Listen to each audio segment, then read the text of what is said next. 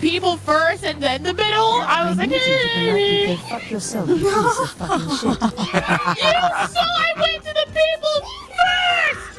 I didn't even hear them next time. You're such a bitch. No. Oh! Start. Give some to me, please. I'm saving her my home. Please, Ed. Oh, you jerk. I'd leave. Go attack them, please. Oh!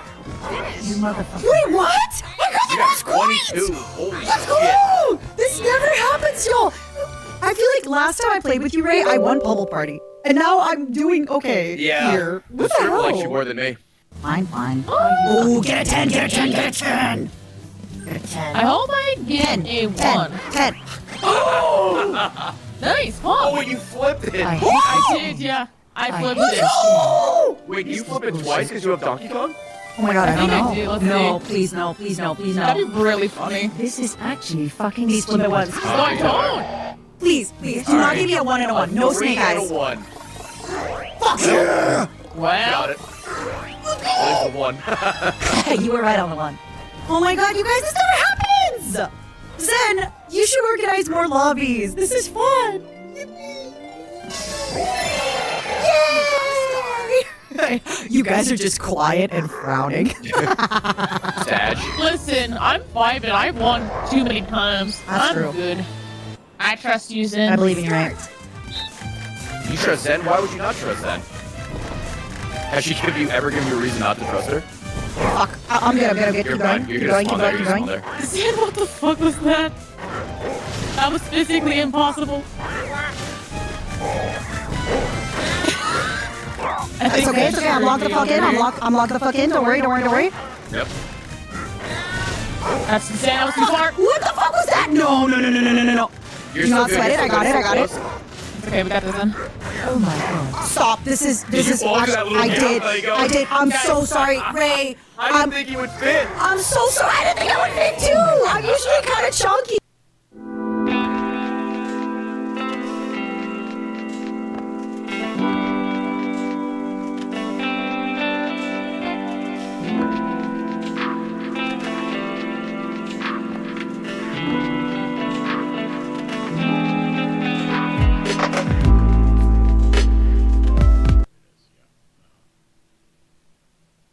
I'm so sorry, Ray. I thought I had it.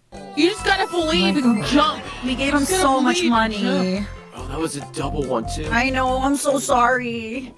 You know what, Ray? Just for the fun of it, Don't do it.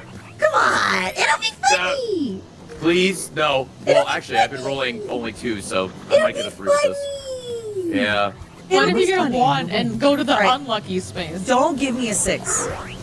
That's fine. I would have preferred like a 3 It's or a getting 4. really windy out there. Is it getting hot in here? No, no, One, guys. one, 2 or one, 3. one. 2 or 3. Thank Aw. God. you're Damn, right. he's stealing a star. But again, Ray, I just did it. Remember? I just did it for the content, right? It's nothing personal. I just did You it for the have to. content. You piece of shit! The Virginity Alliance, though. I'm know taking what? it back from you. I agree. You know what, Virginity Choose Alliance. her anyway. I'm taking it back from you. You know that, right?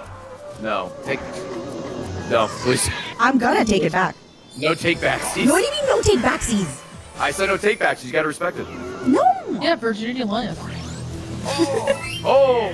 Oh! Yeah! Hit a block! Can I get a bonus star? Star, I have star, a star, rocket. star, Star. Aww. I'll take Still, liquids. now you have enough to buy a freaking thing. Screw you. Haru, listen, Yes? listen. If you turn it... Wait, is that Haru? If you turn it, it's funny. If you get Bowser, it's funny. If you get the star, good for you, you deserve it. But like, you know, kind of funny. I'm not doing this Whatever on happened, purpose. I guess the I'm doing this for Canadian content. Alliance is... There was It's no gone Canadian now. allowance. You never were allied with me. You don't love me the way you love your virginity. Fuck yeah! Betrayal. Ray, do you see this shit? Go down. I see it. I can't believe it. is. I know, It is I what know. it is. It's on TV. No! I've been Karma. punished for my crime! Oh, is that karma I saw? Here you go, Zen. Oh. Remember those 17 coins you gave me? You can have some of them Hey, back. thank you. You're welcome. Charity. Oh, also, Game. Oh, 1 second, 1 second. Thank you for the 10 gifted! Why am I getting bullied? I get the star stolen and now this? What have I done to deserve it? You pick a spot. This is easy. Guys, No, easy don't win. do this. Don't do this, Ed. Don't say it. Alright, she said her favorite color was purple and pastels earlier. Yeah.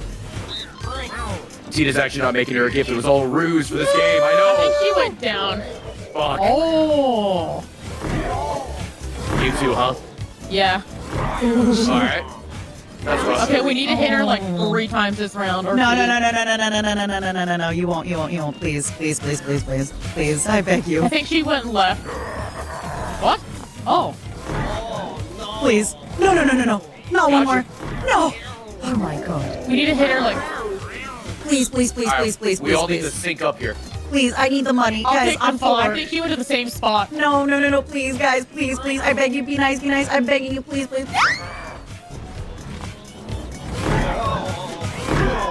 No! No! Are you kidding me? I almost went to purple! Zen, you whore! I almost went to purple! Oh! You won. Wait, no. How did I win? GG, you Damn won. it. I thought We you hit won you me. 3 times. We only hit you twice. Oh. Oh. I knew that. I knew that I won. I was just testing you guys. I'm not excited, but I'm also excited. It's weird. Baby! No! It's your son. He's my baby! Nobody I take my think he's in baby. front of me. Don't take my child. I did exactly a 3. Or, yeah, he is 3. Or a 2 would be funny. No! That's okay. I win these. My name is Mista. Were you looking for a weapon dealing engineer who loves FPS? Wait a second. Oh, that's smooth! I can show you how all the way over here. It's perfect! You must be a customer! In a few seconds, you will be brought into my examination room to determine your level of stench. Your skin is finished! Let's see what you got! 100%! Come on! You really are the perfect customer! I cannot fathom it. How do you get your stench up to 100%? Usually when I do it, I don't shower for like years. But like, it's always at 99.9%. So how did you get it to 100? What were you looking for today? Were you looking for something that goes ba-boom? Something that makes something really stinky? I can make your wildest dreams come true. Here we have my box of mischief. Okay, first we have ba-ba-da-dam!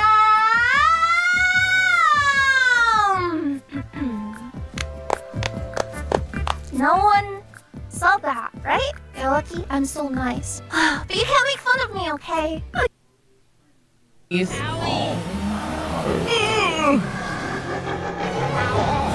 Whoa. I swear to God, please I am praying. Welcome. Deal only from her. I hope it's a or 15 coins. Wait, what's Oh. revolution? He pulls all of our coins together and then we all get the same amount. It's communism! It is communism! Yay! This was like the least bad one that could have happened. Communism! This is the least bad one that could have Are you happened. fucking kidding me? Let's go! Communism! Yeah! Hey, can you guys let me win this? Oh, not with hot cross blocks. No I don't know. Appreciate it. Oh, I fucking hate this one. Which game It's is so this? dumb. Speed. What the hell is this? So basically, we make a pathway, but if someone picks the exact same block, it doesn't Nobody get gets put it. down. Choose Yeah. one that the others don't choose. Oh. You too, Ray, Martha? Ray, why are you trying to do this to me? Nice. Hive mind. Hive mind. I mind.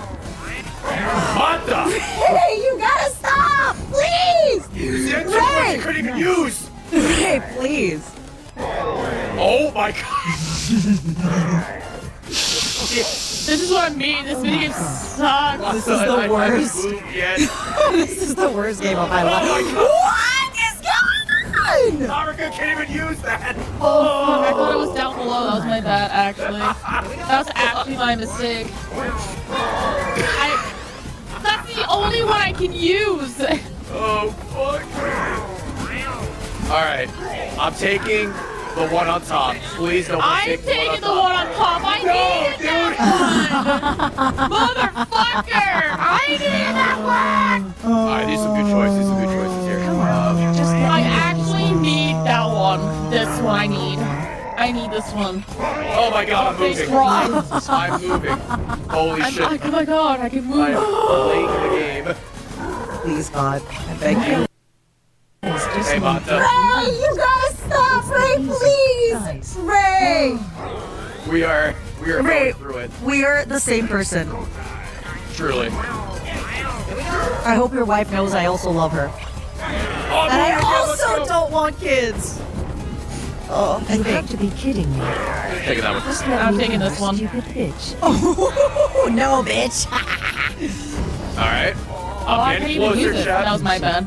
Getting closer. Okay. I guess we'll never know. See if I can even use this one. Can I? Oh! Yeah, you got it. Let's go, Haru. What if I told you the best way to profit from Amazon isn't by selling physical products? It's Amazon's other company, Audible. Audible has been paying me a steady and reliable income every month for years. And I'm that's not the because only you're an one. asshole. People like Katrina. Don't care. I can All of you are assholes. escape! Honestly, Zed, after you said "let me win, you stupid bitch," I went for pieces that I thought you'd pick. Are you gonna steal a star? I am. What star are you gonna steal? I haven't decided yet. Oh, okay. I want Matara. Oh my good. god, I hear that a lot, baby. My star. You want me? I have a confession, Haruka. I have had sex with my wife before. I'm so sorry. I can't believe it. I've been But living it a was lie. only one time with the lights off. No, Haruka. It was one time with the lights off, missionary style, and only for procreation. Lines destroyed. What the fuck? Were you actually there? How do you know? It's been destroyed! No! Yeah, we only soaked like the Mormons do. We were soaking. Oh. It's Haru. Hey, you got the money. Take a good hard look at the stars then. We have an alliance though, Matara. Yeah, you had an alliance with Haruka, and look what happened. Yeah, but Zen and I our alliance goes way back. Zen, months. if you take from him, I will also take from him. How about that? If you take from him, I will take from him. And I'm coming up to the ghost. I have my double Zen, dice. I'm just saying, fellow Texan, love Whataburger. What did he do to his Virginity Alliance member? What if he hates Whataburger? You could say. Zen, if you just- take from me, okay, I'm that's taking fine. back from you. But if you take from him, I'm also gonna take from him. I'm just saying. The alliance. Damn, girl. I'm taking your star back from you, even if that means he wins. I'm telling you. You little shitbag. I was happy. Weren't you excited? Were you like, oh my god, Zen, thanks for the collab? I Like, was. Oh god damn it. And now I got a bunch of stuff stolen from me. I still think you're making that up. I never saw you had a star once. Oh man. Oh, this is okay. Really. Haruka, I am going to strangle you. Yeah? Yeah. Hey, this And you're gonna is like it, and it's gonna make you question your virginity. Wait. Oh wow. Holy shit.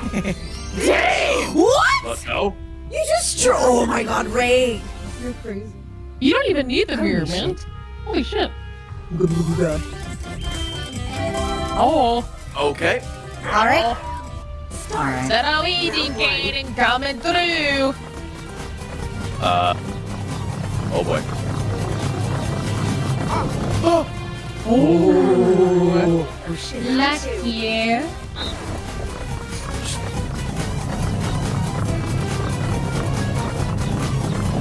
Move right in time. Damn. Shit. Oh, girl.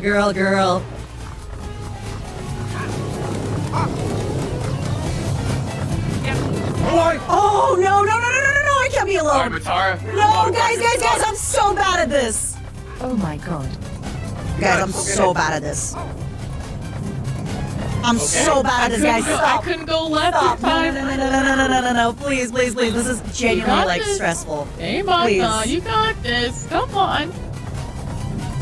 Fuck. Let's go. You did it. Remember this, Zed. Please don't fight me for the star.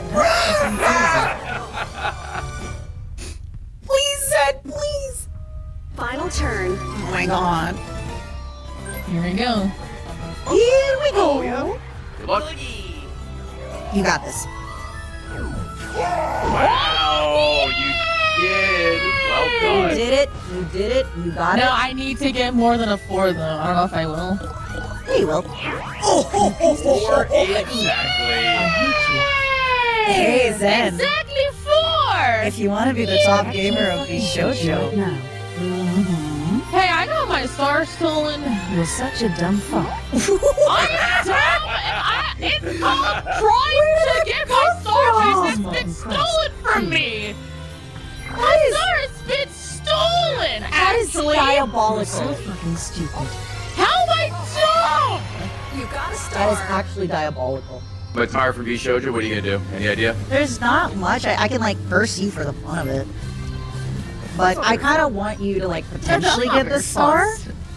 Yeah, I think I'm just gonna curse you for the fun of it, so that you have less chance of winning. And then if Zen wins, she won't uninstall the game and we can play again.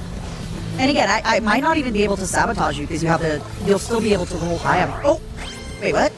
Uh oh, I should have done that to myself. I think. Oh no, I get to the mushroom. Never mind. My mushroom. My mushroom. Wait, no, I'm dumb.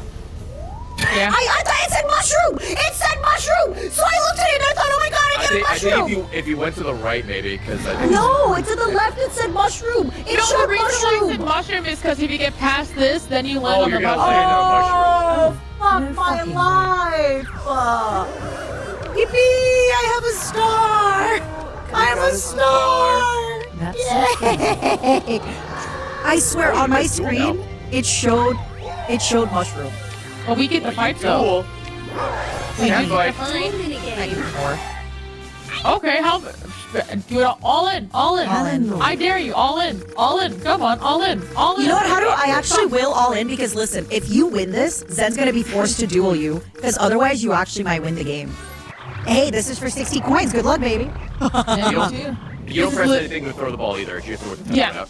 Good luck, Haru. I love you. Good luck. This is all RNG. It's about luck. It's about power. It's about. My mantra is that every next level demands a different you, and Purdue Global is giving me an opportunity to prepare myself. No, it isn't. I'll drive. We devour. We take what We got is the rocks to ours. call. Oof. I think you're getting my coins. Oof. Yeah, you got my Ooh. coins. Ooh. But hey, Am I finally being 4th now? not no, because you still have a star. I have no stars. All right, Ray. Good luck. You got. Now you just need a 7, 8, or 9. Is he gonna get it? Oh wait, I thought your dice. Okay, yeah. 2. Wait, doesn't your triple dice block? You I got thought it. Wait, I thought that the triple dice block would like mess with the curse dice, They got rid of it, but, I but can then you use still use it. That's messed up. That's not fair. Screw you! All right, Zen. You It's know what you not gotta like do. Superstar. Hey, Ray. Can I have Hey. one of your stars, please? We can fight for it. We can fight for it. Let's go. The script. The script strikes again. 2, 1. Zen or You got Ray? this, Zen. I'll try. Stab Zen. When did you say? Ray, how does it feel if you win this game? You beat 3 shoujo members. I'm gonna get canceled. No, I beat That's 3 next people's week. waifus, bro. I'm fucked. that's next week. After Zen, your you're- party. Zen, you're being Zen, you're literally throwing Zen. Don't throw, Zen, don't throw. You got this. Damn girl. Actually, I Zen, think you if I win threw. this, I become a member of V-Shoujo, right? That was the deal. Yeah, that was the deal. Ooh. Zen, you fucking threw. Zen, I love you, Zen! Why did you Can you shut the fuck up? You fucking threw. This is pathetic. You got 4 stars. We're so pathetic, God guys. fucking damn it. I told you, I haven't beaten Ray yet. I beat wasn't- everybody else, but I haven't I beaten wasn't Ray even yet. support. Oh, you're gonna give me more money. Wow, what a bro. Thank you. Wow. I wasn't even supposed to be part of this collab, right? You asked me. God, I hope I get 2nd at least. this is That'd be so embarrassing. Ray, you need to title this like "How I Embarrassed Shoujo." How I absolutely I like. think it's more so embarrassed Mata and Zen. I'm fun. Let's go! Let's go, Virginity Alliance! No wonder she's not I don't know about embarrassed. that anymore, but let's go! I was misfortunate, you saw it. I'll take second place. Let's go! Zen, can I get a big hug now that we're both with no stars and a lot of coins? Men.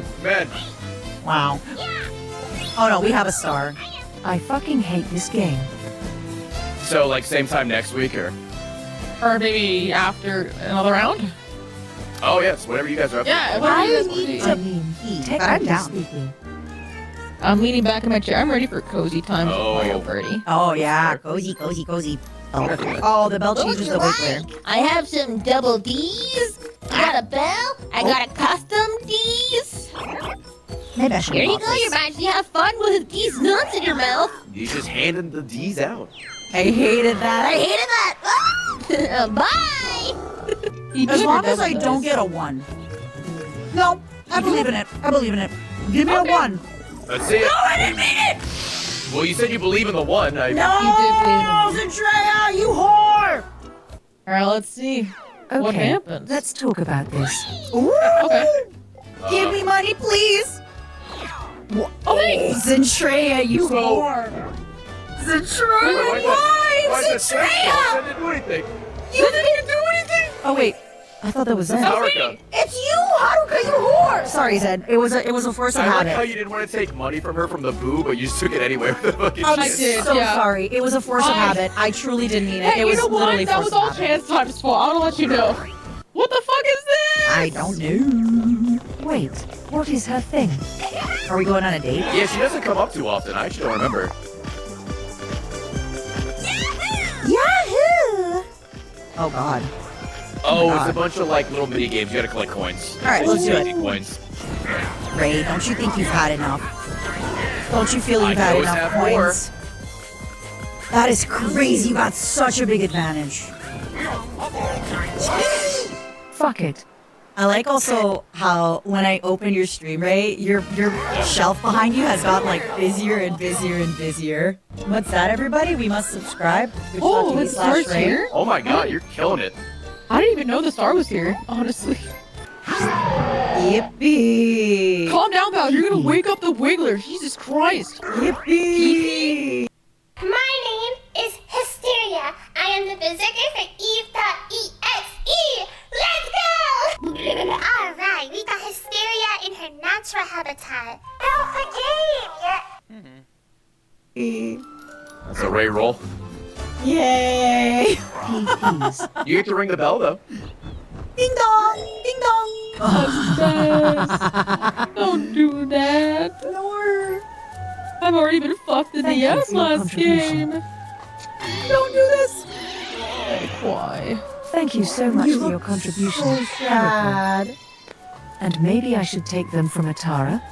Fine, take them. She has 8 coins. She has 8 coins. Take 'em, you Take whore. the coins from me. Take 'em. Coins. Yeah, that's fair. All right. Ray, thank you for the sacrifice. Yeah, I do what I can. I think for the sake of content and keeping it close, I might have to take it from Yeah, no. Centria. You hear that, Zen? Let's go. That's your alliance partner. What's he gonna do? Yeah, she's my alliance party. You're right. What was I thinking of? What was I thinking? What was I thinking? Alliance. What was I thinking? I'm so sorry. I'm so sorry. Oh, Haruka. The Canadians are getting absolutely sloshed. Yippee! Big roll, sorry, here, my big roll. turn. Did Yay! you double the? Oh, never mind. Why am I gonna use my double dice, girl? I keep forgetting. I'm gonna strangle you. Oh no. Maybe I should have used my double dice. Holy. Oh wow. Who are you? Oh what? Huh? What? Virginity Alliance? After you stole my star, I don't know anymore, man. And after you admitted you had sex, I don't know, man. You're one of those filthy sex havers. You're one of those sex That's havers. disgusting. How could you? Not it. I'm Sorry. fourth You know what? naughty. I'm picking random. You can't complain. What do you? I will complain regardless. Because I've been bullied the whole game! I've been kicked when I'm down, it will not stop kicking me when I'm down, it At keeps least kicking me when that's I'm down! coins. Not for you, I'm gonna have like, shut up, I'm gonna have like 40! No, you're at 52. You're You're still rich. fine. Haruka, please. Haruka, please. Oh no, she has both of them. Wait, what? So basically, Wait, when what? I'm trading y'all stars, you get the stars. Haruka, I love you! Oh no.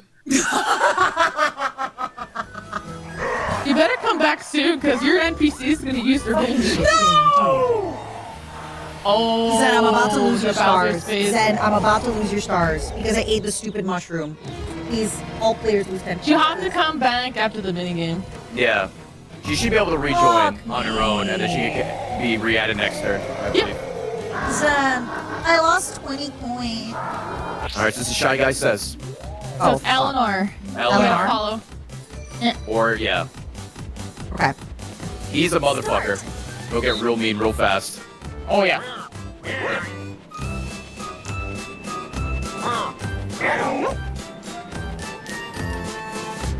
So concentrated. Same, so focused. Come on. Alright, this is where Mario always gets eliminated. Now it's gonna hit. That's the gimme. Man, you Right, here we play go. so much that you're like, oh yeah, this is where Mario, okay, he's gonna do this. I love that.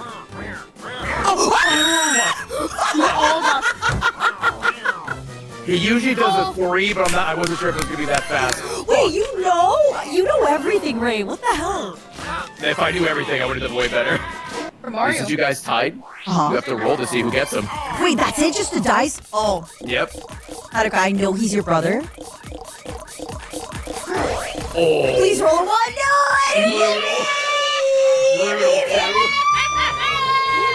it. This is so crazy, Haru, that people stole 2 stars from you, and you're still first place. I mean, that that's is- what happens when you conspire against The me. craziest thing I've seen. Haruka, you are blessed by the gaming spirits. Well, good thing I did use the golden pipe. I forgot about. Mario? Eat that gold thing. Oh my god, you guys are so cute. Thanks, Mario. And the worst part is you're gonna have enough to steal a star, too. How is she so ahead of us? Cracked? Yeah, I don't know. Like, this is crazy. Oh, Having a good game? A good game is an understatement. I'm going Yeah, to these- enjoy this part. Oh, yeah? She's stealing. She's robbing. Huh? Hey, I mean, Oh, feel I thought she free. was gonna go for me. Me too. I thought she was gonna go for you because you're gonna win.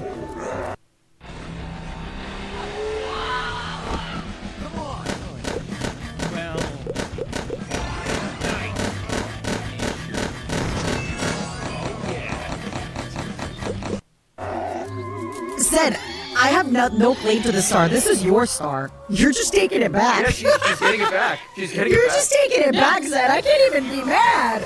It's your star, baby. Oh boy. It's gonna be a tight one.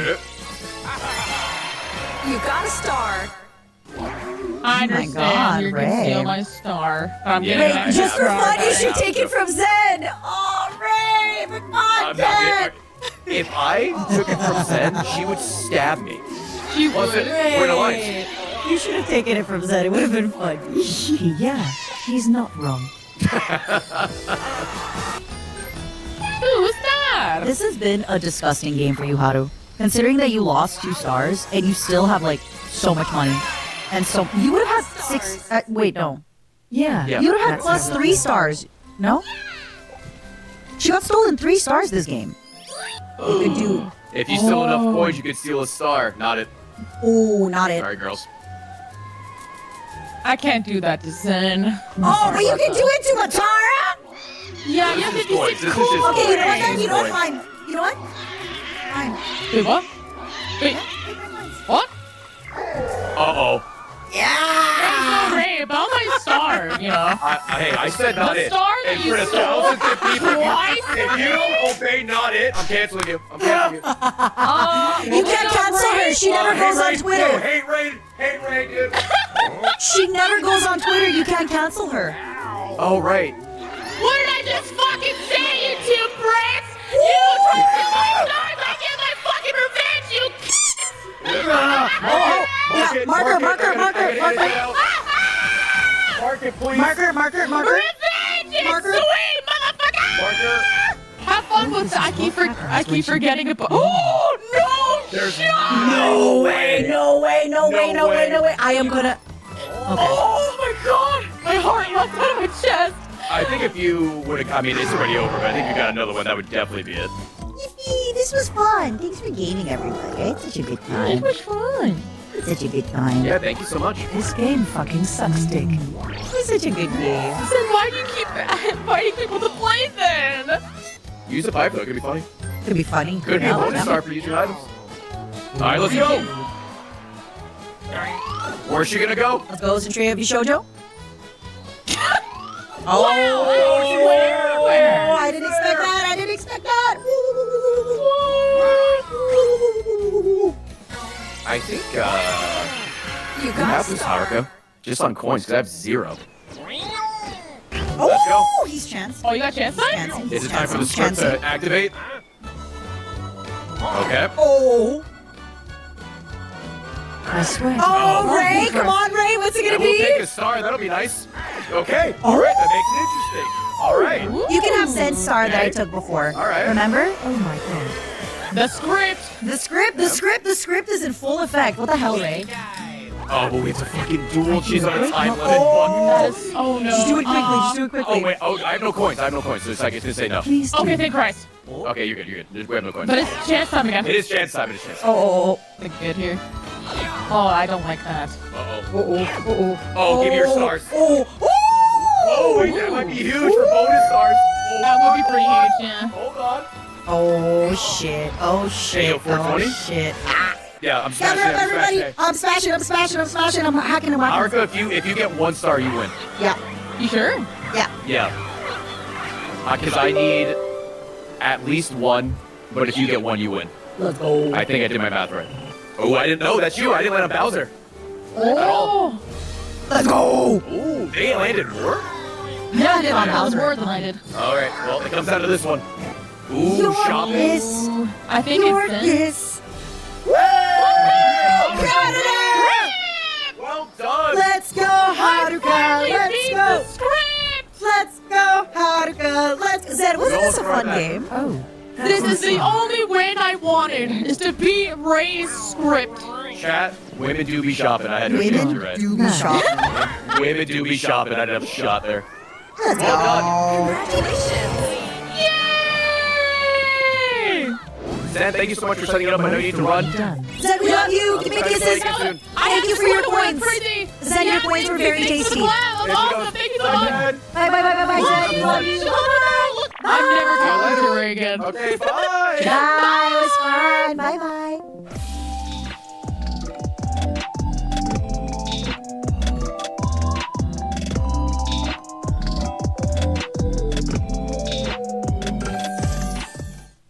At Harbor Freight, we design and test our own tools and sell them directly to you. No middleman, just quality tools you can trust.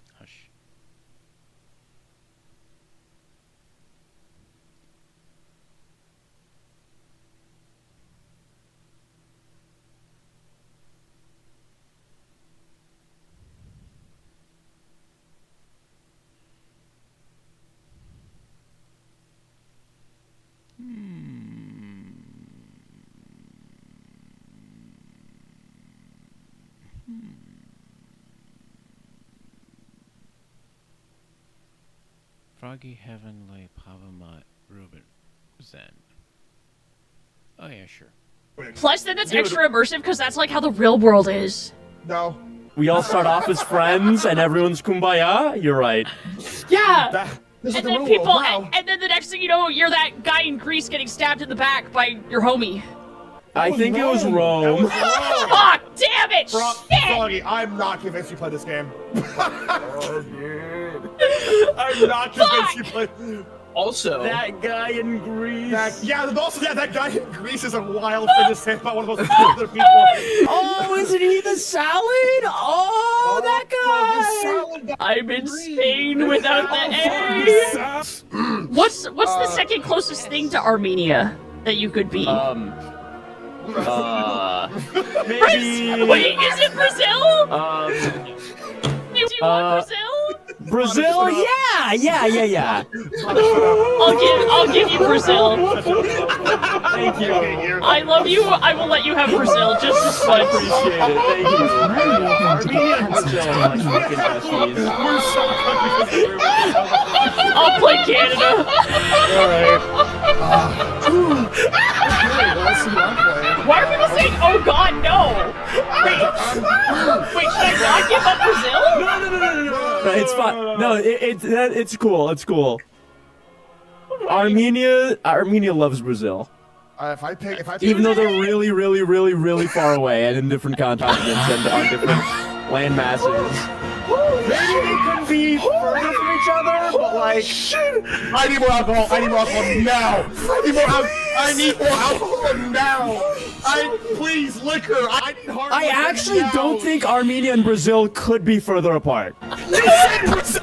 Actually, I said Brazil. This is a good time to announce I'm actually retiring. I'm graduating from VTubing. No longer doing this shit. I'm done. I had a good run. This has been a treat. Thank you for having me. Froggy, did you think Armenia and Argentina were the same thing? Froggy, choose your words carefully, please. What's Argentina? Alright, now, I'll be back. I get more bottles of wine. Be back. You know, it's 5 o'clock somewhere. I need to get my fucking soju.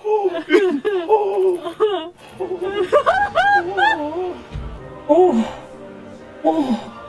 gonna be Philip the second.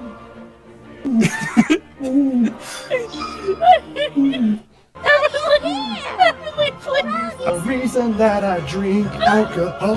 I want you to know, before we even started up this call, that somebody or something was gonna happen. I just didn't think it would happen before we even started the game. Excuse me. Oh, okay. That's fucking impressive. Was the strongest. They're all pretty equal. And then everyone they'll have pros and cons. And then everyone said you can't say that, and I was like, I'm not asking about the real world, guys. I'm asking about the game and mechanics and abilities. You can't say that. You can't say that. That's not the phrase I used. What did I say? Froggy, what did you say? I know what you said, and I'm not repeating it because what you said was a fucked up sentence, and I'm not gonna repeat it. Heavenly DM me, please. Heavenly DM me, please. What was it? Put it in the group chat. Put it in the group chat. Okay, you know what?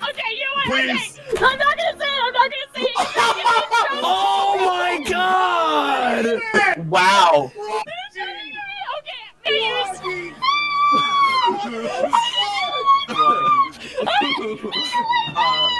I love that I know it. The best part is I knew exactly what you meant, but your brain and your mouth are so disconnected. They are fucking you up. You are 0-3, and the game hasn't started yet. Froggy, I think you gotta pick the Huns. Froggy. Butter, shut up! Butter, shut your mouth!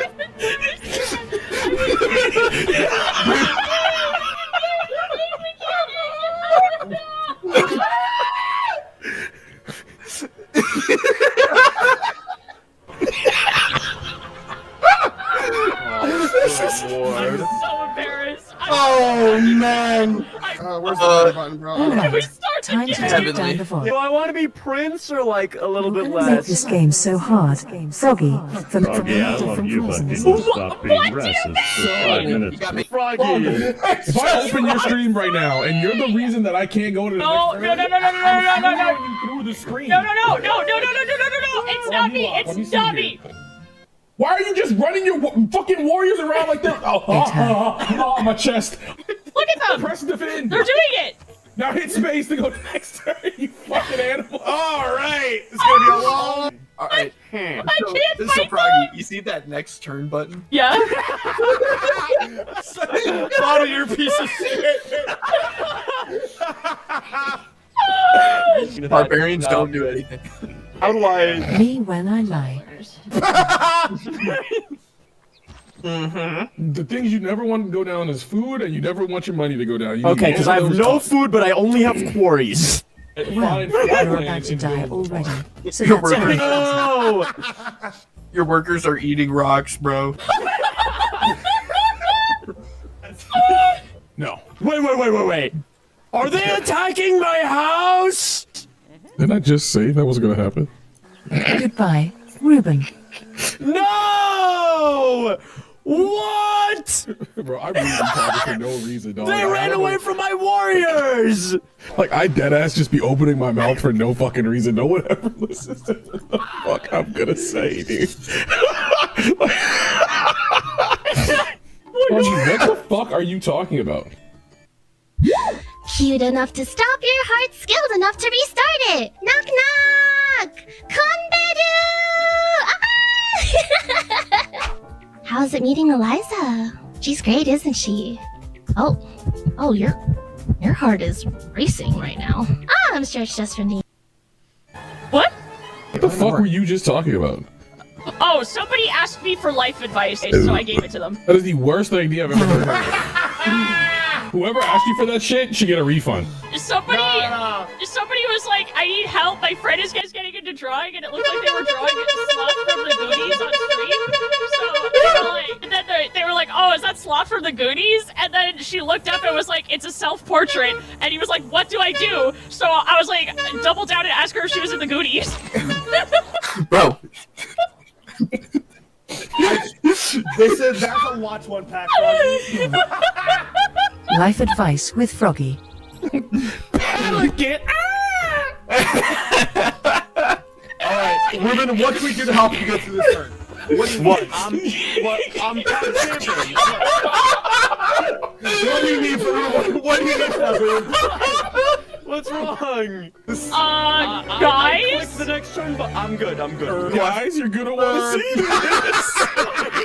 Why did my land turn red? Nobody wants bread. Are you on your settler mom? Oh, thank God. Oh, thank God. Okay. That just means you can't settle in the Oh, thank fucking God. I thought, like, I was having a blood flood or something. Like, something terrible was happening. Holy shit, thank God. What? The blood flood, you know. No, don't. Should have never in my life. Whatever you're saying, Froggy, I don't care. On the one hand, she shouldn't be playing this, but on the other hand, it is very fucking funny. Hans! I need... Hans!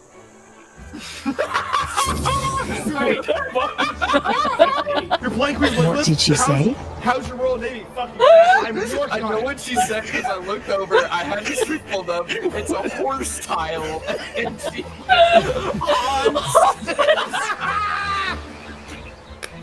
You're such a horse girl. Hans! You're such a horse girl. Hans! You're such a horse girl. Hans! I have fucking oranges, bro. I'm going crazy right now. I am going to sell so much milk. I've got calcium cannons abundant over here. Stop. Stop. You guys are firing gunpowder and conducting war. I'm firing the milk. Quit it! My calcium cannons. Stop! What is she talking about? I don't know. I don't know what the fuck she's saying. That's the sound of the milk spring. Dude, I just drank a whole ass bottle. I'm Froggy, you're the reason. What do you mean? No, there's no more of that. Am I your 13th reason? What the fuck? Oh, here we go. Bro, I'ma stop accepting. I'ma stop. I need you to never talk again. Dude, I'ma stop accepting these collabs. On God. Next time it says like, oh, join a Civ collab, like, nah. Nah. I'm sorry. Sometimes I speak before thinking.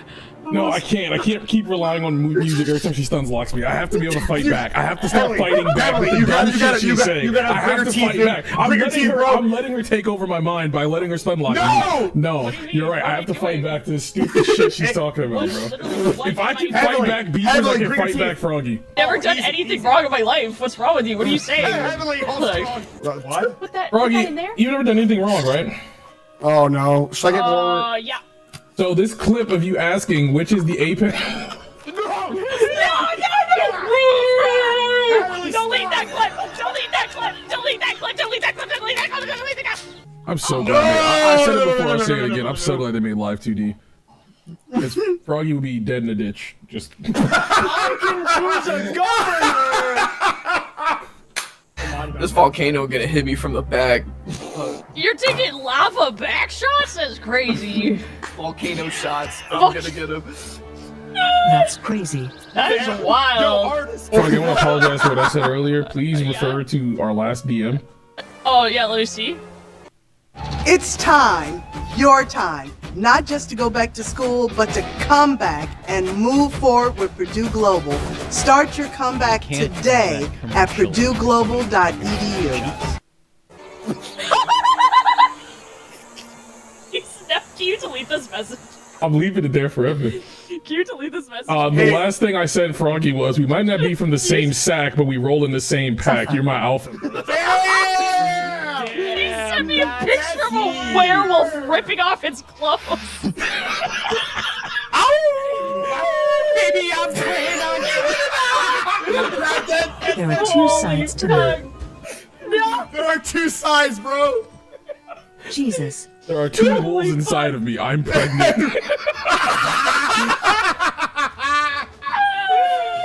Where the fuck did my traders go? Trade route plundered.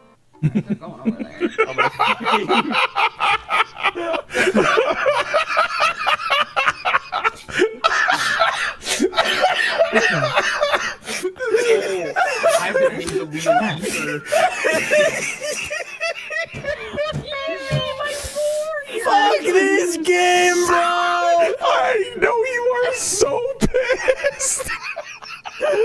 4 to 5. Traitors!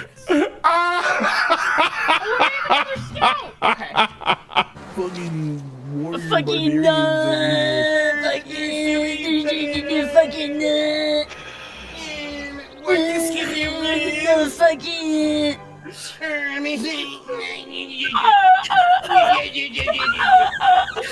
What is this bitch saying, bro? No, shut up! I want to hear Froggy say it out loud, please. Froggy, say it out loud, please. Yes. Everyone, shut up, Froggy, please. Horse. The only part of horses that I like are their lips because they're fingers. Can you? And I say this so gently. Can you please explain? Their lips are like fingers. They use their lips like fingers. You know. And I think that's funny. Do not elaborate. With their lips, they like pick things up with their lips, and they like with their lips. No. My chat's saying that horses use their mouths much like how we humans use fingers. But Froggy chose to say that in the most unhinged way I've ever heard. Dare I say, ever. So that's what I've learned this evening. Thanks, Froggy. Very cool. That was sick, dude. Thanks. That was man. That rule. They've got fingers for mouths. I don't know, man. Yeah. That was sick, bro. Nah, it rules. What? What is happening, dude? I'm scared that they're laughing at me and my civilization. No, I'm not laughing at you. I need Donna to come read something. Donna, please come read. I'm not gonna acknowledge this picture. Please come read my pin message. I need you. What pinned message? Where? Oh, that's so true. In my chat. I've been waiting for you to finish. Man, this turn has been a long turn. That's Can someone read that message out loud, pretty please? This is Aethernets takes a really long time. Can you make a nation dedicated to Bluto and make it have an opiate crisis?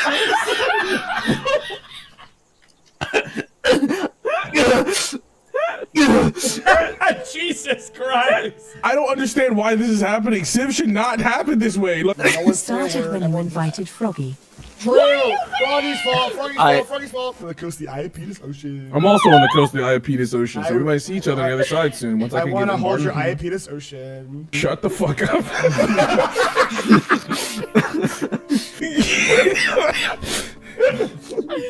Hot dogs. Major Anybody?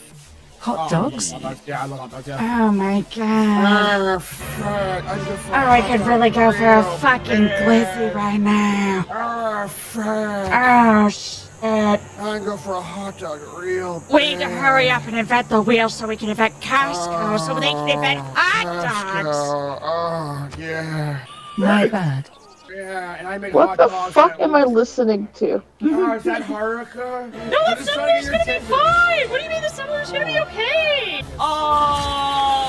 Guys? A bunch of barbarians just abducted by settlers. That's fine. That's fine. You're walking We off. told you from the beginning to escort your fucking people. No. That's why I started pulling up a guide, bro. What? That's a guide? You're watching a fucking guide? Unlike you, Froggy, I don't want to be bad forever, so I'm trying to get better. That's so weird.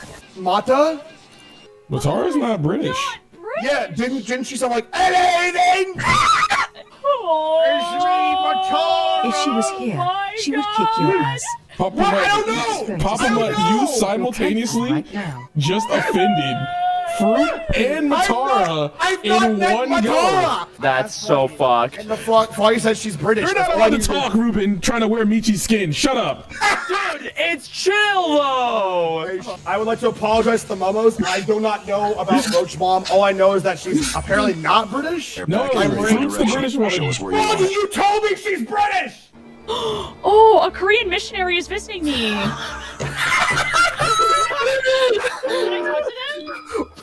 This barbarian boat is in my waters. I'm so sick of you. You're done. Well, they're here to convert me. For what? Hey, what are they converting? Confucianism? What's Confucianism? It's my constant state. I'm in a Confucianism right now. Oh my God, Froggy! Hey, that's a religion. You're disrespecting again. No, let her do it. Let her do it. Let her do it. I'm in a state of confusion right now. Hey, up high, up high, up high. 4 and fucking 4. That's a whole religion. I am not high-fiving you for that. That is literally Armenians. The Mexicans. You get the fuck away from me. Oh, do I have to wait for them to offer me Confucianism before I change? You gotta get more faith by building faith buildings, like faith type buildings. Okay, because yeah, I definitely. They're coming to convert you. Just let them do their thing. Okay, cool, sick. Yeah, I'm coming. I'm about that. I'll let them come. Nope, stop. They can come. Stop. Next turn. I'm cool with that. If they want to come, they can. Please. See what one Shut of the fuck up, Froggy. Did you see what one of the religions was named in the religion tab? No. No. My people are atheists. What? They are. swag money is. Wait,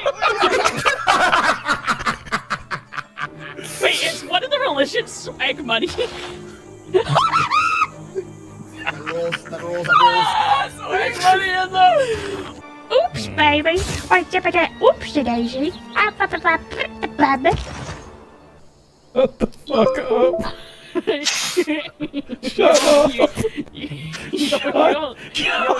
Shut up!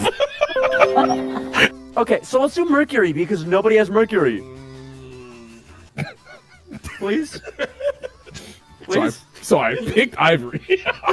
No, please, Mercury, please! Alright, bro, what am I voting for?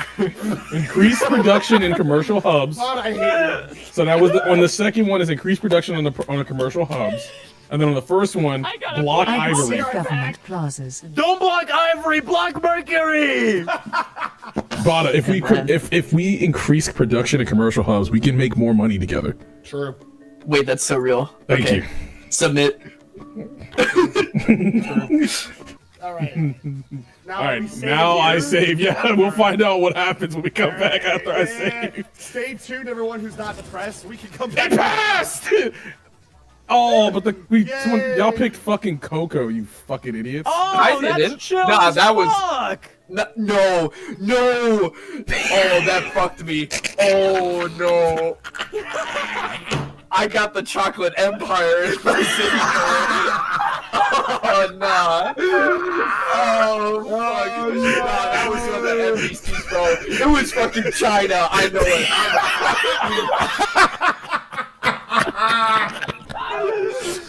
Alright, get the fuck out of my game. I'm going to the lobby, bro. Alright, we're never playing this again, right? That's for sure. Listen, you want to skip this ad. I would too. But what if I told you there's a skip ads for everybody? It's called Pi, and if that sounds familiar to you, it's probably because you've seen their ads everywhere. It's an ad blocker that works on Twitch, YouTube, Amazon, and everywhere else you go on. And if that seems too good to be true, it's not. Over 500,000 people have downloaded it in just the past few months. Isn't slander. It's available for free on the Chrome store right. Not slander, a pure fact. The people who built honey built it for theft purposes. The people who built pie, which are the same people, have built it for theft purposes. That's all they're here for. To fuck everyone over and laugh about it. That part is my opinion. I don't think they have a sense of humor.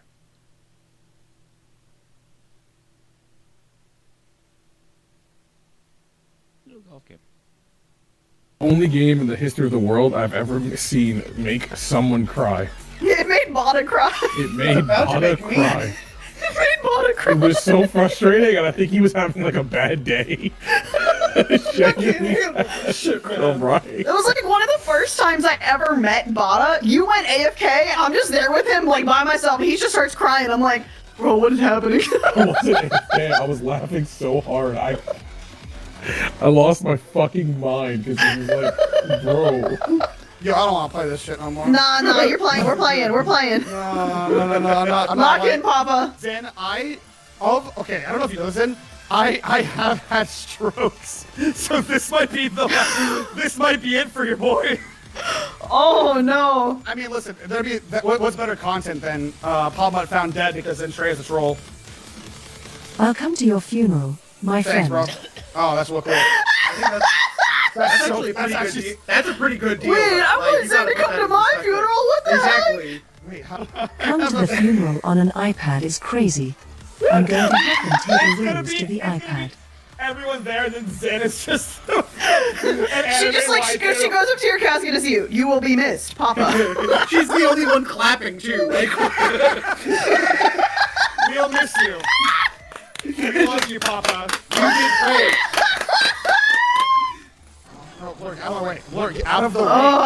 Oh, Zen is literally blocking me. That's why I'm gonna Wait, okay. Aim. Oh! Oh, help! Help! What the fuck is this game? Sorry, I'm still. I'm cool. I'm good. What if I just do this? What if I... Heavenly, fuck I'm off! waiting on you tonight. Get your fucking ass out of my way, dude! Heavenly, I'm begging. I beg you, Heavenly, please. I'm gonna let it if one more person fucking nudges me! Fuck off! Oh my. Guys. Okay, stop it. Stop respawning! You fucking assholes! I am the one who was the one. I really want to thank everybody. Zentreya! Zenifer! Zenifer J. Treya! Wait, why is... Who knocked my ball off the fucking side? I'm gonna lose Baby, my I'm mind. praying on you tonight. Hunt you down, eat you alive. I'm gonna crush out. I'm gonna crush out. I did. I please just stop. This game is nice. No, that was okay. I'm gonna make a lose it. How the fuck did you do that, Zentreya? How the fuck did you do that? Our goal is all the way up here. I hate this game. Yeah. I can play in Dead by Daylight. Zen, stop touching my shit. Zentreya! See, my idea, Blur. Right here. All right, and then we get this, and then we're gonna go. We're all in. We're all ready. Yeah. Zen, I need you to fuck off so hard. Ball stock. Are you guys? Yeah. We're still on the first one. Yeah. Oh my god. Hit it now! You fucking On you tonight. Wow. Why does that ball keep moving by itself, dude? Oh! Go up. Thank God. Okay. I almost said it. I almost said the word. I almost said it. She walked up and smacked my ball. I almost said it. I have been trying to stay calm, but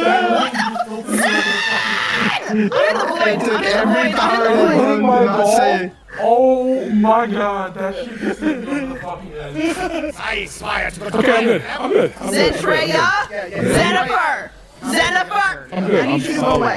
Zen, fuck off. Zentreya! Zentreya! Zen! Man, I'm sorry.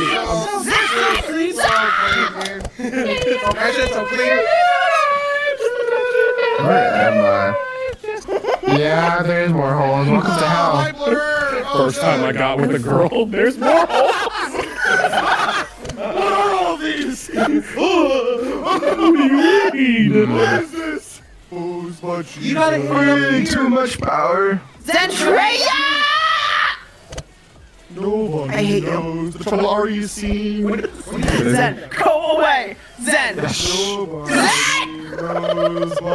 I'm getting hit with malfunctions every 3 seconds! To move my fucking ball! I'm gonna fucking cry! Why do I keep hitting the same plank over and over again if I'm moving the fucking part of the different direction? It doesn't make any fucking sense! Don't worry about that. Where are you going, you piece of shit? Yo, who thought about playing this game? Who said let's play? Who do you fucking think? Oh. Yeah. Heavenly. I know what embarrassing as it was heavenly. No, it wasn't! I said Fall Guys! I said we should play Fall Guys. It's such a fun little silly game. I don't know how the fuck we ended up here. Or Ariel. It was Ari. It was you. I did not suggest this game. Zen suggested it, and I said, "Oh, I love this game." Zen suggested it, and Ari said I love it. It was you then. Sorry, that's so fucked up. Come on. How could this happen to me? Where's my ball? Wait, where am I going? Oh. Oh my god. Heavenly. Ari, my ball is right here. I don't give a shit. Hey, where's the Sorry. Oh my god, I just died. I'm used to that. You are fucking shitting my dick. No, I'm real. It's really this bad. How does one shit your dick? Okay. Very carefully. Yeah, chapter 1. Okay, I got this. What's the plot? Is somebody did the fart reverb at the exact same time? This is so fucked up. What is this? Okay, a little bit harder. Wait, and I'm gonna end 14th reason why right there, yeah. Okay. Alright, I was talking to me. Don't worry about it. Don't worry about it. Don't worry. I didn't even know you could have other people's balls. Yes, you can. What if I try it from like here? It's in my mouth. It's in my mouth. It's in my mouth. Stop. Unloaded. Okay, hold on. Don't do it. Purple vein POV. Oh. Yeah, imagine. Persona!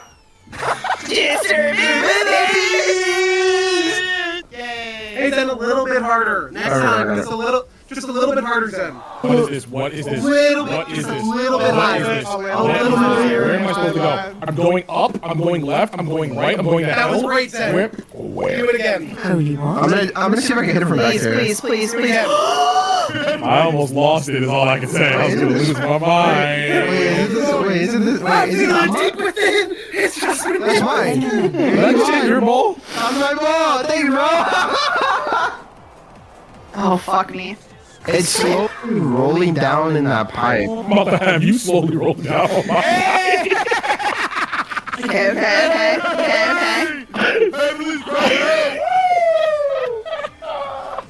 Hey, Zen, what's up? Fuck off with your fucking bullshit, you fucking... I swear to God. I'm about to fucking fillet a fucking lizard, dude. This is bullshit. Fillet a lizard. Hey! Fuck Leave the off! geckos alone. Zen! Treya! Where's your ball at? Go back to your ball! I know you damn well didn't fucking catch up with me. Go away! I'm back when I miss you. I don't like you. I don't like you. Zen, you are actively fucking me over. Zen! Treya! Last Christmas, I gave you my heart. Save You know what? I'm just gonna say it. I'm just gonna be the one to say it. I'm very happy that we're back to form with Zen. Because we have too many streams where no one's just going, Zen, why are you? Like, we are too serious in here, you know. I'm glad we're back to normal. Zen! That's fine. Yeah, it's a good thing. What a good Christmas gift, you know what I'm saying? You know what? I was taking this way too I'm seriously. blocking you! I swear to God! Where's she at? Let me get in on that. Where's she at? Let me get in on this. Let me get in on this. We're trolling that. Let me have some. Let me have a little. Yo, let me get a piece. Treya! Stop taking your problems out on me! Stop taking your problems out on me. It's crazy. That is. Where the fuck am I? Here's the sign. I didn't want to say it. Master Troll. I did have that moment. When I said that Serenity shit, that was really me trying to be like, I needed this. Move to the right. Move to the right. Oh, I see now. Now I have to fucking put it back over there. Because your fucking scaly ass fucking moved it over this way. Go on! Damn, she said you scaly, bro. Said you don't moisturize it. You gonna take that with your dry skin? Are we supposed to? Get your dry ass fucking She said you got dry lips. Don't lick them now. MMM. Oh my god, thank fuck. Zen Trey, I swear to god. Zen! Gotta use a full name. Jennifer's really good, by the way. For Carolyn. I don't know how to score. You gotta hit the ball and the red is pretty gone. Fuck. Will be It's literally a RNG. very special Christmas to me. Wait! I'm gonna vomit. Hey, what's going on here? What are you guys doing? What are you guys up here? Oh, you know, she's trying to hit the ball. Alright, I'll sit here and watch. Yeah. What the fuck? I was totally murdered if I stayed here, if I didn't stay here. Stop! How do you? Oh, you can turn it off. Oh, that's kinda cool. What's this?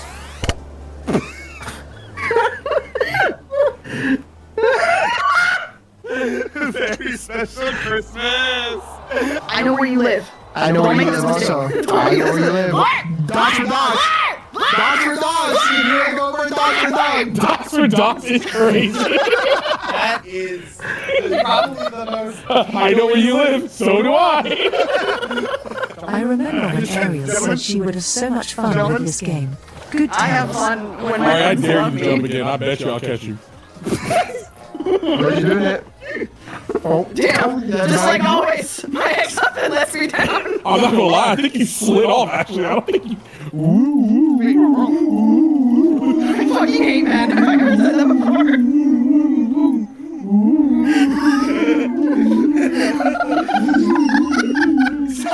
Dude, me getting the alien crash out live.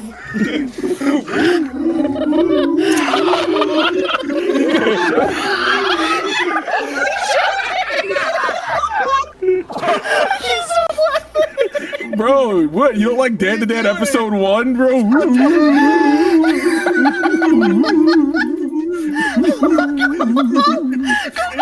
Zen! Go show Zen your funny tricks. I don't want to see him anymore. Emily! I think I actually hate my friends. Whoa! I'm gonna vomit. You guys keep hitting it. I'm nowhere near it. It's actually gonna make me vomit. The camera keeps like going back and forth between me and the ball every time you hit it. I'm gonna vomit. You might actually vomit. Oh! Stop! Just no one's doing anything. Ari, are you there? Ari. Just saying multiple games of Civ can exist in this Ari. reality. Oh, she threw up. Oh wait, you guys did that. You guys did that. Oh no! Now you feel bad. Merry Christmas tickets. She was not joking, dude. She actually threw up. Why would you do that? Oh no, bros. Oh no, bro. I didn't make her throw up. What the fuck? Okay. Ariel, What's up? would you like to play Mario Kart instead?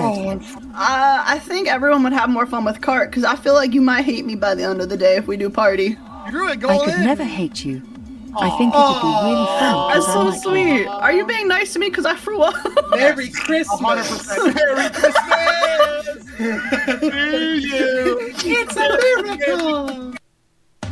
When you go rogue, you go all in on flavor.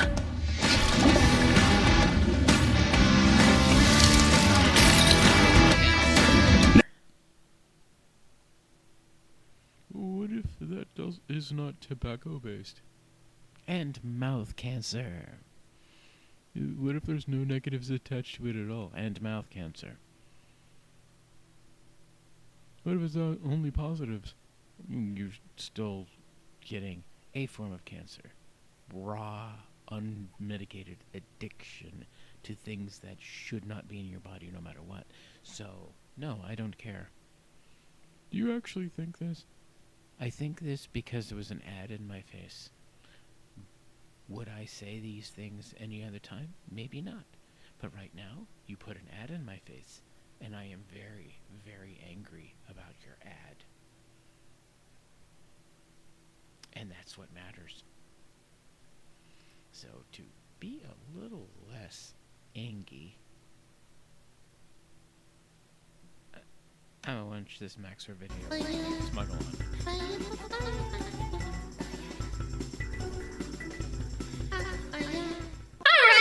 Doom Eternal Review, Alpha Male Gaming, Among Us Edition. Oh boy. Why is there a femboy on the screen? I'm scared.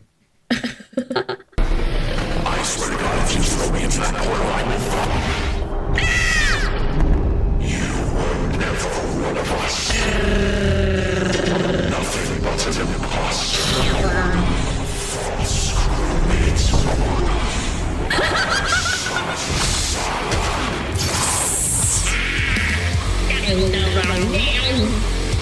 Dude.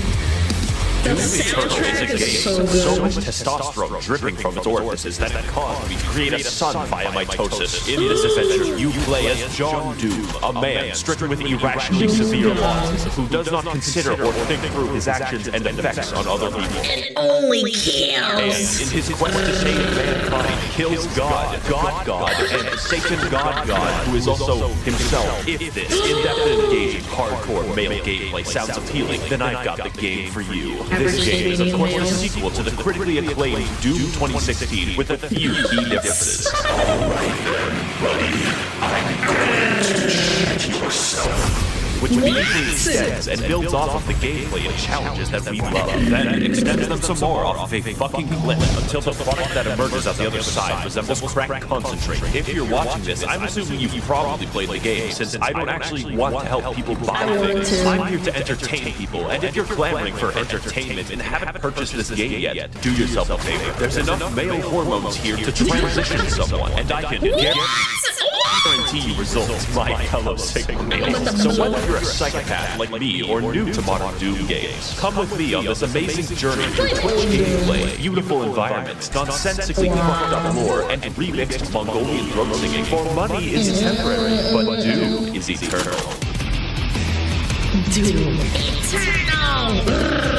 I will transition I would to say that Doom Alan. Eternal's gameplay is quite unique, and not for the reasons that you would think. Everything in Doom Eternal is funneled directly into a single, robust, multifaceted, multinational, and unilaterally combat system, from which the entire game is built around. But Maxor, I hear you thinking, that's every game ever. Yes. Every good game ever. If I, for instance, became 12 and booted up GTA 5, I would be able to do at least a dozen unfun activities. Doom's design is focused harder than the average Persona fan on his local playground, and that is special. You will play the game in the way that is fun, or you will lose. So as good as 2016 was, a Polygon journalist could beat the first half, and that's... No, they couldn't. I remember watching the review gameplay of some Kotakus or whatever, Polygon. They were struggling. Their aim was so bad. I watched it. It was terrible. Like, I have better aim than this. Unacceptable, because yes, it is actually unfun to play games after having a lobotomy. In other games, I get to choose between things like stealth, vehicles, or outright combat. Yet Doom Eternal asks the question, why not force you to use every mechanic all the time without stopping? In a world where AAA studios try to pander to everyone, it's refreshing to have a game that sets out to do one thing the best, and actually have developers who give a shit about linear design and gameplay. And the main component of that gameplay is the arsenal, because John Doom uses every weapon throughout the game. The first shotgun is used in the last level, and the last level is used by the first shotgun. When you get an upgrade, it isn't a replacement, it's a genuine addition to your arsenal. Every one of them has specific uses, and yet these don't interfere at all. They enhance. How do I kill an enemy? Well, shoot his hands off, fire a rock, fire a ballista, fire a flame, freeze him, fire on his freeze and throw shotgun, raid aneurysm. Just as important as how you kill is how you heal and how you restore. Fortunately, the aggression of this game rivals my dog in a kindergarten. Like real life, the only way to get ahead of the competition is to kill them. How do I heal when low? Kill them. How do I get ammo back? combat, kill them with a chainsaw. In addition, most weapons in the game have two mods which completely change their behavior. Such stunning examples would be the microwave beam, the automatic shotgun, and the fucking destroyer blade. God, that shit's cool. But on top of 8 weapons, 12 mods, and a declining mental state, we keep going. More than any one weapon, you'll be using your suit abilities, and they all have individual buttons. And the animations are sick. Ripping people's heads off doesn't get old either. That's what I think is the most amazing thing. This is in addition to the 8 that you use for weapons. These would be things like grenade for death, Swedish grenade for life, punch for no reason, and a flamethrower for armor. I play Invoker in Dota 2, and this shit makes me play like... Does this guy have carpal tunnel? Holy shit. Keyboard like playing Invoker. I thoroughly recommend playing PC and never using the weapon wheel for maximal riddle output. And if you can't switch weapons fast or play on easy mode, that's fine, man, we're all busy. How about I give you 2 more buttons? You thought I was done. There's 2 ways to kill a demon in Doom Eternal, the fun way or the funny way. And to maximize the funniness level, we have the Crucible, which is a direct, instantaneous kill on every enemy. Giant area boss, dead. Previous area boss, dead. The final boss, fuck em. Now I hear you thinking, Josh, that sounds pretty strong. Oh boy, buckle your ass. Because the second super weapon on my extensive list of 2 things is the BFG, which canonically stands for Big Fucking Gun. Also canonically, it fires a hole directly into the core of Mars. Just shoot a hole into the surface of the Mars. Yes, I can. Now, I could kill an enemy the long way, or I could kill him and his dog faster than the ATF in Waco. It clears out everything you can see instantly. I am so thankful the game limits how many times you can do this. Now, This reminds me of Unreal Tournament. I don't know why. I think it's just kind of like the same setting. At first, this may seem complicated, but that just isn't true, because the entire game is effectively a tutorial for hard mode. And because you're always learning as you play, it never feels stale. Doom even lets you choose what stats and runes to upgrade. I spec entirely into mobility and ammo, making my character a flimsy, crack-addled spider monkey. As a side note, we should release dozens or possibly hundreds of macaques into New York City. They can survive there. Why does Thailand get to keep all of the good monkeys? So what more is there to learn about Doom Eternal? Well, have you ever given thought to the various unwashed baboons that I'm fighting? The answer may shock you. Those are the... As you may have guessed, there are at least 3, perhaps 4 demons in the game, which is a lot for someone who is a small, blonde anime lolly such as myself. But it's the variety of the demons that make the game interesting. Demons can fly, they can roll around like hedgehogs, contract obesity, and be bastards. Who is Sandy Lowe? Who is Tsushima? Amy Rose? I didn't know she could stand. The point of the entire game, therefore, is to balance targets, switch weapons, and scream eternally as you repeatedly fail to be cool. Just like high school. What I'm getting at is every demon has completely different behavior and goals from one another. The Doom Hunter rolls around in a comically small tank. There's disabled demons? See, now that's inclusivity, chat. That's the inclusivity that I want. A badass demon in a wheelchair blasting my ass? Hey, the zombies, like us, exist to die, and the Marauder produces controversy. He does a lot of damage, blocks your attacks, fights you at wild speeds, and can only be attacked after blatantly signaling so. I personally have no issue with him, as I find the challenge fun and engaging. And if you don't, I'm not saying you're wrong, I'm saying you're bad. I'm not getting into the details for each one, since that's not funny, but don't worry, there are 27 of them, without DLC. And if you're wondering... Wait, there's DLC for this game? Why I'm fighting the entire cast of Dante's Inferno, you're actually the minority. This game tries at every moment to make exposition collectible. Why is there just a fucking big spear in the planet, and why is heaven comprised entirely of moth people? You cannot stop the procession. The Mophacy! Oh my god. The Mophacy. It feels like one guy wrote the events of the game, and another guy invented LSD just to write the backstory. So I'm going to combine both of them into a single, accurate interpretation of the Doom lore. If I say something objectionable, just pretend that it's right. Okay. One Brazilian years ago, there was a guy named the Dad, who was effectively God, and he made moths in lamp heaven called the Makers. Every 10,000 years, all moths combine their collective consciousness into one gigamoth called the Con Maker, who is the Moth Pope. So I've seen some of these posts on Twitter with the hentai. Yeah. The Moth's rule of the galaxy. I can see why people like moth tubers now. Sort of, until Earth happens, and then we start fucking everything up. The Moth Pope finds John Doom after a spree of murders, and he explains to her that yes, hell exists. It's weird that humans knew about hell before God. Anyways, the Moth Pope, after finding out that hell is real, very reasonably decides to sacrifice a planet to it. See, it turns out that God literally pieced the fuck out like 10 million years ago and let the Moths do whatever they wanted. So now the con maker cannot be replaced and cannot die, so she sort of goes insane from the constant immortality. Now the plan is to get some of that sweet hell energy by repeatedly sacrificing entire planets to the Dark Lord in exchange for it. Meanwhile, a sentient robot named Samuel Hayden is very busy on Mars. Earth has this problem called climate change, and we need to find a new energy source. So instead of something hard and difficult like solar power, Samuel Hayden is like, what if we extract this cool blue energy from hell? Also, it's on Mars. Earth does this until hell begins breaking into Mars and John Doom stops them, which is the plot of Doom 2016. This makes Samuel Hayden mad because he's funded by the Koch brothers and really doesn't...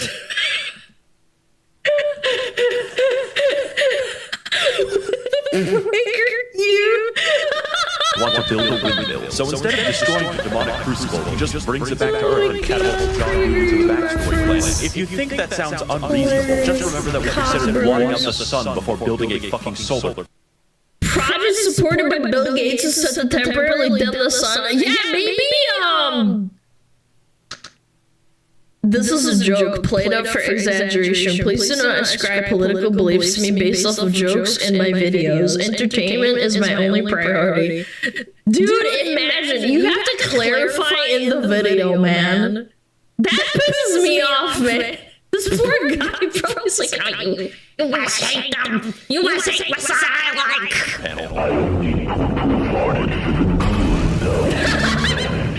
Unsurprisingly, demons invade to recycle Earth into blue energy for the Moth Pope, so John Doom has to fight both Catholics and hell. And as you go through the game, you might notice that just brings up random shit at will, like, oh sorry, the Soul Factory is being held there by two gigantic titans. It's like, okay, Titan's Attack on Titan is real now. Doomslayer, you'll need this knife to kill my son. Oh shit, what do you do? The plot of the main game, to understate it, is psychotic, and acts as an increasing checklist of galactically convoluted tasks. Just in this one game, John Doom finds an ancient city like 3 times, goes to the North Pole to kill Santa, fights Croatia, does a little cockfighting, invades heaven, and permanently kills God, but will be back. Doom 2016 took place on Mars, but this game has you slung around the universe on a fucking bungee cord, so I understand completely when people say they don't play Doom Eternal for the plot. They're just wrong. I play Doom Eternal for the plot, and that might sound strange to you, but Eternal's plot is pure insanity, and it does everything that it needs to. We are painfully aware that the plot exists as a contrived... I think the more ridiculous it is, the more enjoyable it is for everyone, because if you want to get into it, you don't have to understand it. You can just slash and fucking kill everyone. It's because the environmental designer went fucking ballistic, I just don't care. I played every single level, gleefully wondering, oh boy, what stupid shit is next? I cannot fucking wait. So play the game for the plot. It is integral to the experience of Doom Eternal. Oh, but Maxor, there's a plot hole. How did the Doomslayer get the first... Everything I've said so far, except some of it, applies in full partially to the base game. But there's $40 reduce of DLC where the gameplay is faster, the challenge harder, and the plot, somehow, even fucking worse in all the right departments. 2016 was a wash. Eternal is Usain Bolt, and the ancient gods is fucking Venezuelan inflation. You thought it was over when John Doom beat the demons and destroyed all of heaven, but you were wrong. That's just the beginning. And with both parts of the DLC now fully out, my recommendation cannot be understated. Let's get into why, and more importantly, what... Dude. Ancient gods. This section of the video is going to be different, far more structural, and aligned with the plot of the DLC. Because the gameplay isn't what's new about the product. Please tell me, like, I know that he's friends with, like, Bao and stuff. Do you think he got the Mothlicity voiced by Yuzu for this? I would die. I've never seen this before, but I think, like, It would make sense if he The did. challenge of this story. I originally wrote an entire script for this and then trashed it because it doesn't truly communicate how this DLC drove me to insanity, and I hardcore my sipping for 2D women. I will tell you if there's a very big gameplay change, but the point of the DLC is more of what's amazing. If you like Doom Eternal, you will like the DLC. Period. Okay, so Samuel Hayden, you might know him for his various appearances in political YouTube debates advocating for carbon positivity. It turns Yo, fuck clankers. out that he's not a robot, he's a fucking angel. Also, John Doom's Alexa is God. That's not a joke or exaggeration. His name is Vega, and he's the physical remnant of God's consciousness in AI form. Bro. What if this ends up being like what happens? Like Earth gets nuked and like Alexa becomes God. Samuel, now a fucking divine being, like wants to revive him since both God and Satan are trapped in volleyballs. At this point, the video can't have a spoiler because it makes no fucking sense. The first DLC is essentially trolling because you killed God. Why? Well, obviously to revive Satan, exclusively so you can fight him. What could go wrong? Of particular note here on the gameplay side is the final boss, who is Samuel Hayden, because holy shit, this fight is hard. Also, the premise is ridiculous, and my enjoyment of the game is hurt by neither. Every aspect of this is speedy, fun, and everything else I've already said about the game in general. And when you finally beat Samuel and revive the Dark Lord, it turns out he's you. So you're Giga Satan? So you're from the future, but you're Satan somehow, so you're own what? Yeah. The only thing in the world that could possibly kill John Doom himself. John Doom. What? That's chat right there. So now the not you decides to go to hell where we all belong. The second DLC is just chasing him. This is of course where the testosterone moves into critical levels. How does one get to the capital city of hell? Well, that's a great question. First of all, go to the planet of Argentinur, like the bat signal. Learn how to train your dragon, okay? Go into the giant spear that pierces the entire planet for some reason. Get the key to the empty room. Now go back to Earth, traverse the Last of Us 2, and find... I'm getting mindfucked. The gate of the room. But before I get to the final showdown with Crash Bandicoot Twin Sanity, there's some cool gameplay I want to talk about. You have a fucking hammer in this DLC, primarily used to defy the laws of gravity, but secondarily used for everything in the game. Health? No problem. Ammo? Absolutely. My deepest, darkest urges? Yes. As I used this, I became more obsessed with hammers than Bob the fucking Builder. And there's plenty of demons to use it on, since this DLC has a shitload of reskins. For instance, the Spirit is congealed amphetamine max that makes every infested target 3 times faster. Microsoft Pinball, who is fun to fight, I promise. And the Bloodmakers, they are my original OC. Do not steal it. So now that we've reached Cleveland, it's time for the DLC to gain. This is the culmination of all of our work. The final battle against Satan himself. And holy shit, you can feel it. When the Central Army shows up and everyone's ready to kick ass, you just can't help but feel like your dick being tickled. Cleveland lives up to the hype too, for once, because it's a non-stop battle of epic proportions right until the final boss. This is a universe which implicitly acknowledges your godlike power by making the only credible threat to you your identical twin with red eyes in a Gundam. That is called... This is literally just like Sonic, man. It's Sonic, but like hardcore, you know? This is the ultimate like Giga Chat stand, like Sonic OC versus Sonic, you know? Fucking gameplay, and it's a beautiful send-off right up until the man himself, who awkwardly waddles around the arena like a penguin, but that's fine, the fight is still cool. Bam! Wow, you know, it's so sad that Steve Jobs died of Ligma. Who the hell is Steve Jobs? Ligma balls. Got him!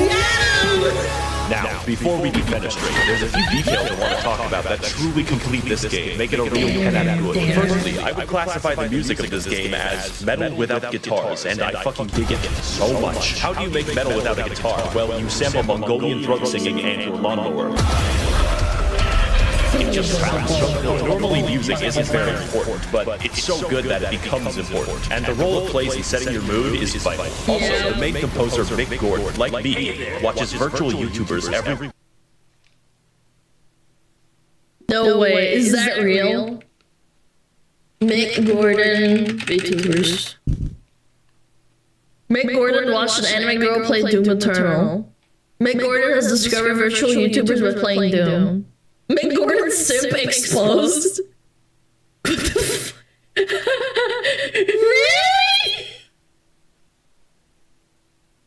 What the fuck am I watching? Is this what coronavirus does? This is the most amazing thing I've ever seen.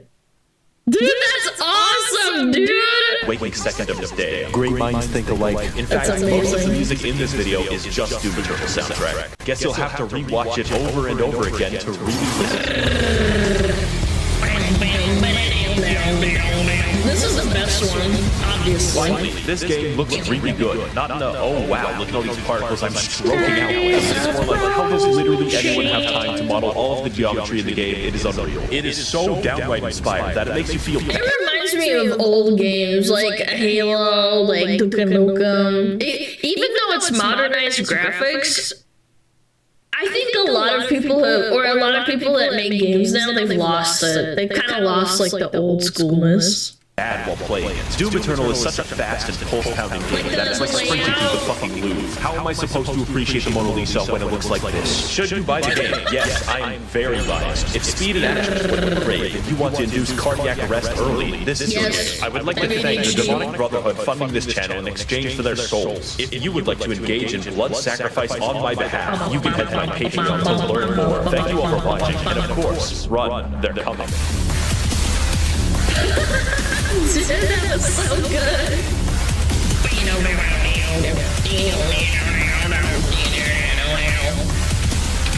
Check them out, man. Sorry, those VTubers and just schizo just like us. Makes me want to play friggin' 2016 and then Eternal.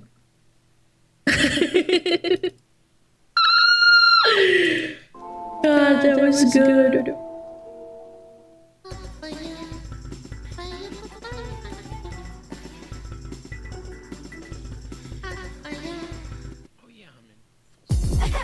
Hello there, Head Agent Eliza here. I work for the E Project, but I'm very...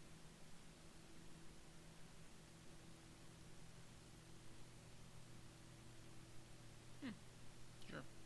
I like it. Anyway, now I want to go to my list of things. Once I made an actual playlist.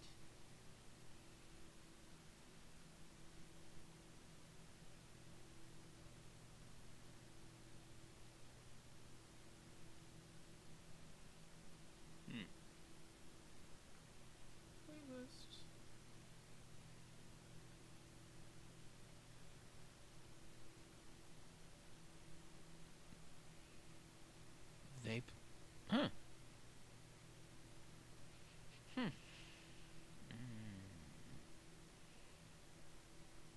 Yeah, no one's here to say, hey, how about you click that one instead of that one? Hunting for my... Where is it? It's alphabetical, so... There it is. Quit bothering me! Space, I gotta keep an eye on the area. Sans distractions. What? What did you say? Quit bothering me! I gotta keep an eye on the area. Sans distractions. What? Sans distractions. Sans distractions. Sans.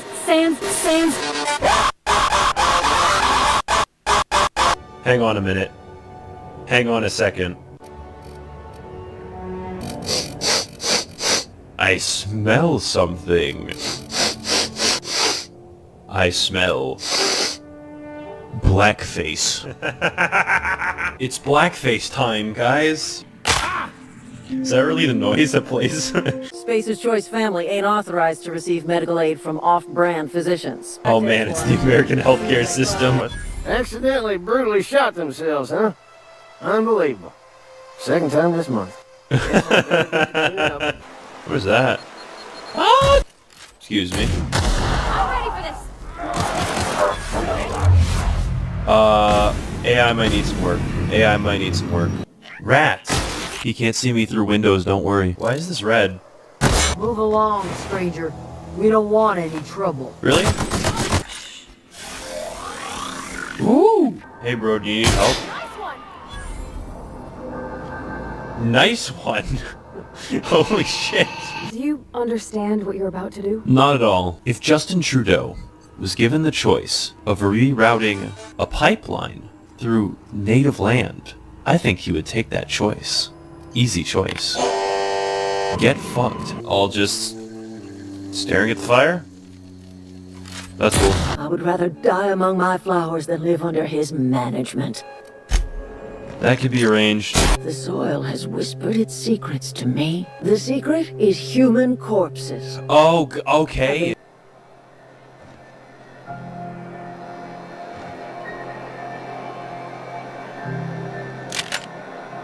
That fucking worked. I now have that rifle. Okay. Where'd your rifle go, ma'am?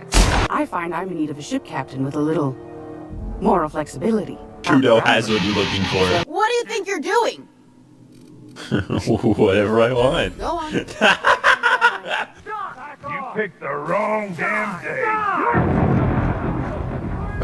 Guys? Everything okay? What?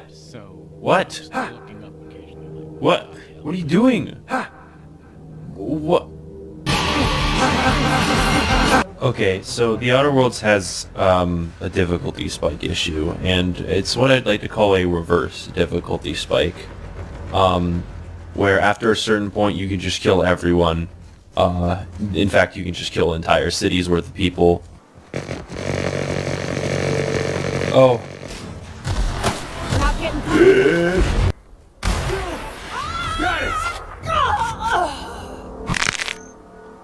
What? Riveting gameplay. Ma'am, I wouldn't go down there. Oh. Change the world. My final message. Goodbye.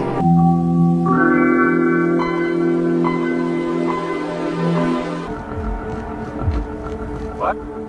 Something's not right. Guys, he's right there. What? Oh, what? I don't know what kind of poison that snake dripped in your ear, but as far as I'm concerned, you've been compromised.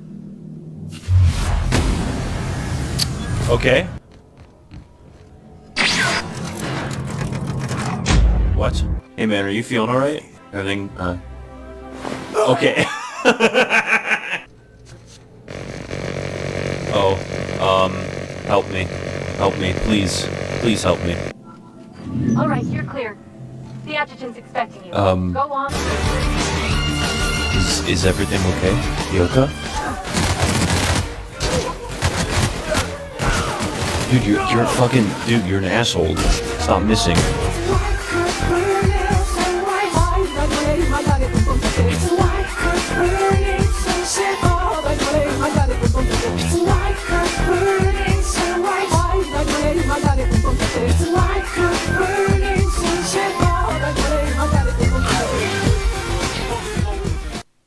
Download Girls Frontline 2 Exilium now and get 30 free pulls just for logging in. Complete the event to earn an additional 90 plus pulls for a total of up to 120 free pulls. Neopets the Darkest Fairy. It's a game. You should play the game. Just kidding, don't play the game, it's bad. How do I know this? Well, I played the game. Some background. Neopets.com was a wildly popular early browser game designed to make you visit McDonald's and believe in Scientology. That isn't a joke, I'm totally serious about the Scientology. This game was quickly made while God was looking away. And for some reason it's on the PS2. So I beat the game. The whole game. It takes like 40 hours, so come with me on this amazing journey, and together, we will be able to save Xenu. Also, every FMV in the game is at a low resolution and cannot be upscaled no matter what, don't ask me. Anyway, so the game begins when the Pillar Men awaken from the bottom of the ocean.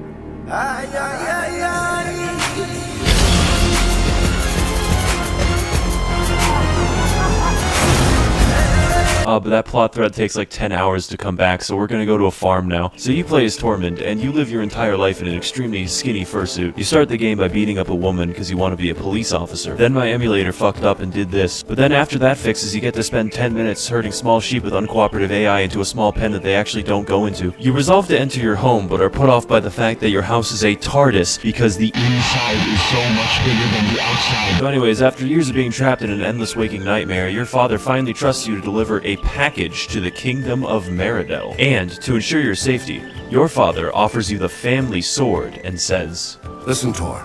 It is not a toy." So anyways, we get our sword made of wood, and then we just kind of triumphantly fuck off. After exactly 12 seconds of walking, we interrupt a robbery. So the most logical action for a child to take with a wooden stick is attempted murder. Anyway, so that works, and then this happens. Alright, so the tobacco frog gives us a cool amulet and tells us literally to never take it off under any circumstances, no matter what. So the amulet isn't really visible on our character at all. It took me 30 minutes of navigating a blasted hellscape and attempting to get over destroyed infrastructure before we finally reached the gates of the castle. But not all is well in Meridel Castle, because I am almost immediately robbed by the Trollface, who proceeds to take my package in a really cool animation. And when you chase after him, the game just kind of does this.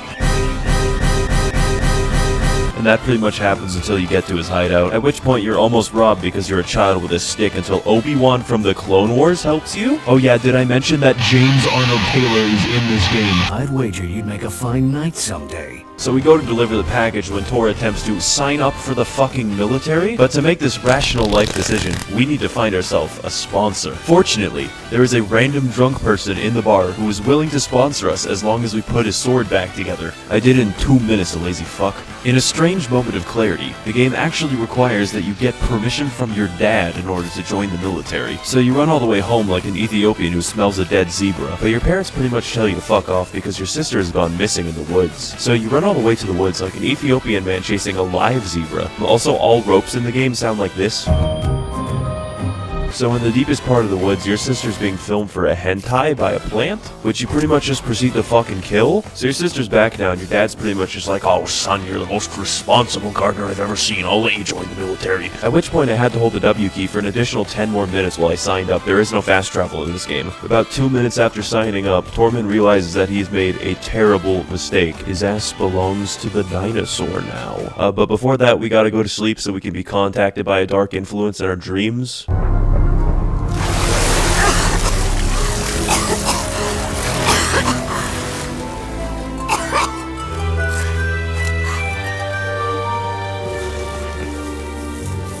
What have they done? I guess we built sand. Anyways, after that disturbing nightmare, we have to get to our duties, which include, but are not limited to, imprisoning mice people, murdering sentient poop in the sewer, getting rid of crows, but I forgot to film it because this game is so fucking boring. Oh yeah, and save the village that's being raided by the Mujahideen. So I spent the proper 9 minutes walking all the way to Afghanistan without saving, before realizing that if the enemies here hit me, they permanently softlock me due to a glitch in my emulator. So I reload a save and then walk all the way back over to Afghanistan and then save. So in order to save the village, I have to beat the entire area without getting hit once. So we get to the end of the area without getting hit once, and then there's this really big muscular dude. Anyways, we don't have to worry about him hitting us because the game is super easy to exploit, and it turns out we didn't have to because he just dies of a heart attack. As a reward for our brave work under the CIA, the King of Meridel himself, Skarl I, knights us in a really awkward FMV. But not all is well in the kingdom of Meridel. There are dark clouds approaching Illizin's Glade. What's Illizin's Glade, you may ask?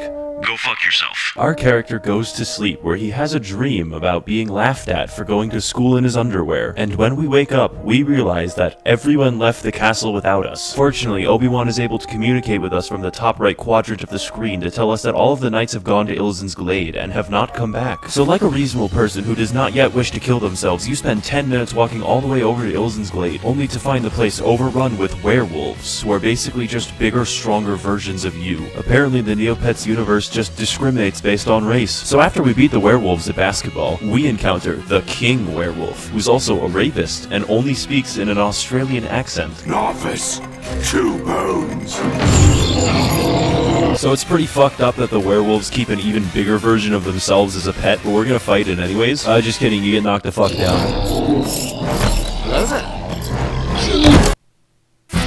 As an older adult, I didn't want to spend all my time binge watching television, so I said, let me go back to... Okay, so that actually killed him. He's dead. Come, we must leave quickly before...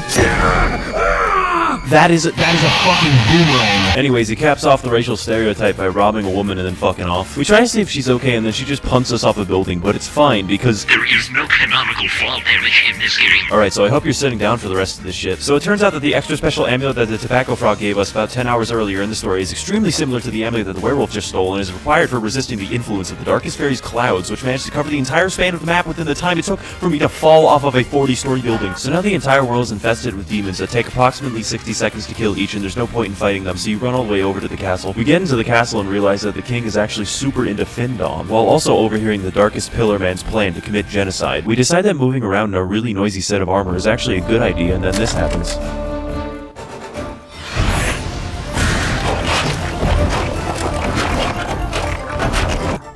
Kill him. So after being threatened with a good time, you attempt to run to the dining hall where...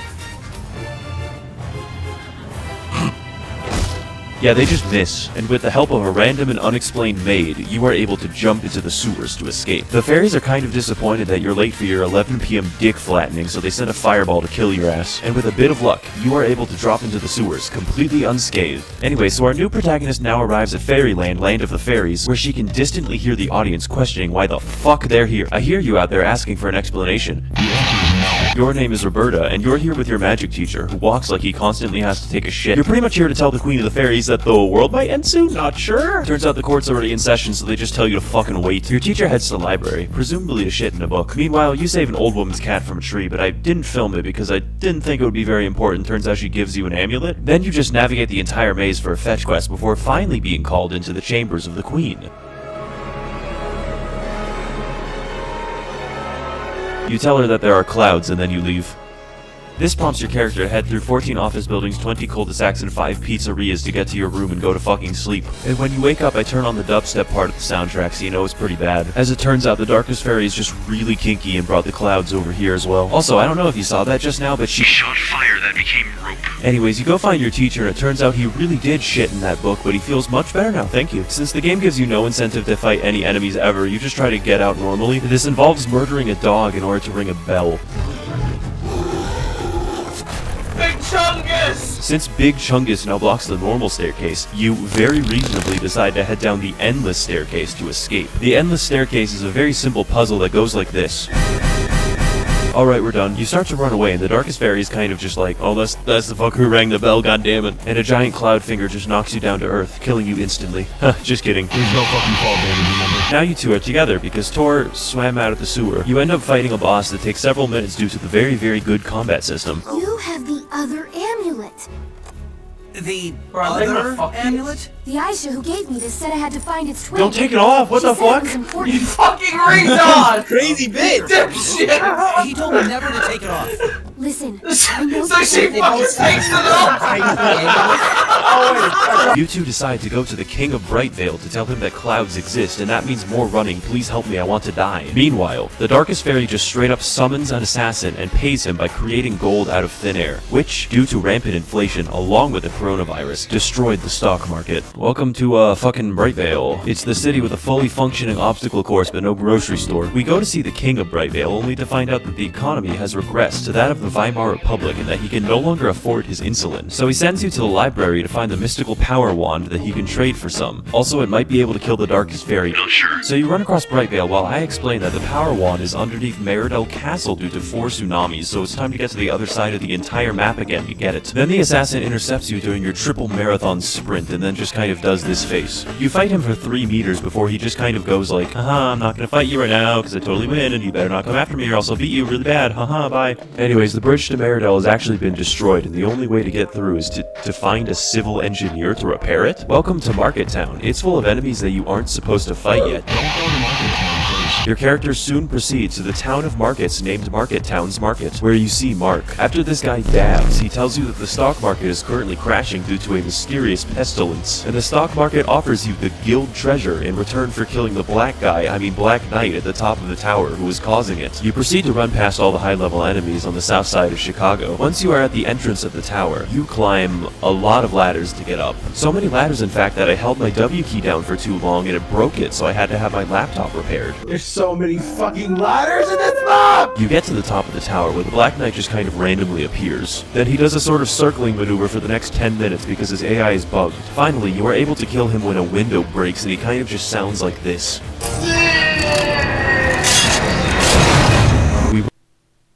Most people have no clue that in 2024, the best way to make money with Amazon is not with physical products. We run all the way back to the stock market after our 500 billion stimulus is applied, but the game just ends up playing the wrong cutscene, so we just have to stay longer. He gives us the treasure, which isn't anything silly like money, but just a random item that we can't touch. Very worth it. Next, we head to the Bogshot Swamp where supposedly civil engineers live. You go to see the bridge repair guy, but he tells you that he's too sick due to a virus that's spread by Italians. So you go to the apothecary to try and figure out how you can create a cure for being Italian. Turns out that's not the cure they're talking about, so you venture into the swamp to kill the arch-Italian. On your way, the assassin attempts to assassinate you, but you can just walk away from his assassination attempt. Very skilled. I would really like to talk about the next boss, but he kind of just appears without any sound and without any cutscene, so if the game's not gonna try, I guess I won't either. You finally kill Don Caprese, and he takes fucking 9 years to die, where it is revealed that clouds clear when the monsters die, so the world can be saved by killing enough people. The bridge builder, now over his pizza addiction, finally repairs the bridge and allows us to enter the lands of Meridel once more. I'm just fucking with you, there's a giant wall in the way. The assassin just appears for no reason and then goes like, haha, the fairy magic has you stuck, you can't get in. I'd totally fight you right now, but I don't want to because I beat you and then you'd be dead, haha.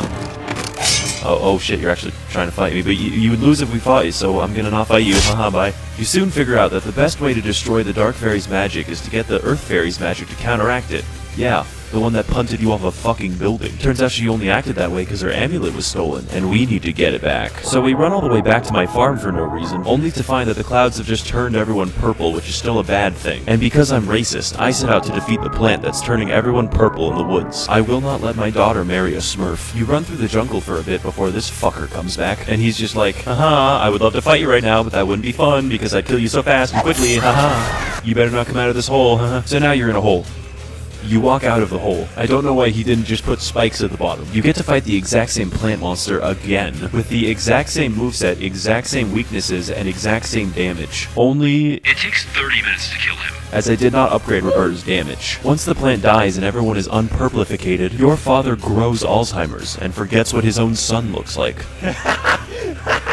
It doesn't know what character I am. Then he gives you a grappling hook, which is just something he had. For our next stop in ignoring the main quest, we will be heading to Afghanistan to liberate it from a resurgent mujahideen. This will definitely make sense later. This area is nearly identical to the last time we were here, except this time I just run past all the enemies instead of fighting them. Turns out the chieftain who died of a heart attack actually resurrected himself like Bernie Sanders. We run through the entire mine without taking any damage. I'm totally serious, I actually did that. Until we find al-Baghdadi himself. Only problem is that he's a copy-paste from his original version, so he's ridiculously trivial to kill. And if I sound bored with this part of the game, it's because I am. So he jumps really high to induce a second heart attack, and you save the mayor with telepathy. For your amazing work, saving the entire town from the clutches of death, the mayor gives you a cloak.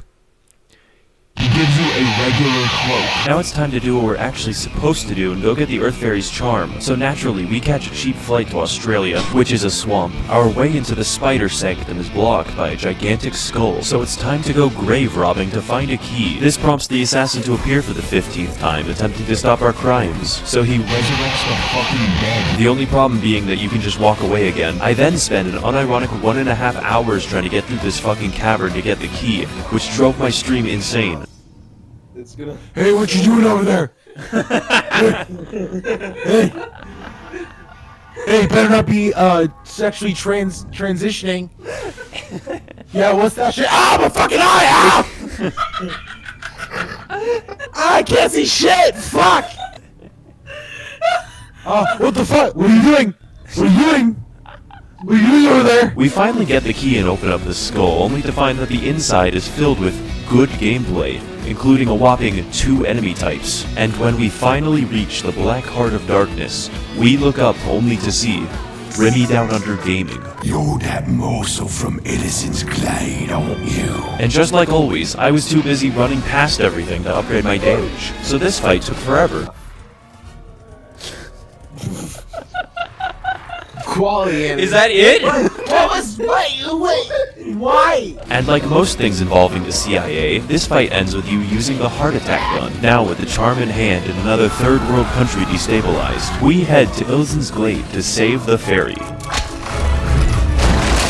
Looks like you're stuck down there and you can't come up here to fight me. Don't do it, please. But remember, we have our dad's grappling hook, which lets us reach this asshole and forces him to fight us. We go at it for a bit before he unleashes his true and devastating power level. This forces us to adopt new strategies and unique tactics before he enters serious mode. We soon trade blows with a powerful and deadly opponent until he suddenly enters his Super Saiyan mode. And just when the battle looks hopeless for our heroes, he leaves. Bye. I may have said some things earlier that I may regret, but I'm gone. See you later. Bye.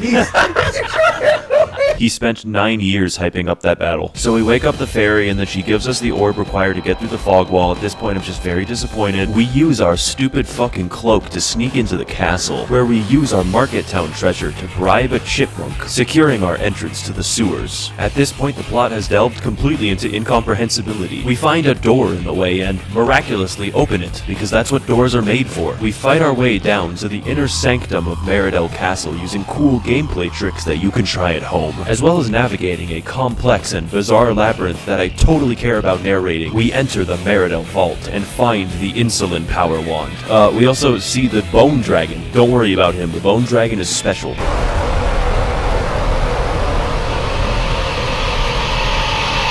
So after we, fight him... Oh, okay, he's done. He's done. We attain the Insulin Wand, and are now able to kill black fairies. Dark fairies. I meant dark fairies. Take these three, for example. You just fucking tase them. They're dead now. I think I skipped a few steps showing my way over there, but fuck it. Look, I'm gonna be real with you. It looks like we're close to a resolution. You know, we've liberated the kingdom. The king is free. Everyone's happy. We're barely 2/3 of the way through the game. This is a very long game. It just doesn't stop. It just keeps repeating content, and the video's getting really long. If it does really well, and you know, it doesn't sit perpetually at 40,000 views for the rest of existence, then maybe you'll get a second one. But until then, no more. This game is awful.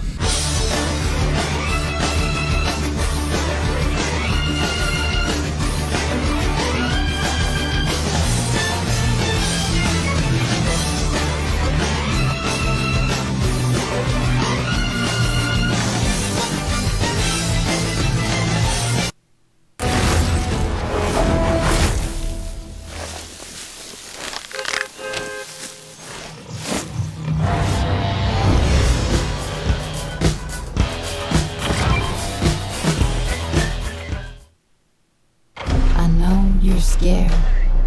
I'm worried about our country too. We're... Okay, we're fine.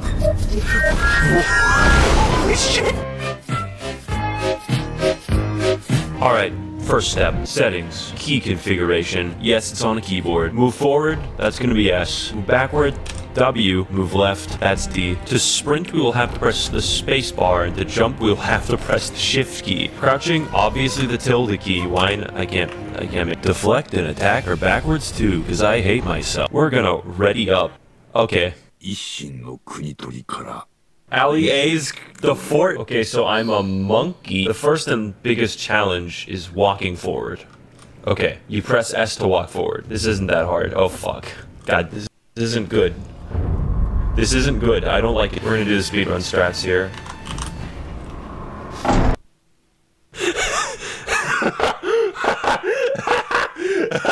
I feel like I haven't played a video game before. Okay, so I took off the monkey suit, and it turns out God is dead. Oh, fuck. Is that Dio? That is Dio. Fuck. Fuck.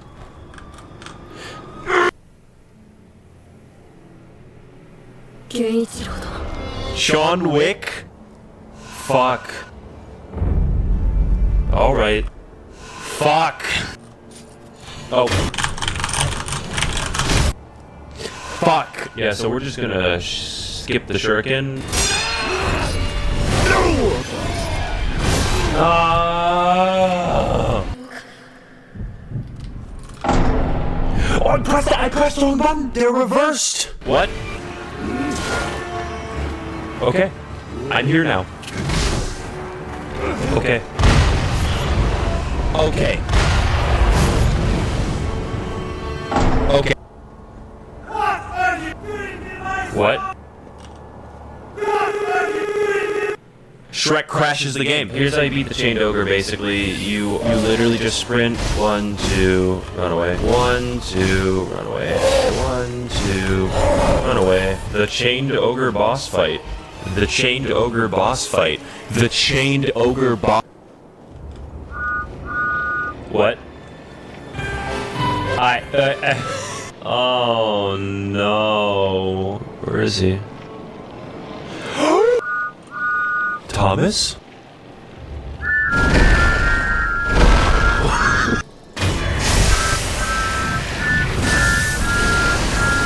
Oh fuck, we gotta go. It's time to go. Thomas, I'm sorry.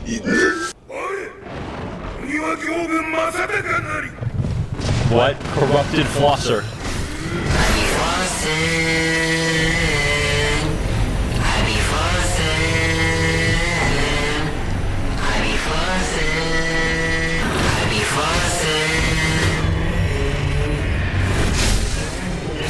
Why is it muffled? Why did it get muffled? Be flossin'. Hear the floss speak to you? Fuck. Fuck.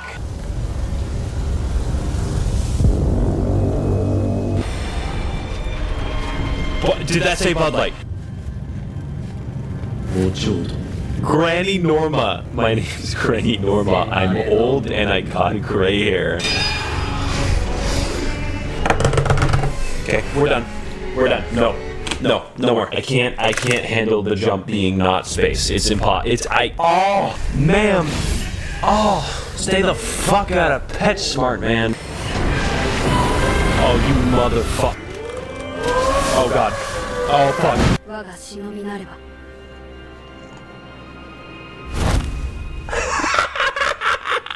Jonathan Wickelson, you were victorious, Royale.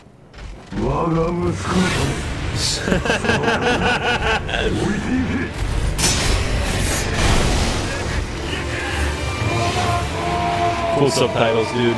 Monkey. Alright, watch this. If you're having issues getting past these two at the door because they're really powerful, what you do is you actually just go to the door. That's fine. Curious George? He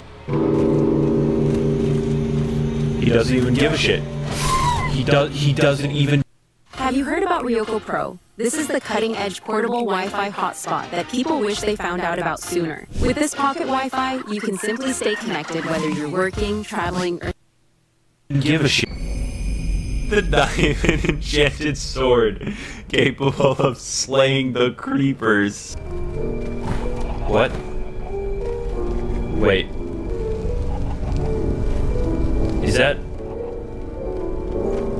Hello?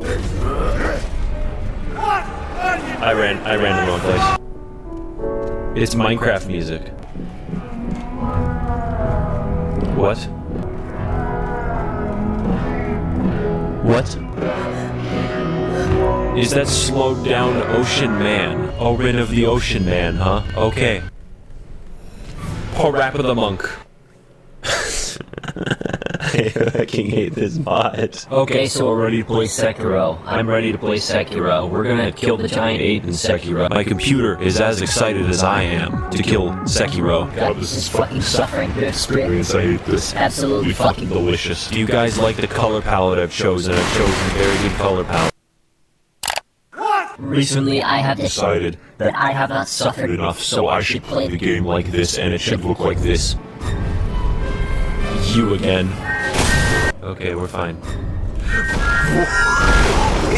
I'd like to welcome you all to the 1998 Sekiro experience. I have replaced all graphics in the game with ASCII characters. How about this? How about I play like this for a bit? What? He's just pink. Donkey Kong is pink. Donkey Kong is pink.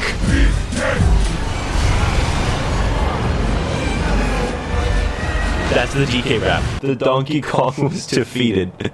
Though its sick rap can still be heard. Now Sekiro can run on any computer. Oh, this is the bee's knees. Let me tell you. They developed a split-screen multiplayer for Sekiro.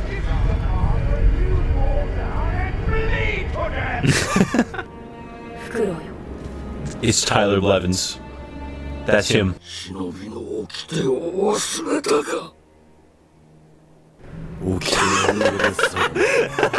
I should never have raised this wolf to stand like a person. I want you all to remember that I'm playing with all controls backwards still.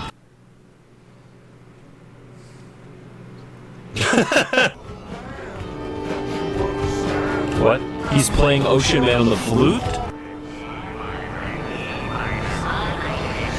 Wait, is that Squidward?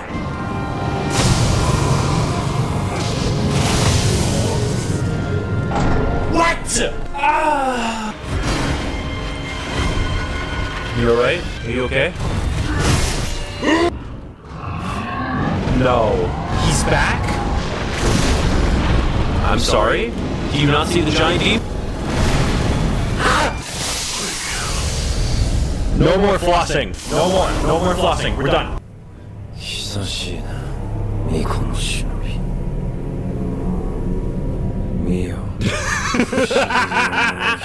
His eyes! John Wick's going crazy.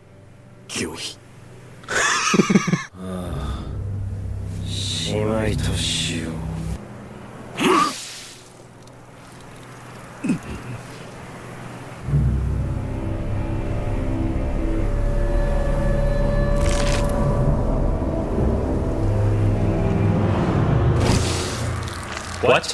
Whose hand is that?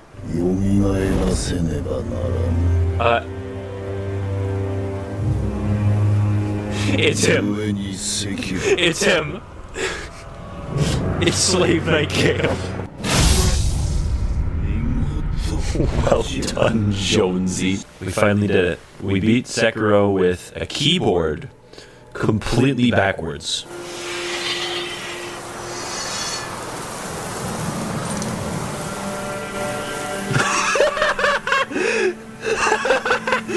Oh shit.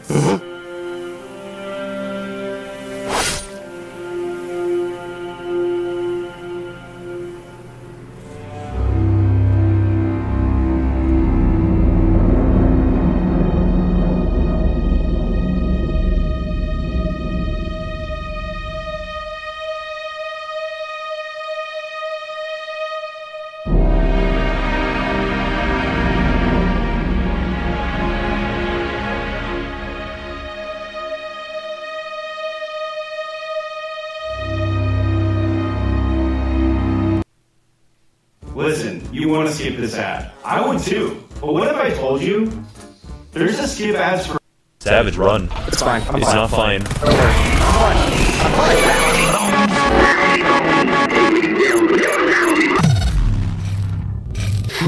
Poop fart, poop fart. If I remember, there's enemies like. Damn, I didn't know that there were enemies in this game. I had no idea. I'm surprised you're not trying out the hell. So quiet. It's like, the what? Guys, how do I get the chat to go away? I permanently see poopy fart. My yeah. Glow sticks. Yeah. Thursday. Okay, cool. This is everyone's time. We should all be fine. Me. Oh, we were all 50%. Me. Give it to me. Max, you have a DMR and a revolver. I need it. Some glow sticks over here. He will not stop praising Jesus. We have to do something. He will not stop praising Jesus. This is going to be like terrible. We have to do this. I could use some ammo too, Max. Yeah, good. Damn, that sucks, idiot. See ya. Watch me come all over the floor. You won't need glow sticks because activating I need glow sticks. It will turn on all the lights, Max. I need glow sticks. Yo! Cheating. Yeah. Oh, he's tall. He's tall. Huh? You okay? Okay. I got it. And then do Sierra, Winchester, Alpha November. Sierra, Winchester. Swan, like the fucking bastard bird. Alpha November.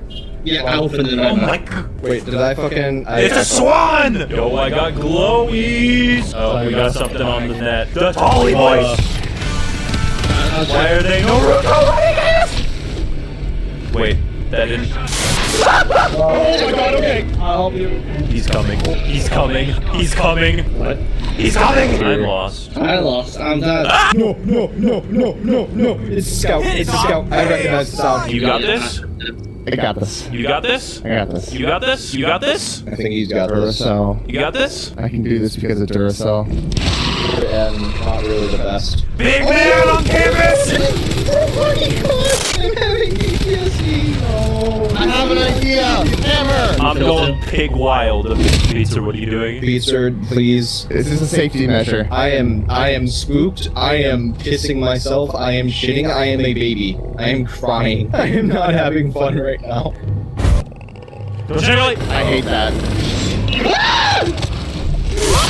Yeah, let Max use it. Alright, here you go. Wait, hello? What was that last command? We took like 10 tries and did. What the fuck? Oh, no. Hello? No, Pizza, you don't need to do that. Pick up your minds. I know what to do. Pizza, you are an actual child. And there's gonna be like a room over here. Whose those are those? Who's having a vegan hot dog? I think we should do it. Yeah, that's good. Oh, he's got. Oh, fuck! Put the baby in the freezer. Put him in the freezer. There we go. He's in a tank of monster energy. I don't think the freezer's. Stop shooting! We have to like just guys behind you. You okay? Look on the map. Oh. 3, 2, 1. Fuck. What? He is right over here. Yeah, point him out way throwing shit at him. Yep, he's right there. Oh, that's it. Oh, God. It's the sea foam. Oh, door's okay, open. fine. Door's open. What the fuck is this? Okay. Stop shooting at me when I'm beating it. Bruh. Holy shit, my cat is literally just going insane. What the fuck? As soon as something passes. Oh, he's here. He's called into the boys. Oh, shit. Another one's got. I'm just down a hole now. He has asthma. You gotta help him. Oh, boy! Right. Oh, I already used one. Do you want me to use another one on you? No, that's alright. Oh, shit. Oh, shit! Shine your flashlight on it. No. Yeah, keep your flashlight shined on it. Walk up. Trust me.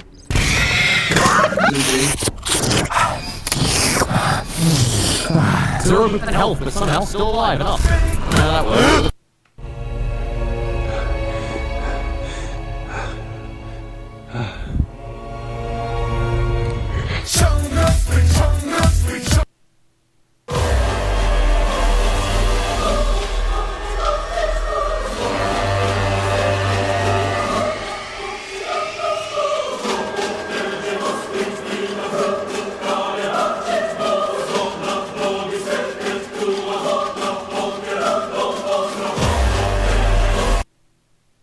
Make it.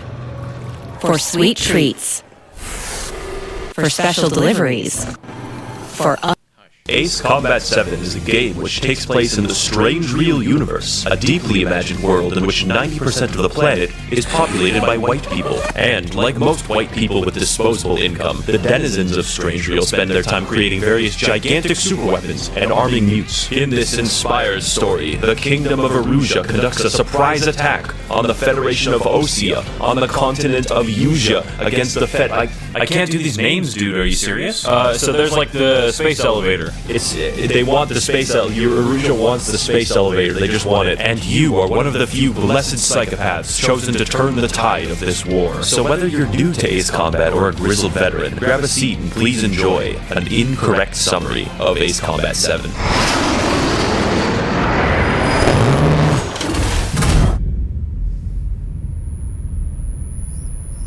Alright men, is the first step in your briefing. I'm gonna have to ask you to ignore all the subtitles at the bottom. I don't know what's causing them. Whole continent's fucked and we're fucked and everything's getting bombed, and I think it has something to do with that giant elevator that we built or something. So technically when I say everything, I also mean ourselves, because we are being bombed right now. You should go into the air right now before you die. So you keep an eye out for all of the enemy bombers until they die while meeting your incredibly quirky squad mates. This is Clown. He's interesting. Alright guys, so it turns out it actually was the gigantic elevator. We're very sorry about that one. For some reason the Rougean military was able to take over a continent-sized object in about 1 day, but that's fine, we'll deal with that. I want you guys to like bomb someplace, so just go do it, okay? Any aircraft shot down could land in civilian territory. That's how war is these days. You go to town murdering innocent unarmed transportation aircraft when you suddenly hear a strange beeping noise in the horizon, and find out that Obama is an Erusian and that he's sending his drone army to strike your Kunduz hospital, and you have to kill them before they reach an innocent Iraqi child, but you are able to get to the Iraqi child first, invalidating their mission and forcing them to leave. Okay, so as it turns out, bombing random third world countries isn't actually an effective military tactic, and we need to get to the space elevator in order to rescue President Donald Trump, who is being held captive there. In order to mount a rescue, we need you guys to get air superiority around this Amazon warehouse. It'll be easy, trust me. It's your time to show the other guys that we can wet wild and do dirty, dirty things. Fuck off, Clown. When you get there, you spend 5 minutes going pig wild in your bumblebee-ass ride before you get a bad taste in your stomach because the briefing man was foreshadowing. Hey guys, it's Jeff Bezos again from inside my gigantic arsenal bird, and I heard somebody ordered a package from me and I wasn't able to get it to you on time, but don't worry, because I am here with the package. It is death. You will now die. Cease to be. High Command then decides that the most intelligent course of action is to engage the Amazon drone hub in combat, but actually they fail to account for the gigantic force fields, and also the 30 missiles. What the fuck, there's so many goddamn missiles. And just when things couldn't go more wrong, he arrives.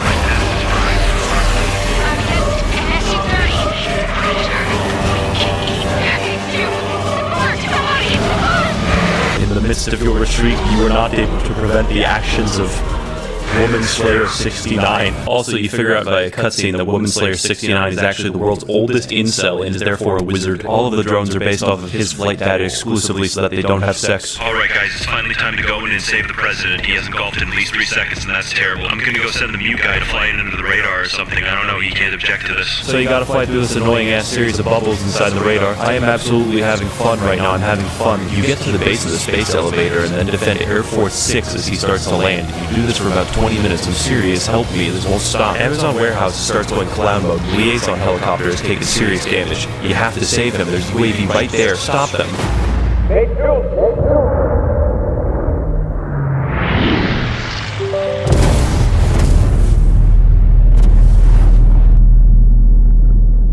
Alright, so maybe I shouldn't have sent a potentially psychopathic mute to rescue the president, but don't worry guys, I take no responsibility for it whatsoever. His punishment for killing the president is that we will send him to a place that is far away where he will never touch an airplane ever again. So they take you to a fucking airfield that's being run by convicts, and the warden's just like, oh, let's just go send these prisoners up in the air, it'll be funny, don't give them weapons though. So you report to the nice lady whose job it is to repair all the aircraft in the base, but she's probably very surprised when she has to find parts for an experimental XO2 Strike Wyvern equipped with high-tech railguns. Who the fuck is this new guy? You fly around the base for a bit without weapons, and it actually is pretty funny until several dozen people die tragically in a bombing. With new aircraft and a new base comes new friends such as Belkin, Gambler, just a fucking asshole, Champ, I don't know what Champ does, and the Nickelback vocalist. Look at this photo.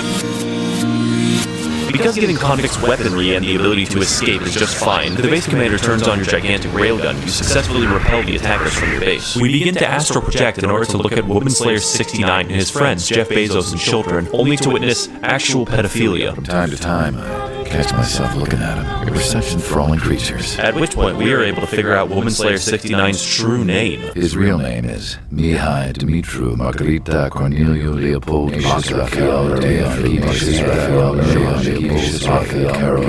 Mihai's granddaughters finally go outside in order to see the Princess of Aruja and her amazing dog. They have a cordial conversation in which they are able to exchange memories and discuss magic.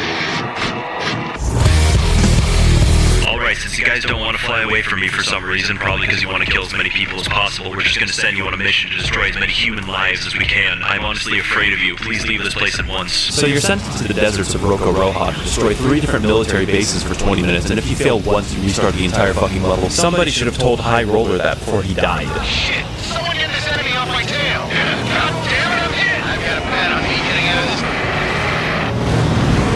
While playing this level, you are constantly threatened by the warden to continue playing or die. Engage or face punishment. We'll pay for this. Hey guys, glad to see you back at base again. Not dead like I intended you to be at the very beginning of the last suicide mission, but anyways, this time I will be sending you to the totally plausible air mission of flying through rural Chinese valleys in the middle of a thunderstorm to assist friendly recon aircraft. I hope that you guys make it through this mission very safely so that you don't harm my family or anyone close to me. So you journey all the way to the scenic Yinshi Valley. Oh my fucking god. You move in to assist friendlies who are being shot. Oh fucking goddamn. But seriously, the mission is mostly about escorting friendly aircraft. Why do I hear Latin music in the background?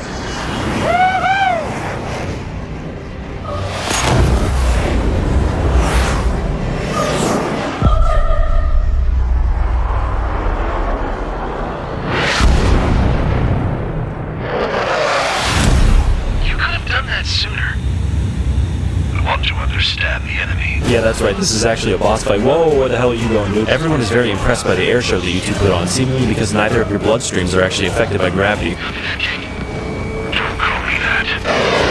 Eventually, you are able to hit Mihai enough to the point where he's like, wait a fucking second, there's thunderclouds here, what the fuck am I doing? And then he retreats no matter how quickly you shoot him with your... When you'd rather enjoy the pool than clean someone else's. Sweetie, get out of the pool.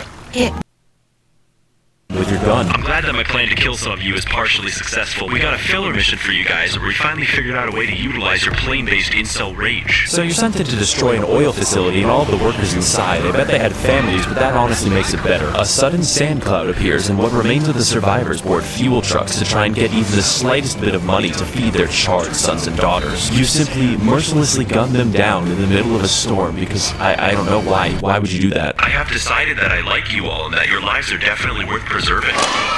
We need you guys to destroy radar bases at the FIYAH Mountains, but to do that, you need to stay underneath cloud cover for at least 90% of the mission or you'll die, but I believe in you. You make your way through the claustrophobic valleys, only peeking above the clouds to quickly take out radar bases before a satellite launches a guided missile at you. I'm serious, hell. Once you're finished with that, a mysterious squadron of friendlies appear on the horizon, who all seem to support breast cancer research and behave strangely. They especially seem to behave strangely as soon as they start firing at you. Guys, I absolutely fucking swear that this time is not me trying to kill you, although it would be convenient for somebody who is definitely not me if you were to die to them. It looks like they somehow spoofed our identification system by hacking about half of the entire satellite array that we possess. Also, Jeff Bezos is sending nuclear missiles to whack your ass. Please move. So you recalibrate your identification system and then kill all of them while being fucking nuked, and that's fine, I'm fine, until it's time to kill the very last enemy in the whole area. One to go. Go get him. One to go. Where is he? I know. This is it. Alright, I got the last one. Damn it. God damn it! Why is this? I think I tagged his enemy. Alright, so High Command is actually going to be disbanding our unit because I killed the base commander 9 days ago and have been pretending to command the military ever since. Who left the confetti on? Count and that weird mute guy gets to be pardoned and enter the actual military because they were so effective at killing everybody that I told them to. Provided, of course, that you succeed in your next mission. The rest of us are evacuating to Tyler 1 Island. The entire mission is simply escorting one colonel to a different base inside of his plane, and I'm serious, all you do is just protect him. But for some reason, if you shoot him and fail the mission, you get points. This proceeds for about 15 minutes until you receive an unusual signal on your radar. It closed in fast.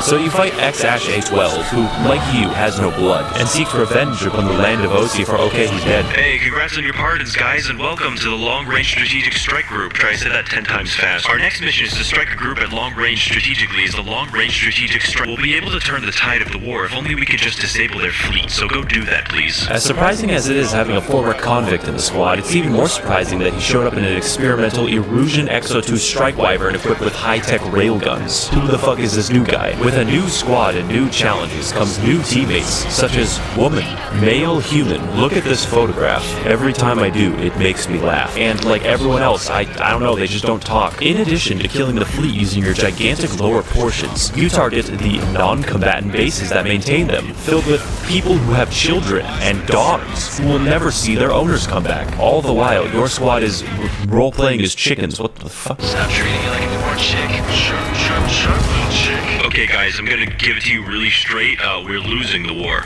We're actually getting annihilated on every single possible front, and it's all thanks to Jeff Bezos and his 2 gigantic Amazon drone hubs. Therefore, we have devised a plan where we're going to reboot a gigantic cannon in the middle of Erusian territory and then fire it at him. What once killed asteroids now kills assholes. I really don't know if it'll work, but like 90% of the problems that we have in this world are solved by giant super weapons, so let's do it. So you select an A10, knowing full well that you'll only be fighting ground forces this mission. And ground forces you fight, like, a lot. Like, stop. How did we sneak an entire army into their territory? After fighting for several generations, you look to the sky and hear the sound of money rubbing together. Alright, bitch, I heard that someone here was taking a fucking unauthorized bathroom break in my Giga warehouse, and I've had it up to here with that shit. You think you'll be able to piss on me with your cannon, but it won't work? Yeah, don't bring an A10 to this mission. Jesus Christ, they're all faster than me, and they've already destroyed all the cannon's sensors. If only there was some way to aim a cannon with your eyes. So High Command orders you to take out the propellers to slow the drone hub down enough to hit it manually. Jesus Christ, what the fuck is happening over here? Oh my god! How is Wise Man supposed to take like 10 missiles at once and not die? This is completely fucking insane. I can't tell what the fuck is going on, but I probably got the propeller. Yo guys, I can't tell what the fuck's going on, but I think you got the propeller. Shoot the gun.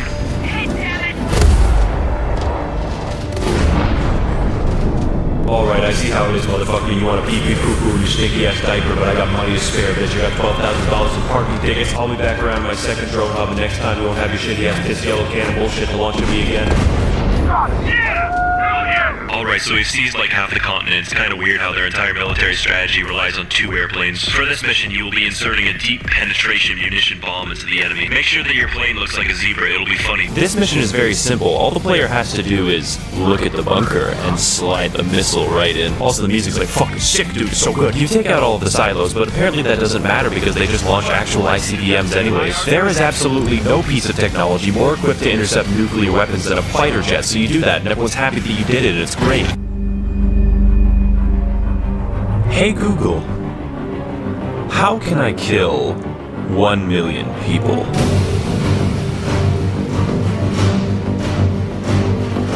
What the fuck is going on with the music? Alright, so the enemy has this gigantic fucking submarine, and I'm talking like railguns and 2 nuclear reactors, and it can launch fucking planes. Why would you make a submarine that big? This submarine, previously known as the Alicorn, remained at the bottom of the sea for 698 days, and instead of sending the crew to get psychological help, they just put them back on the submarine, so recipe for success. We are receiving unconfirmed, unsubstantiated, and possibly falsified reports that the crew has come into possession of WMDs, so you need to invade them, like right now. So you set off in like 4 of your planes to fight 20 of theirs. That makes sense, that's fine, I'm fine. You mercilessly slaughter as many people as you possibly can, knowing that you're the good guy and everything you do is to save lives. Eventually, allies arrive with boosters to make your missiles fly faster. Do they just like add propellant? I don't know how they do that. Then you hear something in the distance which kind of sounds like angry children talking on an encrypted radio channel. Ignore the illusions.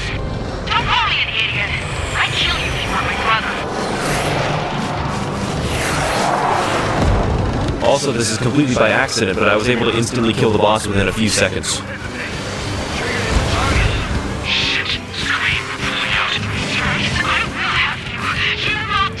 Better not fucking cut yourself on that edge there. Eventually, the captain of the submarine is just like, wait a minute, what if we turn on the submarine? That would be insane. Also, guys, I want you to launch the nuke. So while the nuke is in the oven, they just kill everyone. I don't know why they didn't prepare for that possibility. What the fuck do you mean you can't deploy a nuke unless it's on the back of a plane? That makes no sense. See, you spend like a solid minute chasing him down.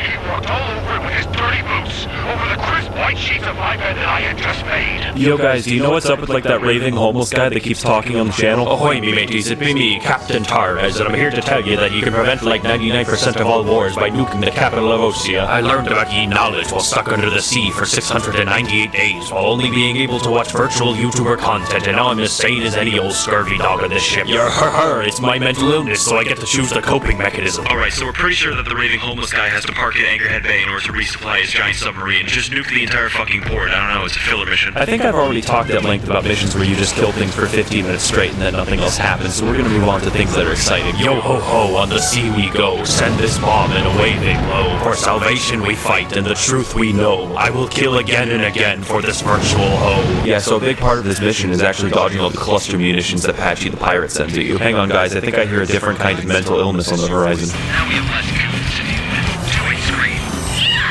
You do battle with them, and I will admit, it's actually pretty amazing. I'm having fun. They, however, they're not having fun.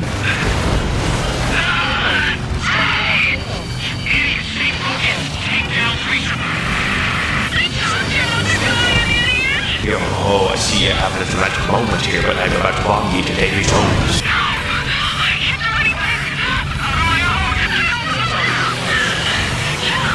So you obliged her just this once, only to figure out that Captain Torres actually ended up resupplying while you were distracted by them. And get this, he did it in 5 minutes. Canonically. Alright guys, is anyone able to guess what kind of weapon Torres loaded onto a submarine? Not one am I kidding, of course. It's a nuke. It's always a nuke. He's gone completely rogue from the Erusian military, and they are no longer responsible for his actions. Based off of his insane, homeless ranting, we were able to figure out that his intentions are to nuke the city of Ored and kill 1 million people in an attempt to end the Lighthouse War. Please don't let him do that. The war is really profitable. So you set out to protect the planes that are dropping buoys to locate the submarine, and how many fucking planes can fit inside a submarine? You eventually find the damn thing, and everyone shoots at it to make it surface. Then you shoot at the submarine, because, like, what else would you not shoot at it? Also, as funny as my pirate voice is, the real voice actor for Torres is even better than that. Then he fires his main guns at you, an aircraft. Everyone's acting gangster until the water starts speaking Latin. You go in for one last attack on the ballast tank.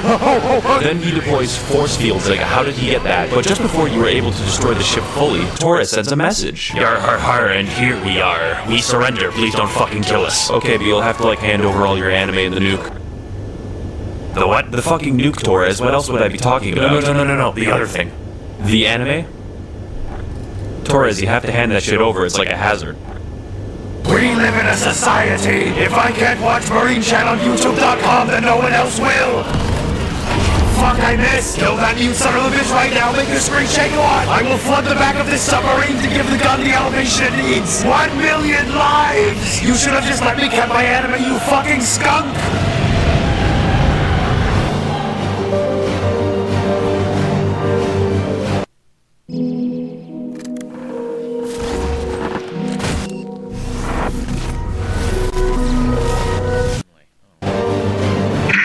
Okay then, we are planning on conducting a long-range assault in the Erusian capital of Farbanti. In order to do that, we first have to capture an airbase at Cape Rainy. We need your planes to raid their defenses undetected, so your only option is to travel through a narrow canyon. Good luck. So you fly in through the valley and past all the spotlights. Do they not, like, hear anything? Hey bro, you see me jets? What? Then you commence your attack, and for once things actually go pretty smoothly. You protect Ocean Marines as they enter the base and capture it swiftly, bringing pizza. Wait, what? Pizza? All prisoners of war will be treated in accordance with international law.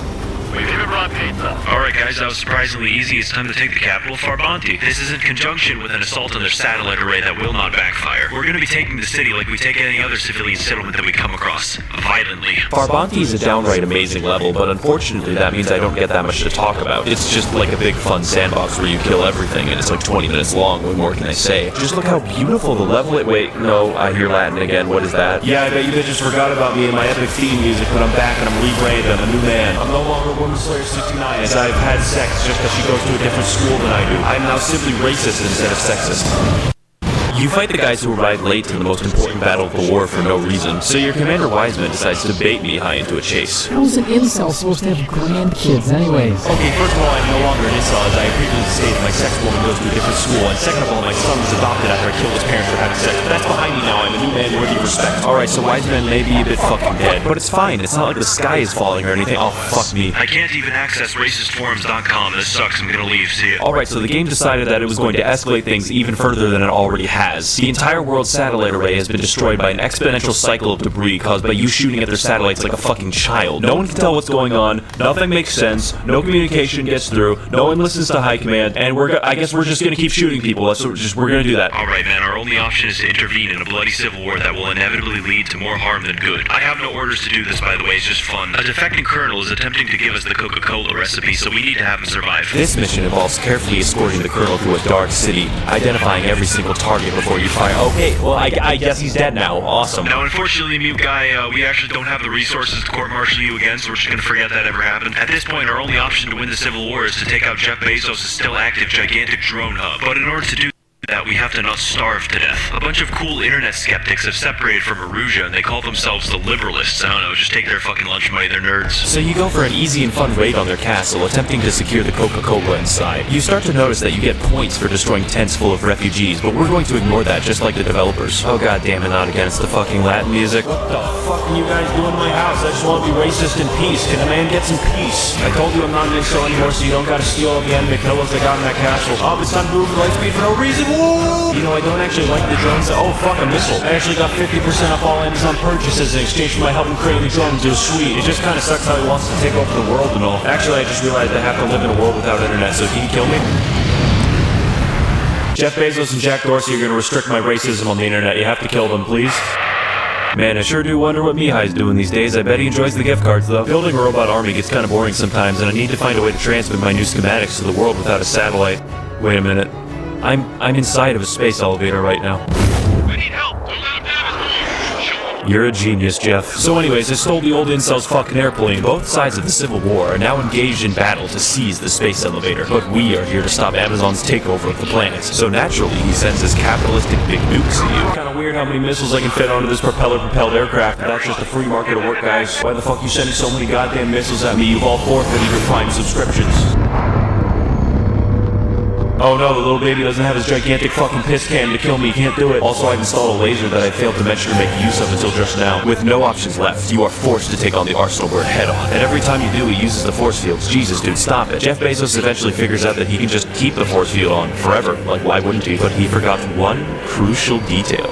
Force fields are a subscription service. Fuck, when I said cancel everyone's subscriptions, I didn't mean my own. Stop doing that right now or I will be forced to lobby Congress. I will never pay taxes as long as I live. Hey guys, can we talk this out a little bit? Maybe get a cup of tea while I get my subscription back on? Fine then, I guess you'll just have to fucking kill me and not have any more Amazon warehouses to give you books and Hulu and shit. Time to fucking starve, little boy.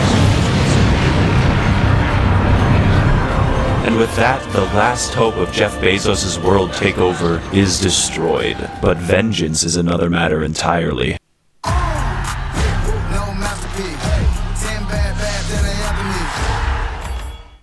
I'd get the ache when cleaning the bathroom, but now Clorox Toilet Wand has changed the game. It's an all-in-one cleaner system.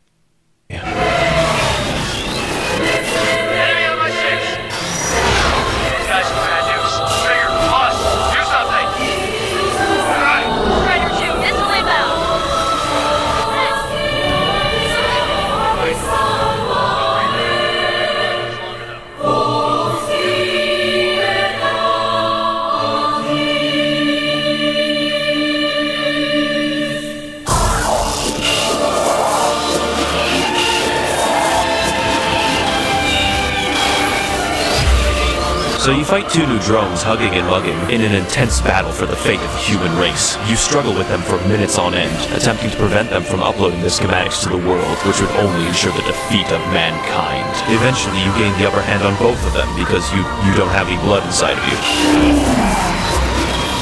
You race into the tunnel to reach the space elevator and stop the upload, dodging closing doors and moving at uncomfortably high speed. Reaching the inner sanctum with less than 1 minute to spare, you launch one final missile and end the robot child once and for all. Gripping your controls, you take the perilous climb to the top of the space elevator to escape, plunging into the deep blue of the sky above. And once at the top, you feel relief. You look up to the sky above and you think that heaven might be up there, but you don't know for sure. You hope Torres is up there. He seems like a nice guy if he wasn't totally insane. You remember all the people that you've left behind on your journey.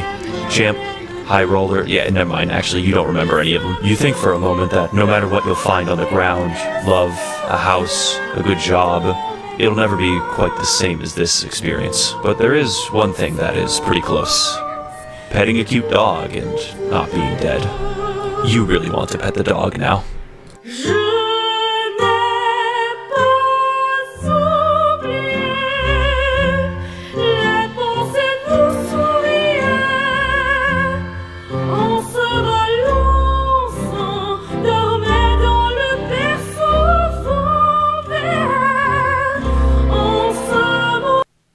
Wix. One platform. Any website. Unlimited creation. Describe your needs and goals. And AI will transform your tailored brief into a unique website that's ready to perform in minutes. Customize it. Shape your visitor's experience. down to the finest detail.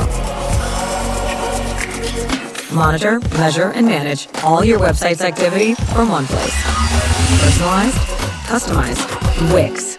Crusader Kings 3 is a game that's played by YouTubers all the time. But if you're new to Crusader Kings 3 or simply a grizzled veteran, please allow me to set the record straight. This game is a complicated, multifaceted example of why we should never allow computer intelligence to attain sentience or even affect the real world in any meaningful way. It is a character-based territory strategy game dealing with the complicated systems of feudalism, but specializing in the production of garbage. Only in a cursed world of digital abstraction does any system believe that this is okay, and the only way to describe to you the depth of chaos which occurs in this bedeviled software is to describe to you the experiences of which you are capable. Everything that you can do, the AI can also do, probably worse. So keep that in mind as I delve into the full range of absurdity and death present within the early medieval world.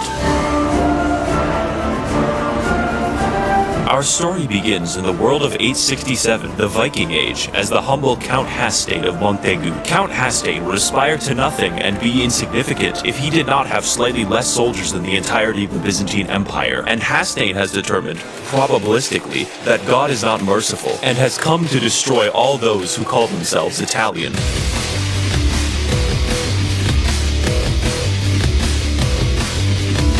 Alright, so Italy looks like this now. We rank up like a Pokemon and begin sorting out our court. One day while at a feast, a man named Count Cadulto passed by the king and asked him if he could partake of some ice cream. The king, feeling cheeky and protective of his supply, retorted that Cadulto could only have a spoonful, at which point Cadulto pulled out a comically oversized spoon, and the king determined right then and there that he must die, in exchange for the death of the serial cream thief. The Pope of Christianity sought an alliance with a pagan conqueror who destroyed Italy. Cadulto was just that much of an asshole, I guess, Jesus. King Charles of France, hearing of the death of his close friend Cadulto, composes some slam poetry, but it was so bad that he literally lost prestige points by writing it, so he attempts to fucking murder me. What? It's poetry, dude, calm down. Also, there is a minor risk of a Catholic rebellion. I guess they don't like Odin, and when they do rebel, not only do they demand my conversion, but also that I become Italian. This is not an option.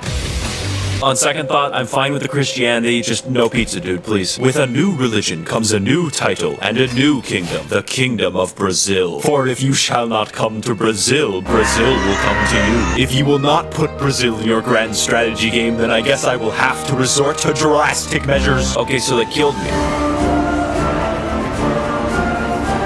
The saga of the boy King Einar begins with a tale at court. During a feast, a man known as Count Cadulto II suddenly springs forth, bringing the king a pie. Excited, the young king demands to know the flavor of the pie. However, Count Cadulto II simply responds with pie several times over again. Minorly annoyed, the noble king responds by informing Count Cadulto II that he is hungry, to which Count Cadulto responds in a most disturbing of ways. First waving to the king, and then making a pun. "Hi, hungry. I'm dad," he says. With this, Count Cadulto has admitted that he is the illegitimate father of the king, and is therefore summarily executed the next day for the crime of fornication. As thanks for the destruction of the great fornicator, the Pope decides to invite me to a cool day trip to the city of Jerusalem. So we raise our armies and watch as he stands around for no reason. And with great zeal, we finally arrive to the Holy Land and get our assholes sent to another dimension. Yeah, you guys have fun with the rest of Crusade. I'll be supporting you all from the sidelines. Good luck. I don't know, just like spaz out like a bunch of ants or something, it'll be funny. Then the Pope just like commits fornication while in the middle of a crusade, invalidating the entire reason for going. He's fucking 79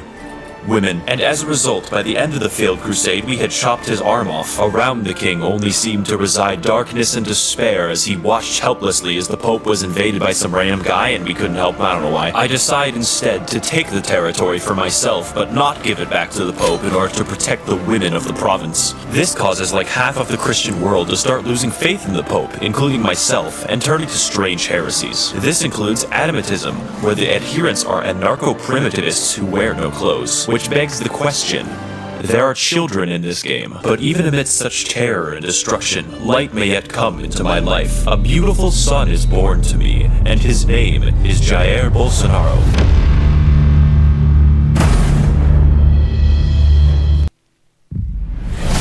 Twisters is streaming exclusively on Peacock. It's gonna be the wildest tornado week you've ever seen.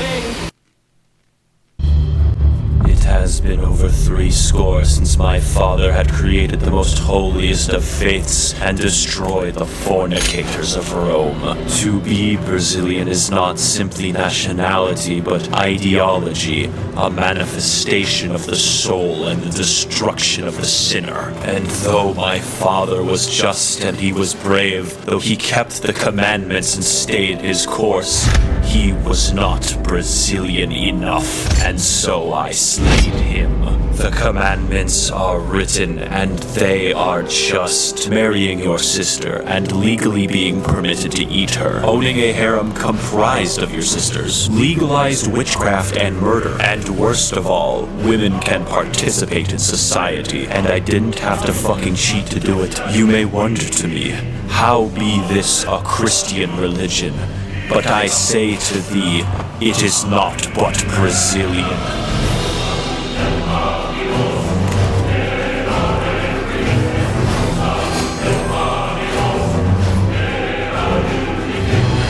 I have fought 1,000 wars for purity in 1,000 places, and yet the world still smells of sin. Our ways must be brought to others for the salvation of mankind.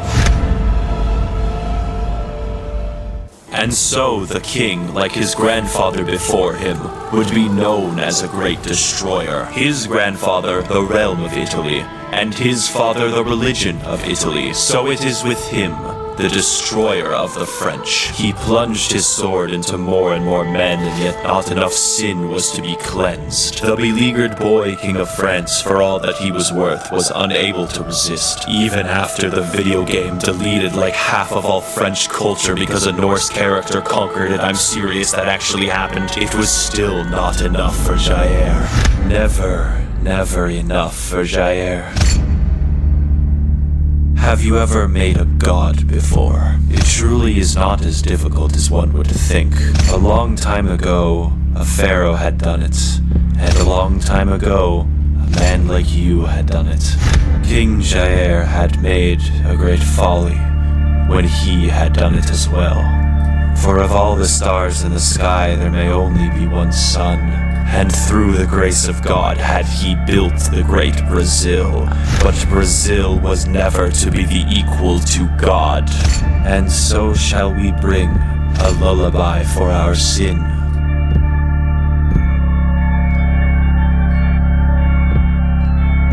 May the slate be wiped clean for another world, another time, that men may know, if only for a little while, a world of purity, of sanctity, a world where all come to Brazil.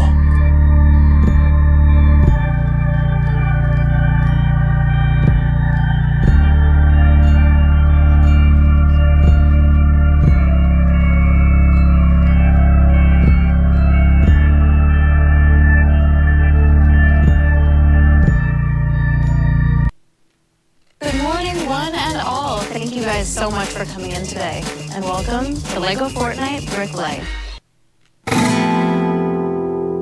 Ace Combat Zero is a game which at first appears to be about planes and war, but then hits the player with giant lasers and thermonuclear retaliation. This game takes place in the strange real universe in which the nation of Belga has had enough and invades its neighbors of Ustio, Ostia, and Sapin, which is just Spain with 2 letters switched. You play as a mute mercenary in charge of his best friend, and your task is to liberate Ustio, stop the Belgians, and deliver an everlasting peace and prosperity to the world.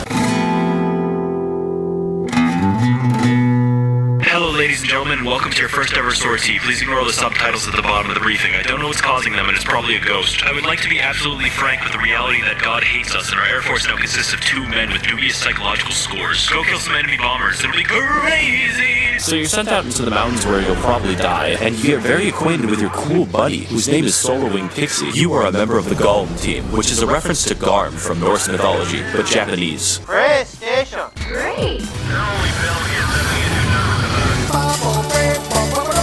You quickly get nervous about the enemy bombers, including the ones attempting to escape your ramp, and the mission is accomplished within 2-minute wait. You can hit those.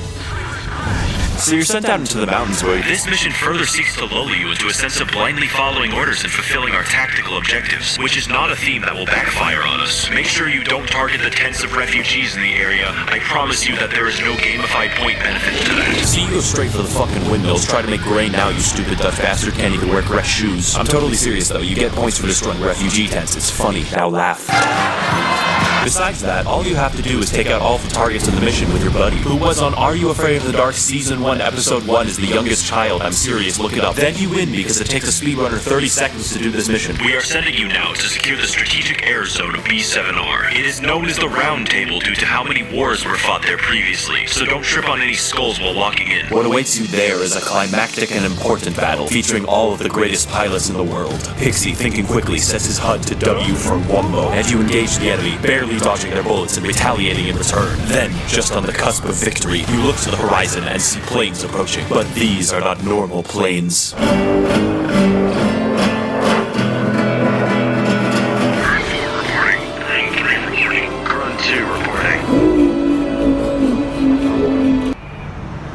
Wait a fucking second, did I hear that right? What do you mean by that? The drowning part, Schmidt, is that real? Yes. So was it like a prank, or was it just like, no, it's just water? Oh, okay. Bro, I think we gotta shoot him down before he dies. Later, bitch. Hello, my name is Sean McNamara, and I'm an interviewer for the Ocean Broadcasting Corporation. What you had just seen was an interview between myself and Mr. Schmidt of the former Groon Squadron. I am slowly beginning to unravel the mystery of the long-lost pilot known as Cypher, and I knew my best bet to find Cypher was to interview as many people as I could from the 1995 Belkin War.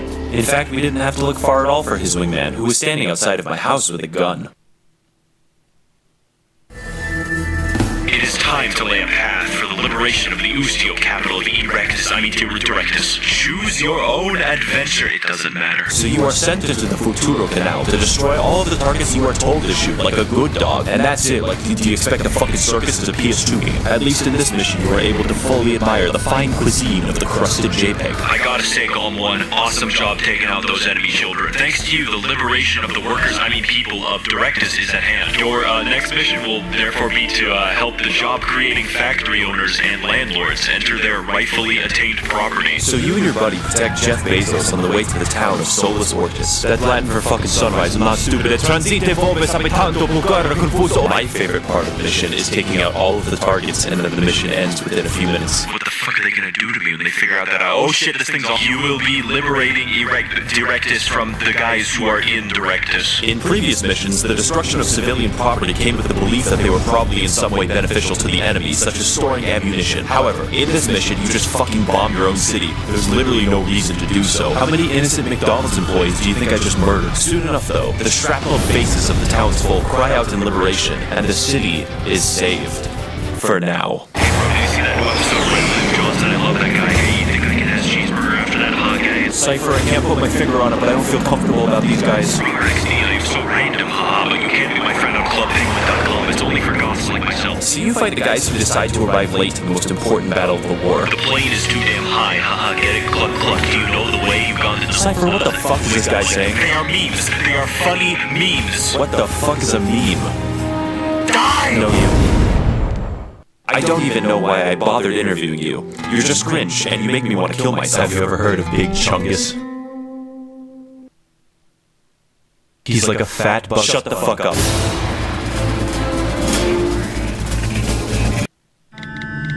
Simon says, upgrade. Again. What's new? Who cares?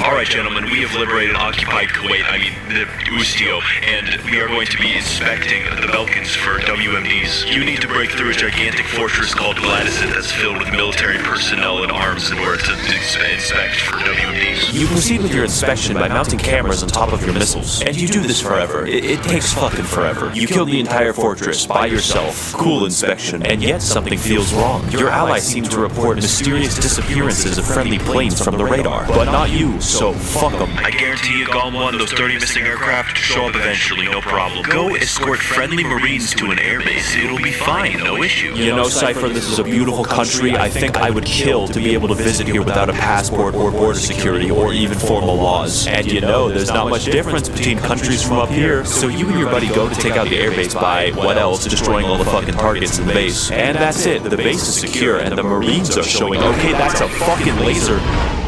Hey Frank, do you think something happened?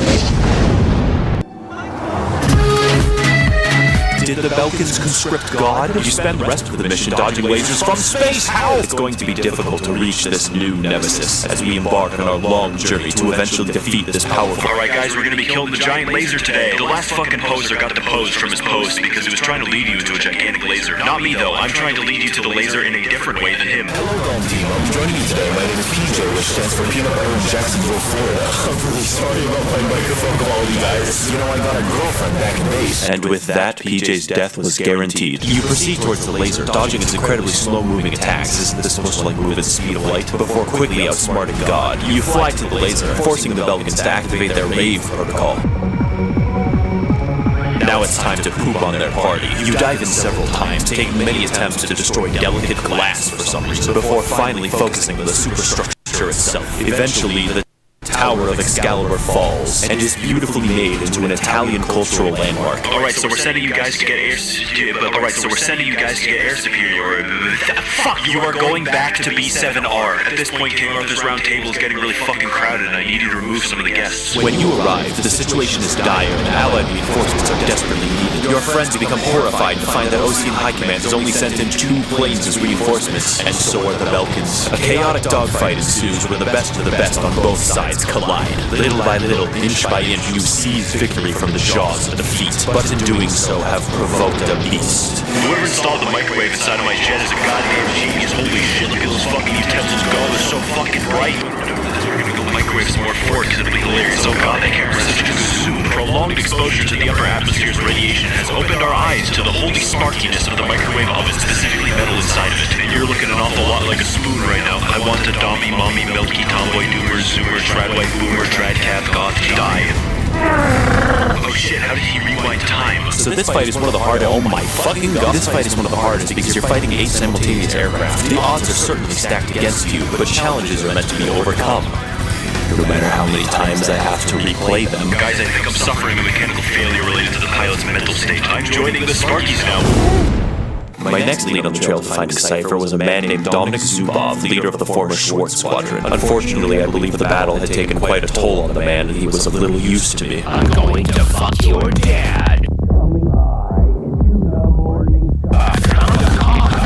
We've got a special mission in mind for order-following gentlemen such as yourselves. The industrial city of Hoffnung is vital to the enemy's arms production. I don't think we're looking for fucking nukes anymore, dog. You're gonna assist bombers with their strictly tactical targets. Oh my god, what are we doing? I just wanted to end the war. This mission isn't even a challenge, it's just arson with extra steps. What happened to the fun plane game? How can you expect us to do this? Arson and indiscriminate bombing isn't war.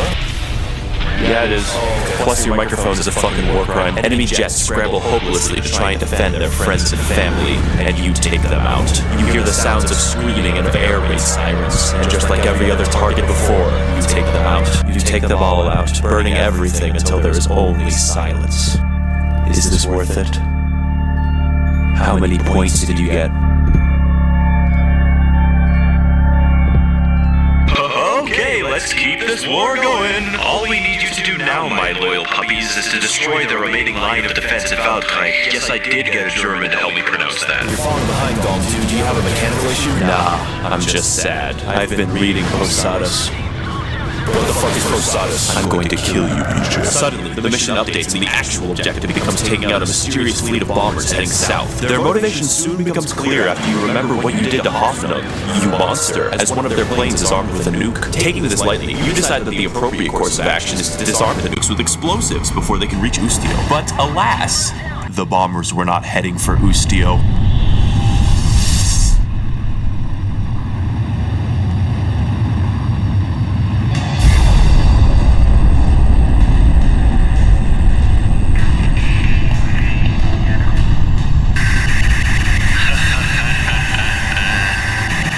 I finally found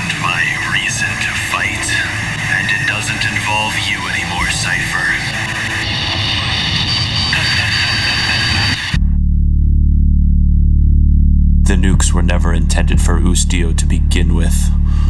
And on June 6, 1995, Belka bit into the crazy hamburger. Crazy hamburger!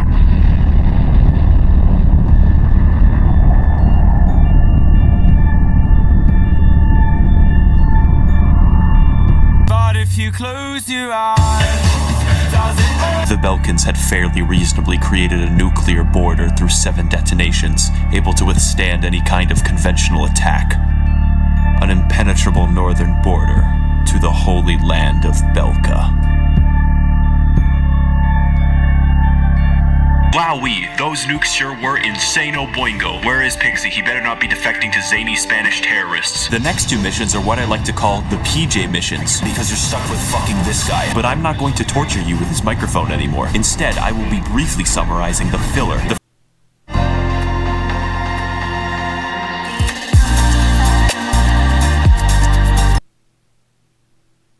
The first mission is very simple and involves taking out the Belkan remnant armies who refuse to accept your hegemony over their country. For 30 minutes or so. Remember that some missions in this game are over in 2 minutes. Speaking of which, it's time to take out the Belkan remnant armies. Again, I guess there's 2 of them. The only problem with that is just a little bit of a peace treaty and ceasefire. Makes it a little bit more fucking difficult. Don't worry though, people dying needlessly like this is the most lighthearted that we will be for the rest of the video. Today is a day of hope. A day in which tension between different countries will be greatly reduced. I can just feel the tension dissipating! If this explanation appears rushed and random, do not worry, the developers of the game also rushed it. It turns out that the Belkan armed forces have been hijacked by some kind of shadowy organization. In fact, you probably weren't even fighting the Belkan army to begin with. They call themselves a world without boundaries, so I guess they're Catholic priests. This is my nana's square. Also, they may have bombed a city with a giant plane. I'm talking like those fuckers put wings on a house. Is anyone else experiencing a bombing right now? Yo dog, can you fucking believe that they left their keys on the counter and took that shit right off? Free bomb or? Wait, why am I hearing Spanish guitars? Espada 1, this is Espada 2. Consider this a gift from Espada me to Espada you. I speak in limerick to the enemies I slay. I wish to destroy borders, now get out of the way. Death you shall have, and quickly too. Here I present a missile for you. Wait. Oh shit, he killed the rhyming guy. What the fuck? I better not die in 4 missiles, that'd be bad. You take out a Espada squadron within under 30 seconds of gameplay. Quickly, you turn your attention to the massive craft in a one-on-one battle. PJ doesn't exist right now. You take out the engines using only your mechanical skill and 6 simultaneous missile launches. With all of its outer faculties disabled, the only target remaining is the cockpit full of innocent terrorists. And then it dies. It was around for 1 mission. Getting closer, I soon turned to the former terrorist, Marcela Vasquez, former pilot of Espada 2. What I received, however, was better than any interview. Hi, my name is Espada 2, and I'm your freestyle dance instructor.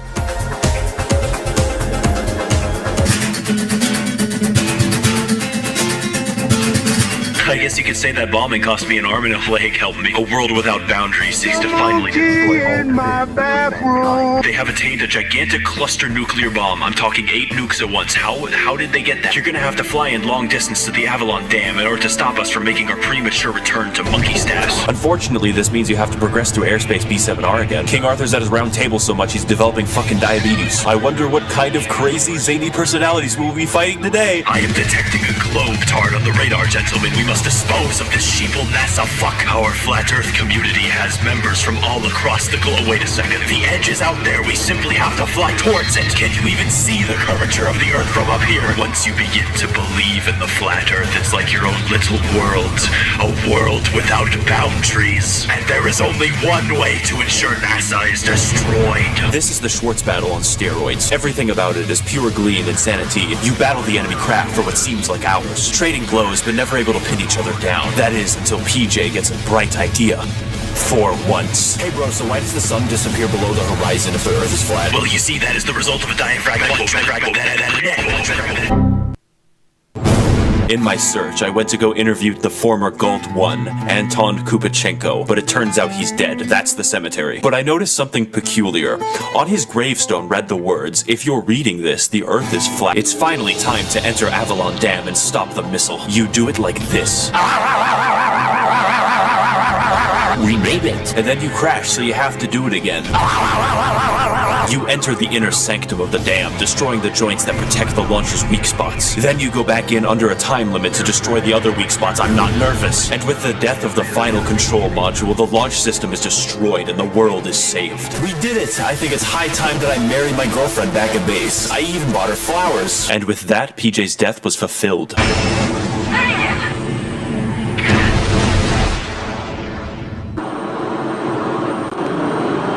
So, tell me, have you found a reason to fight yet, buddy? I knew that we were destined to meet here, Cypher, ever since the beginning. Think about Hoffnung, Cypher. It's all because of borders and police officers telling me that I can't eat this drywall at Home Depot. Can you see any borders from up here? What has borders given us? Books? No, I'll just have to destroy them all. Reset everything to 0. That's what V2 is for. You'll have to kill me to stop this launch. How many nukes do you think I can fit on a single aircraft? Eat my square explosions. How many can you dodge? 7? Probably 7. I have the power of God, Cypher. This is only the beginning. Launch the big fuck.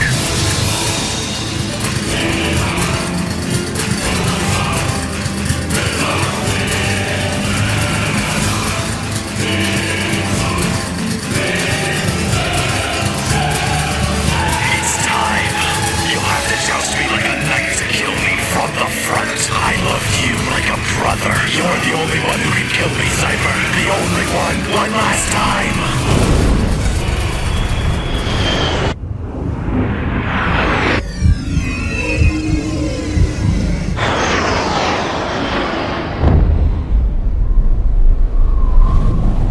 Attention all passengers, I'd like to welcome you all to Northern Belgium. Is that a fucking nuke outside? Unfortunately, I was unable to find Cypher under threat of death. In fact, I'm pretty sure that my firstborn son is now dead. But along the way, I learned many lessons, and I think that they're worth passing on. And I think that they're worth learning for the next life. What about you? Did you learn anything, Pixie? No. Can I please see my children before I die? No.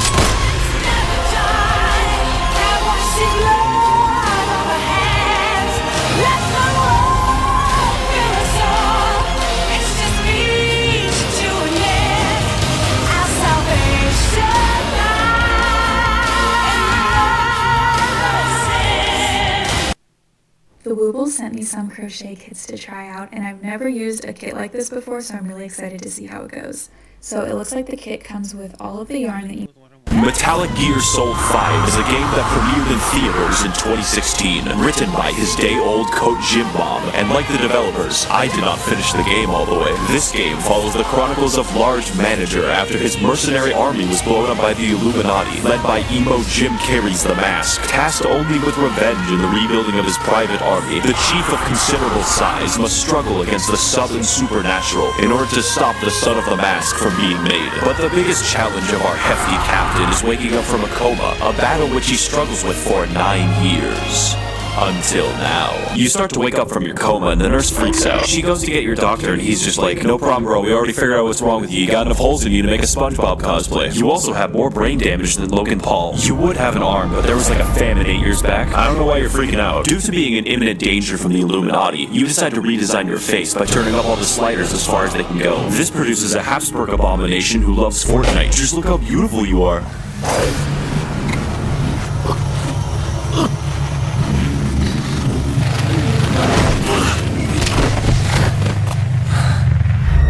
Bitch, I want a piggyback ride. Oh, fuck. She's doing the crab walk, but do not worry, I have a plan. So this pyromancer named Ishmael comes and picks you up. Only he doesn't help you at all, he just watches. Bro, it's taking you so long. You stumble into a floating kindergartner by accident and then die. Well, bitch, you ever seen Fantastic fucking Four? It's a great movie, take my word for it. Don't watch it, just take my word for it. All four suits setting fire to the building is activated this watering mechanism. I implore you to by my close ingenuity. You flop around after escaping the Human Torch.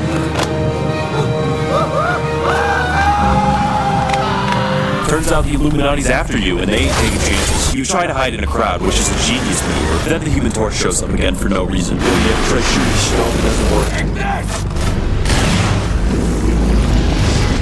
dog, you fucking stupid, what did I just say?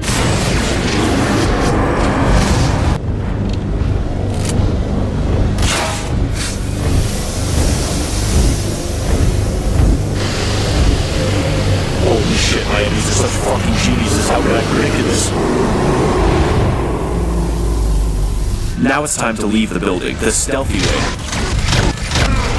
But not before the way is blocked by a psychic child.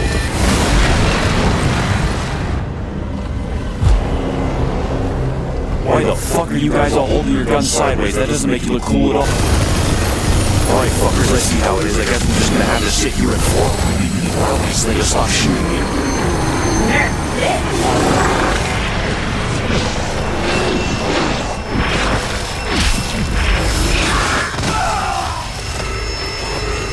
You're fucking ex-snake, I see how baby bitch, come the fuck out. Then you get an astonishing 4 seconds of gameplay before the next cutscene. Oh, what the fuck now?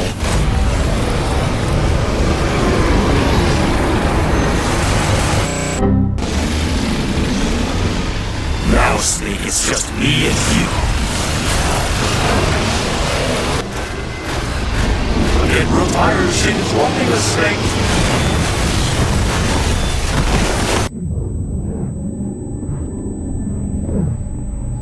Now not a single automobile can disrupt us. Get it! Oh, you done fucked up now, Snake. So you drive away. Poorly. Very poorly. You start to run away before your friend Ocelot shows up on a horse and he's like, we gotta go! You ride your horse through multiple oceans on your way to Afghanistan without asking even a single question. You think robot arms come for fucking free? Snake, you're my bitch now. I brought you here to rescue like an angry guy. He's got one arm or something. Go get him, dude. The year is 1984. The Soviet Union is invading Afghanistan. And it's up to Giant General to uninvade a village. And then another. Я люблю Советский Союз.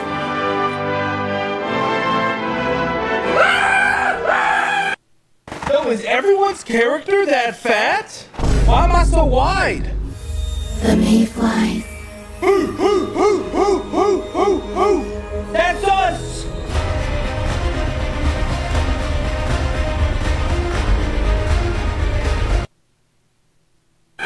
You do the sneak shit for a while until you find the man himself, Kazuhira Miller. You put his glasses back on and then kidnap his crippled ass. You converse with him as you conclude your 7-mile sprint. But before you can get to the chopper, you are attacked by literal Illuminati zombies who run in fast motion. That was not sped up. The way you escape them is by walking past them, an easy way to get out of the police. On the helicopter ride back, he begins doing the meme speech. Why are we still here? After 9 long years, the enormous executive is finally able to return to his mother base and receive like a really fucking long tutorial on how to run the mother base. He then accidentally throws himself into the ocean and is unfortunately exposed to the horrors of having to learn how to run the mother base again. In order to rebuild our mercenary army, we must do mercenary things such as killing people, blowing them up, and then killing them. You do these things without mercy. We finally get a big break when a man who goes by the codename of Sia pays us to go transfer funds to an unknown schmuck named Bin Laden. The only issue being that, in true American fashion, all of the funds were misplaced into the Petra. Said funds are soon acquired peacefully and you make your escape into the deserts below.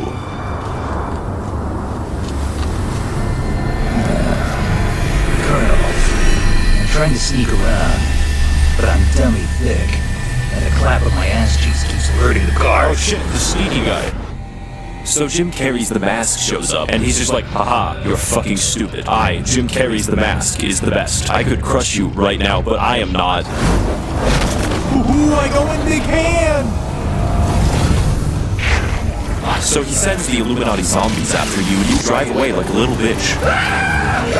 And that's the mission. It's time for more filler. Kill a man. Kill his friends. Blow up an armored column. Twice. Kidnap young impressionable males and send them to your anime prison in the sea. Set your helicopter music to virtual YouTuber covers. Please collaborate with me, Watabe. You travel the lands of Afghanistan to secure a Soviet scientist until you are shot in the face.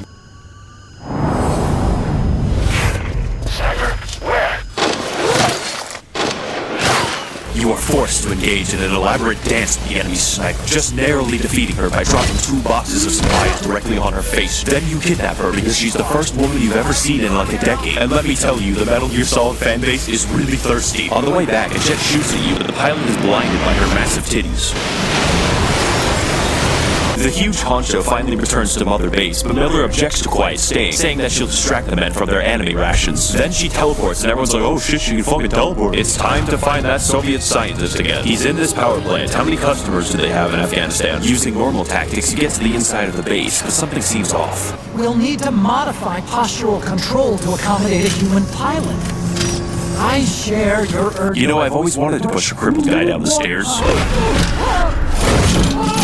I don't know why you keep thinking that we need a human pilot. I literally have a ghost girl that controls metal. Take him away using the goofy-handed robot. Look at the goofy robot run! So that's all the gameplay we're gonna get for now. Better scan the document, see where the fucker is. He's over there. You get over there, and it's a base. It's a good thing Snake has knowledge of what is and isn't based. You get inside and realize he's trying to develop an AI waifu, which is perfect for your base. But it's a surprise. You use the stupid robot and get to your helicopter.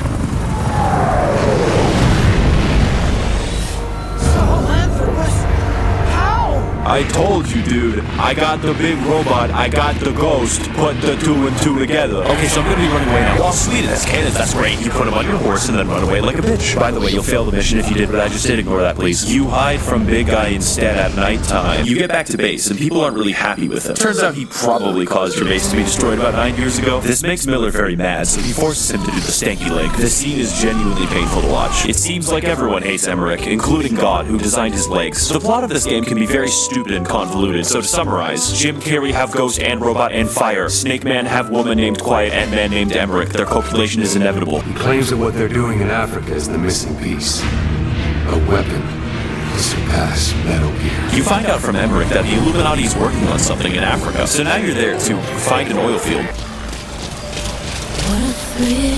You get to the oil field and find a bunch of bodies at the bottom of it. I choose to ignore these bodies while I dig around some more in a place that lacks formal law enforcement. Welcome to Africa. It's time to sprint around, get wet and wild, visit Ocelot for literally no reason, and go back to my base to creepily watch a woman in a cage. It turns out she can't speak or wear clothes because somebody threw a fiery plate at her. She breathed through her skin, so watch her in the shower. You try to get to your helicopter, but she just shows up. Hey, Snake, how you doing? I know I'm supposed to keep her in the cage, but she's got like big fucking boobs. Then she shoots the helicopter blades like this.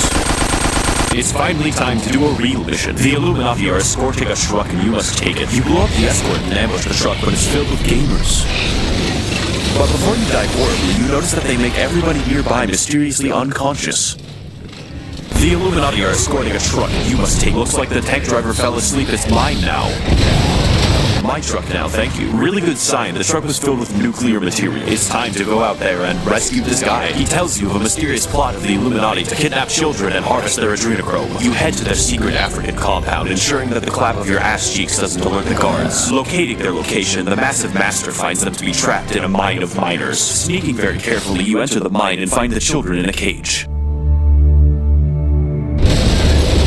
Amazing. Mission complete. Okay, but seriously, you take them all to your helicopter, but you only have to rescue 2 of them. My man Bill Clinton needs that eternal life. You take him back to base, and they tell you of a place where people disappear mysteriously. You head to Africa in the Watame helicopter, and the place is covered in fog permanently. Very good sign. You head through a mysterious tunnel, can't really see that backfiring, until you reach the zone. There's no one around, which assures me of its safety. Oh god, what the fuck? They're playing Nightcore into their throats, it's awful. It's like a dance party without the dancing.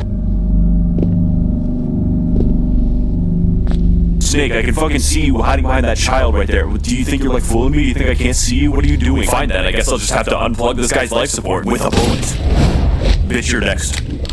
Actually, just kidding, I got the fire guy, so I might as well use him. So you run away because his only method of attack is slowly walking. I'm supposed to be the crippled person. So you do a boss fight with Human Torch, but I figured out how to beat him in like 2 seconds. Hint, it involves water.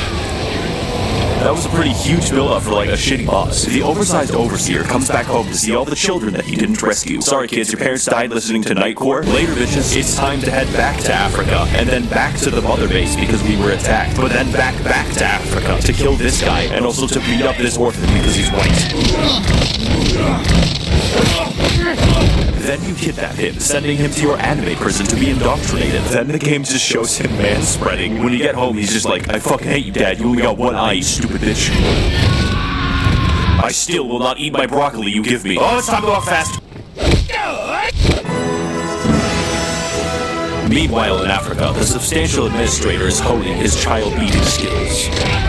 You think your guns make you safe. Snake, I would hate to rain on this parade, but the entire base is sick. You've been beating children in Africa for a week now. Find out who's sick and quarantine them. You look it up and decide that only people with stupid names are going into gay baby jail, such as Doom Shark, Vengeful Crab, Sinister Gibbon, and Pun.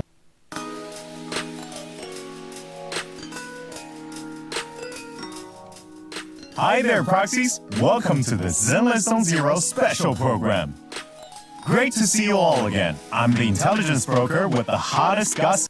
Punching vulture. It's obvious that this disease was the same one that we discovered in that warehouse, and we must find a way to stop it. You track down the only two men with information regarding— Okay then, fine. You traverse the plains to find the last escape, and he explodes? He's fine, don't worry about it. From his mangled corpse, we extract information regarding the one man who can cure this disease, and thus we set off to save our base. Along the way, we encounter normal cinematic shots from people who aren't horny, and are faced down by a group of elite Illuminati snipers. Your battle lasts hours as you carefully fight for every inch of ground, occasionally shooting them in the face. Other times you must go through the rain, and some days you must feed on a tree frog. Sorry, I was thinking of like a better game. Your mission is to infiltrate the jungle and capture all of the monkeys. So you walk past the fuckers and see this big mansion. You go into it but realize it's filled with enemies. That sucks for them. You descend into the basement only to realize you basically found a wizard. Yo, I heard you got a problem and I have a solution. But first, you need to shut the fuck up. The Illuminati is making a weapon that only hurts you if you speak a certain language. That's why they were testing out Nightcore in that guy's throat, poor bastard. Not to worry though, the cure is weed. Have some weed.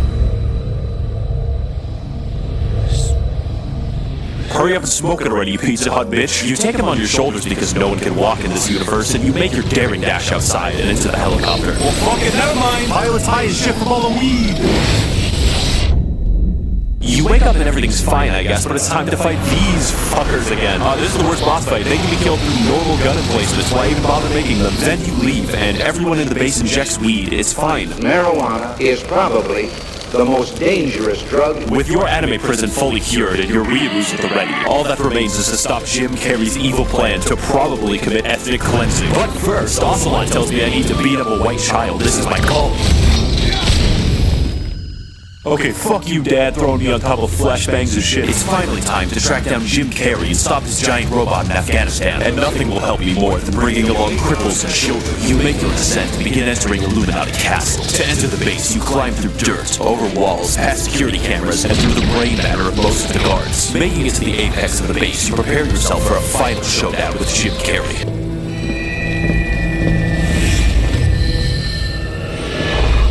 We are not so different, you and I.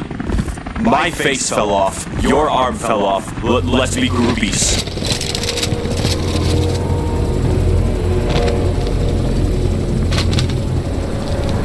You need to get inside my fucking van right now.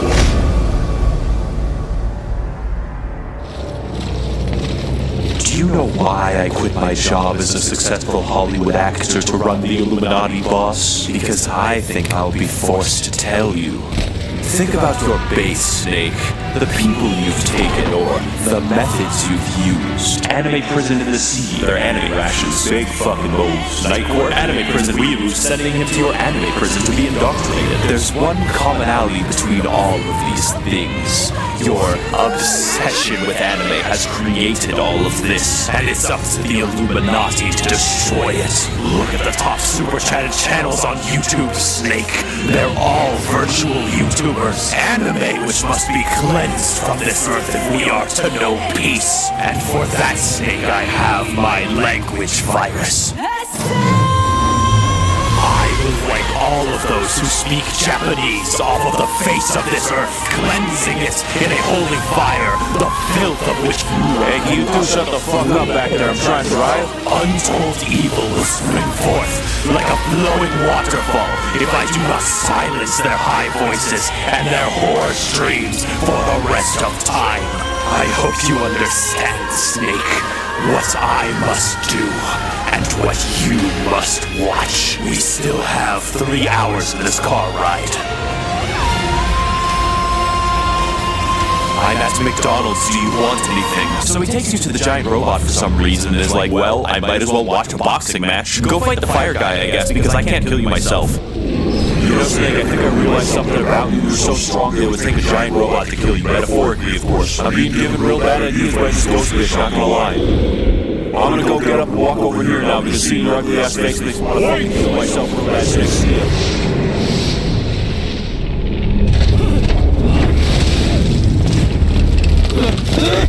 Who's doing this? Such a lust for revenge? Oh,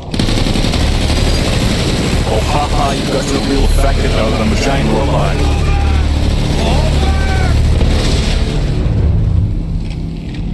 Snake, you dumb bitch, trying to cover me in water now, motherfucker. So Snake tries to escape while it grows a testicle on its left shoulder. Then the entire army comes to fight it, so it counters with a literal sword.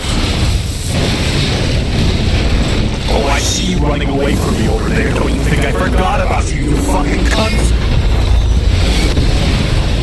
Well, at least my day can't get any worse. I will finally have my revenge, Snake. You are all mine. Haha, that was so good! I finally got him, the guy that I was chasing for the past 3 weeks. What do I do now? Cypher will rewrite the records. Wait a minute, is that guy doing the anime monologue that he's practiced for like 9 years again? If I have to listen to this guy talk for more than 20 seconds, I will blow his brains out. Planted will infest the system. 17, 16, 15. You really aren't fucking getting this. You really don't understand. Major. Oh my fucking god, this clown is trying to talk to me. Dude, what are you even saying? Shut the fuck up.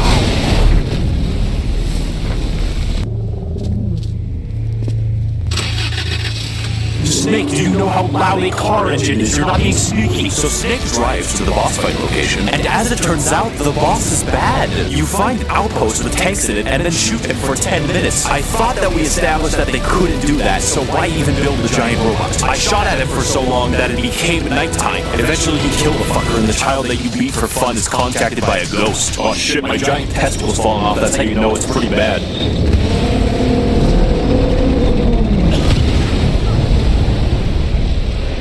You get in the helicopter with your buddy Miller and set off to do one last act of revenge.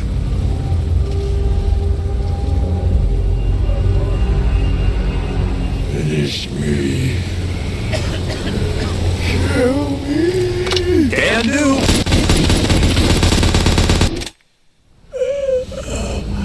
Bad ammo, sorry bro. So you walk away and notice a gunshot, and Emmerich's like, I did it! And it's time to go back to your base to wrap up the story. The Swole Sergeant has won. Nothing now stands in the way of our band of misfits and the realization of their hyper-militarized army of radical weeaboos. We together look out into the skies of the future, of potential, and see the giant robot with his left testicle reattached. I guess we just took him. We together, with our enemies destroyed, with the help of a giant robot, can overcome anything.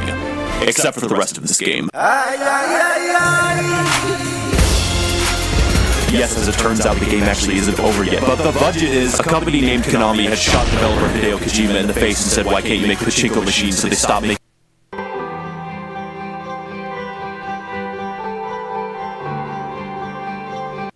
making the fucking game. What we got as a result is the software equivalent of a stillborn infant where none of the cutscenes have any context, so I'll try to get through them as fast as I can. Someone on the base is probably a traitor. Miller suspects Emmerich, but he was a very functional horseman I was out in the field, so I don't know. I go back to my base and notice that something's wrong. The little fucking punching bag paid my entire base to be Ocelot just to spite me. I go to get some dirt on Emmerich by capturing his waifu that we forgot, and it just kind of does this. You try to interrogate quiet since Miller thinks she's the traitor, but she's literally incapable of speaking. I think he's a little stressed out. Hey boss, I thought that Miller wanted a vacation, so I grafted his face onto a dog. He shits on the floor now, it's great. You do like a billion side missions I don't care about. If this sounds like a disconnected checklist, that's because it is. Cutscenes and plot moments happen randomly and are completely disconnected from one another. Until this happens.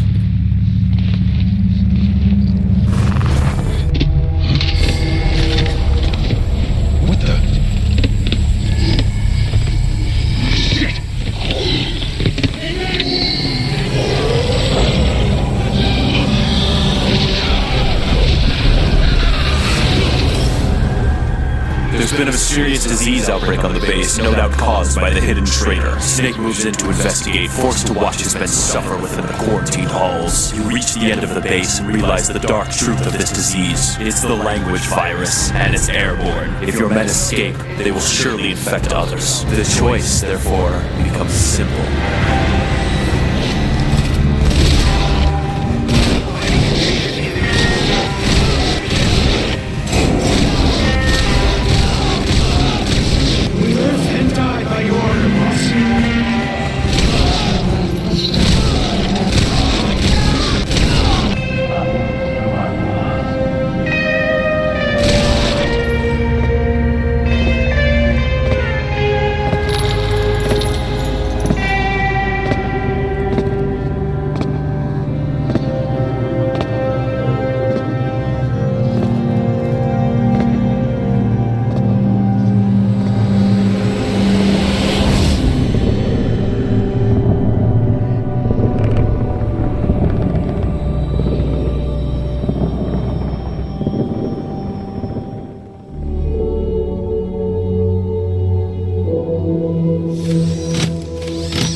It's your fault! They're dead because of you! They were on your side! I'm on your side! And you turned them all to ashes!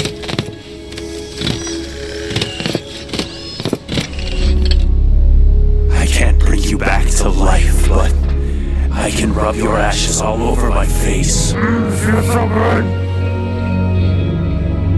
What the fuck is wrong with you, boss? Huey Emmerich, you stand accused of being the traitor and for yelling at people during a funeral. It can't be me. I was busy playing League of Legends. You're the real Simp Snake. You're all just a bunch of black-pilled doer cucks. Everyone can see it. Cause what the fuck is he saying? This leads me into the final twist of the game, a disconnected short wherein it is revealed that you were actually the boss's body double this whole time. This means that Jim Carrey practiced a speech for 9 years and then gave it to the wrong guy. I hope you understand why the end of the game is seen as abrupt, and in fact, so is the end of the entire Metal Gear franchise. In the end, it wasn't Jim Carrey that killed Big Boss. It wasn't a giant robot. It wasn't the Human Torch or psychic powers. It was a fucking pachinko machine. If you're an executive at Konami, I would suggest that you put your ear near a jet engine. But before we close, let's all appreciate the efforts of a hard-working man who didn't even want to make this game. We're sorry, Hideo Kojima.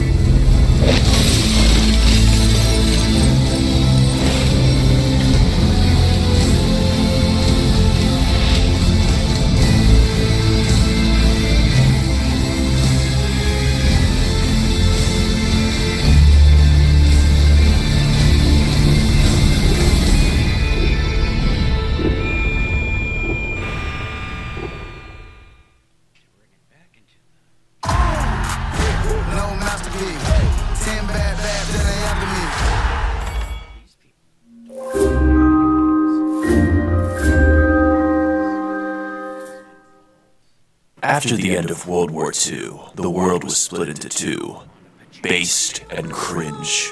This marked the beginning of the era called the Cold War.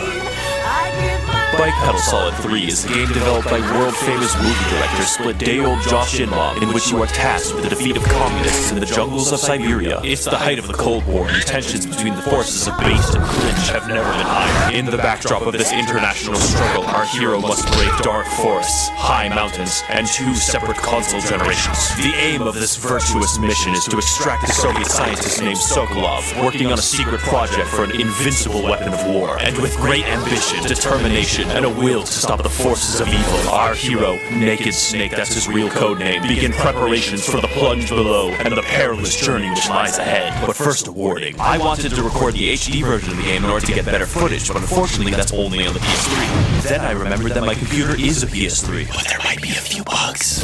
You get up in the air and your partner's like, don't throw your smoke on the gasoline.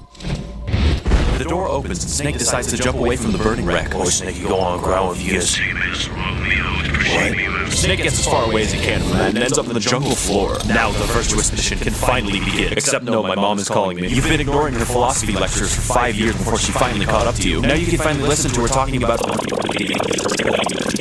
Now it's time to head through the lush swamps of Siberia and die. The Russians patrol these jungles, so you must head through slowly, carefully, and methodically. That includes the bee attack. You finally reach the factory where Sokolov is being held and beat up everyone like it's high school. You get to Sokolov just as he exterminates the last of the Twilight books. Sokolov explains to Snake that he's actually being kept there for his safety by the KGB. There is an internal power struggle in the Soviet Union, in which a faction of radical communists seeks to kidnap him and take power for themselves. This faction is headed by none other than Emperor Palpatine. The motivation, ideology, and also practice of all these forces remains at large, but time is of the essence, so you make your extremely slow hurry up. Please. Free! Fuck! Finally, a real American.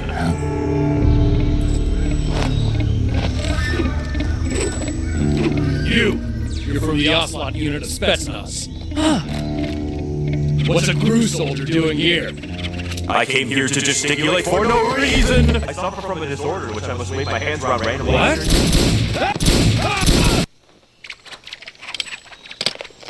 Now, Snake, tell me, is it true that in capitalist America, hordes of pigs can appear from nowhere and kill children? I don't think that's accurate. Amazing! I'm going to meow now. What? So Snake beats his ass, rendering him unconscious and the scientist safe. You run into the forest to go find the scientist and enter the bridge of bad lip syncing. Capable of launching nuclear IRBMs. You see the giant tank Sokolov's working on. It's a giant cannon. It shoots really big. Your only option left is to take him back to the States. So you cross the bridge where you see your mom. Your mom is voiced by Pearl from SpongeBob. That suitcase is full of bees, Snake. I'm defecting to the Soviet Union. You mean the forces of cringe? Those are relative terms, you imbecile. So the communists use bees to get out Sokolov, and Emperor Palpatine shows up. Finally, my plans are coming together. Throw this yee-yee-ass honky off of the bridge.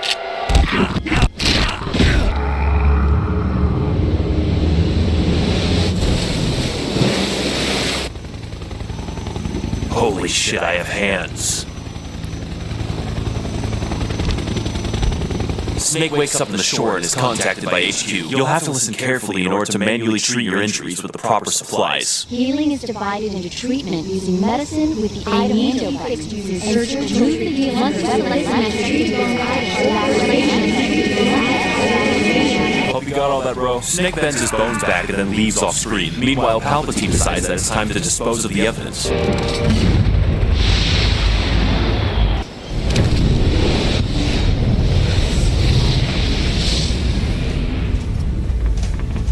It's been 1 week since the Virtuous mission, and your radioactive ass is being sent back to the jungle again. The Soviets blame the United States for the explosion, and the world is on the brink of nuclear annihilation. In order to save the world and prove our innocence, you must head back into the jungle and stop Palpatine's plan to overthrow Khrushchev. This is the beginning of Operation Snake Eater.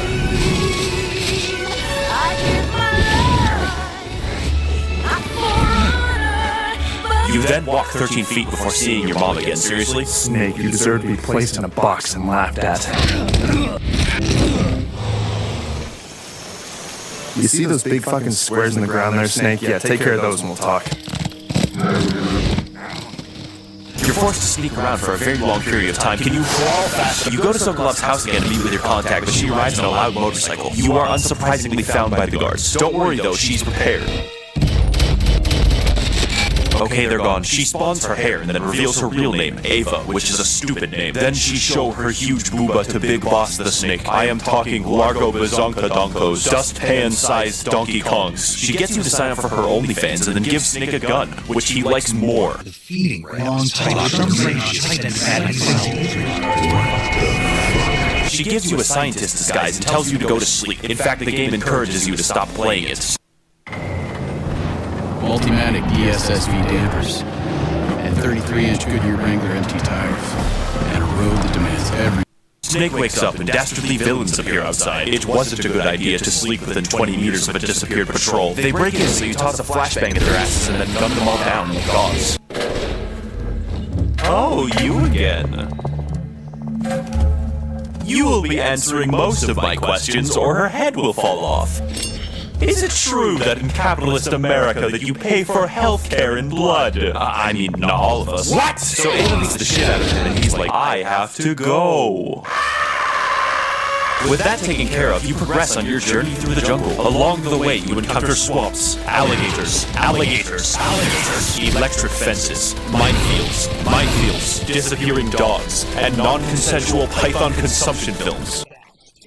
With nothing but a pistol in hand and an iron will to see things through, you reach the jungles and head for the facility where Ocelot stands behind a rock. God damn. Tell me, American, is it true that in capitalist America there is no such thing as the village toothbrush? The what? Fascinating. Listen to my cat impression.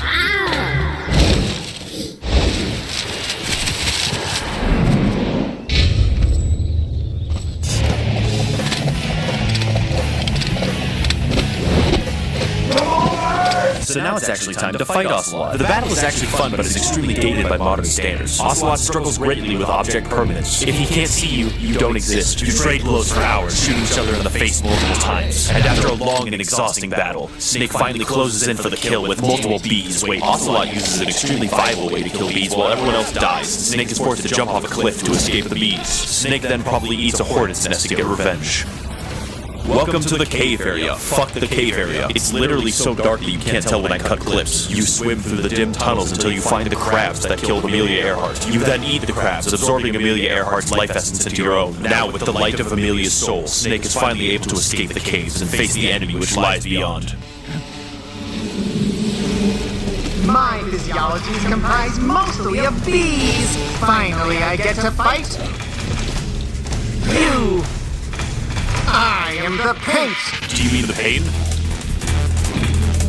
No. Much like the Ocelot fight, this battle can be used as a test for infants. Whenever you disappear from the water, the pain forgets that you exist, allowing you to get a quick hit before diving underwater again. He would be screwed if bees weren't bulletproof. He also uses bees to carry grenades instead of just sending bees at you. But after a long time of poking and prodding, you eventually bring him down and he explodes into fire. Why?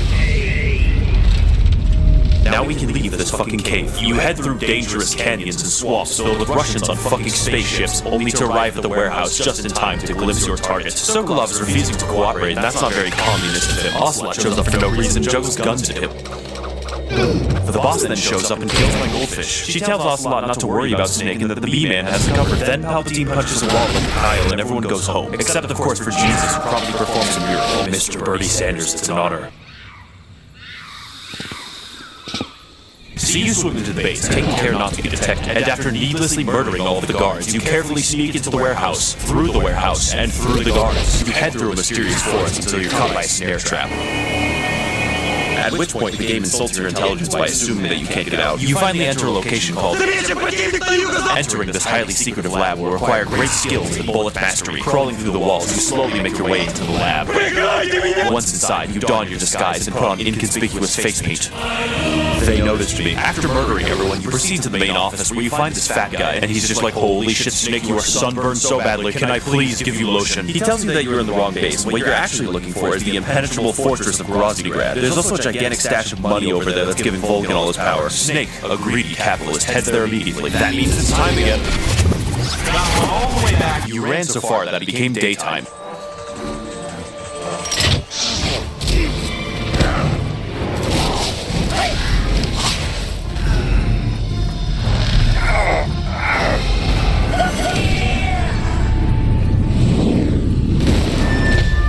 I filled that arrow with heroin. You're about to have a fucking blast, my dude.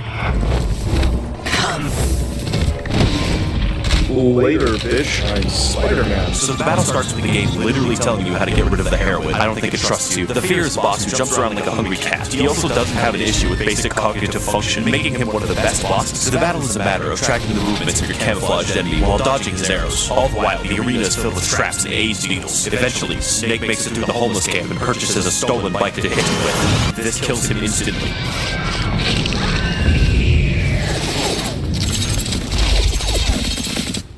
Alright, so the crackhead is died. Time to go. You go through the warehouse before killing the guards, and then looking up the exit. I'm lost, Mom. Please pick me up. Now I know. You head through. When Ava calls you, telling you to get your ass to the secret tunnel in the mountains.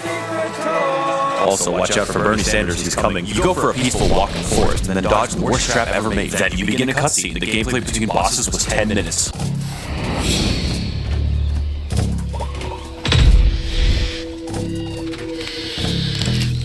You will be be receiving healthcare by force. After all, is free healthcare not the definition of communism? What the fuck? I will be pushing Donald Trump down the stairs. It's time for another boss who can process stimuli. But unlike previous encounters, this boss is slow, methodical, and deadly. Kojima originally wanted the boss fight to take 3 weeks in real life, but was told no by a trained gibbet. The boss fight mostly consists of sneaking up on your target and chipping away his health. It's a cat and mouse game between two equally matched stealth operatives. And if you don't play the game for a week, he dies of old age. Fortunately, I didn't do that, so I got to watch him change race and explode. Now that America is safe from the clutches of real-life, actual-in-fact communism, it's time to head up a ladder and head to the mountains above. If you played this game, you already know.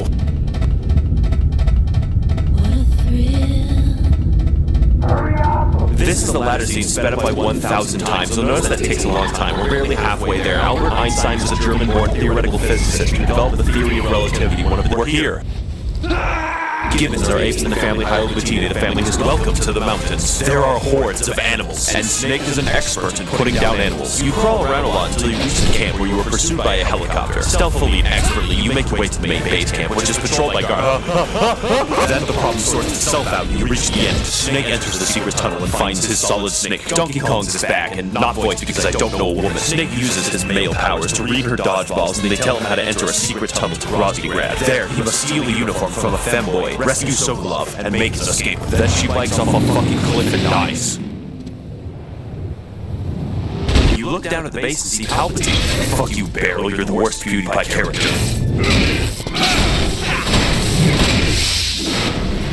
Colonel, please help me. I can't stop walking like I have to take a shit. I literally killed a person, you fucking idiot. What? This is why we don't have sex ocelot. All communists may be gay, but I'm not gay for you. So after that shenaniganery, you exit the mountainside and enter the tunnel. Kinda cool how Snake had to climb a mountaintop and then leave it after 20 minutes.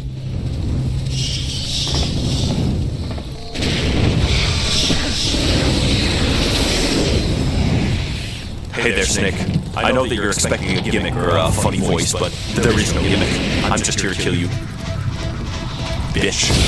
It's time to fight another boss of gibbon intelligence. The theory works by trying to figure out where you are and then failing. Though I would consider it a difficult boss, because if you are found, you're fucked. Much like the Pain, you rely on this boss being unable to understand Piaget's water conservation task. But the boss isn't very interesting. His fight goes down to a cycle of 3 steps: shooting, running, and praying. Do this enough and you'll win. I'm escaping to the one place that hasn't been corrupted by capitalism. He's dead. Oh boy, another ladder. Great. Welcome to Groznygrad. I hope no one looks at my plans while I'm sleeping. You sneak through the outer sections until you get indoors. You put on your disguise and it actually works this time. Did I mention Snake can do blackface in this game? You run around for 10 hours looking for a femboy. Seriously, where the fuck is he? When you finally find one, you walk towards him normally, knock him out, and then shove him in a locker like a nerd. Right. Squeeze my hard. Now Snake is revered and respected across Discord.com. Using your newfound access, you head to the interrogation room to find a very confused Sokolov. He tells you that it's too late. The giant robot is ready for battle and the Soviets no longer need him. The only course of action left is to destroy the prototype because schematics don't exist.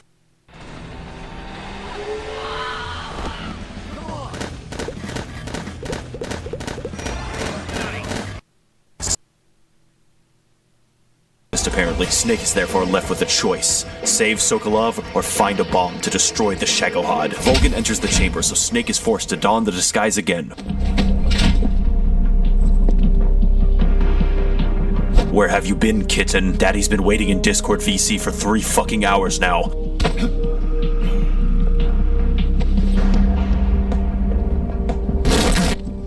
Wait a fucking second. Kitten has a bent penis. He shoots Sokolov for no reason, so you take him down. Then the boss shows up again for no reason. Snake is extremely shit at this. Then Palpatine gets in on the fun. It looks like this. What the fuck is happening in here?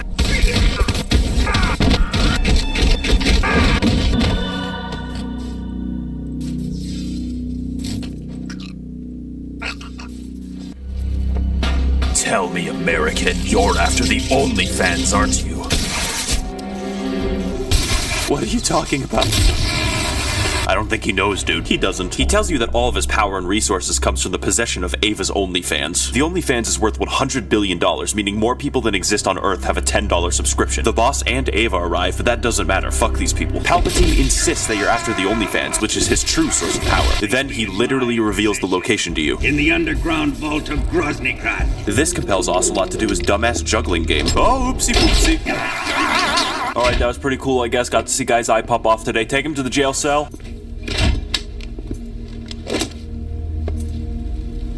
Now, American, tell me.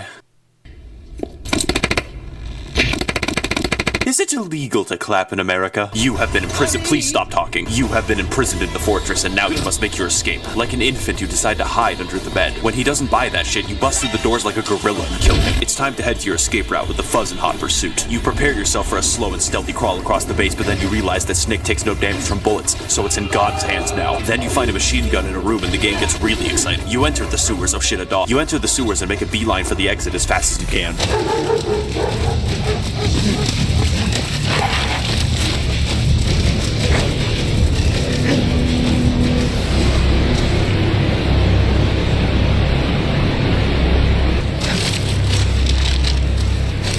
Oh, Snake, it seems you have nowhere to go. How fortunate for me. Now you'll just have to answer all of my questions. Oh my god, he's going to ask me something stupid. Is it true that in capitalist America, the army is conscripted to fight giant tumbleweeds? Answer me, or else. Okay, fine. What? You win this time, American. So you leap off the fucking cliff and die. I'm serious, you're literally dead. So Snake is taken to the fucking afterlife. I was thinking that being dead would face him more. Then it begins to rain in hell. Have you ever seen Danny Phantom? What? Guns don't work in hell, dumbass. You're just like me, Snake. Edgy as all hell. You've killed literally dozens of guards in order to get shots for your stupid fucking video. Now, you will see the suffering that you cause. Crikey! No fuck, I didn't want to go up, stop. This is the boss fight. The developers figured out that you could avoid having a chimp boss by not having any boss at all. He shows you all the guards that you've killed along your journey, which is most of them. He even remembered each individual bead. The more people you've killed, the harder the battle is behind me, isn't it? Then you walk for 3 hours. I didn't know birds had souls. And when the moment is darkest and Snake is on the verge of forever death, someone begins playing Linkin Park, so Snake comes back to life to turn it off. Now we must sneak through the jungle with no equipment besides our bare instincts. You expertly evade your enemies before beating them up some more and running behind a waterfall. Ava shows up behind the waterfall after her spine was reattached. Then she sexily gives her weapons back. You chill for a bit before she's like, Snake, are you fucking gay? The internet witch begs you to give her more money, but Snake is trained. Can't even eat a snake during a mission, huh? I wouldn't mind eating you. She tries the physical contact route, but he never breaks. Even after undergoing CBT, he remains unbreakable. Snake waves goodbye to the thought, but she gives him explosives out of respect. Later, bitch. You take the tunnel to Groznygrad and go up a ladder! Whoa! Now you're back. You sneak through the tank yard. Fuck! You sneak past the extremely aware guards. Enter the weapons lab, disguise yourselves, reach the tank, and kill everyone. Okay, fine. You disguise as a different person, then systematically knock everyone out with your stanky breath. Finally, you place the explosives and get ready to leave. Except for the fact that Palpatine just appears again. The boss beats you up for no reason. Snake, what the fuck are you wearing? Am I in a goddamn Jiffy Lube? Oh good, you got him. Now tell me, American, in capitalist America... Shut up, Ocelot. This bitch tried to swipe her OnlyFans for me, but I got that shit on lock. Why are you all panicking? All the passwords, all the 2FA, I got that shit right here. I will now switch this radio to the low-res model. I no longer need you, Ava. Your OnlyFans is enough to fund communism 1,000 times over. Cringe. What the fuck are you saying? How about I lay it out in a way that you can understand, you unfresh bonobo? Communism is when the government gives people healthcare, and the more healthcare the government gives, the more communister it is. My plan is to use this money to give healthcare to every man, woman, and child in the world, and therefore force them to adopt communism. I will ensure that the government takes every toothbrush, every iPhone, and every stock market, and and burns them, along with every starving Ukrainian. Once the Soviet Union stands supreme as leader of the world's nations and the top provider of healthcare, I will rename the Earth to Venezuela and inflate our currency until the end of time. To destroy all of the small business owners and mom-and-pop landlords, I have my Shagohod tank, which will rain a nuclear fire upon a new red world.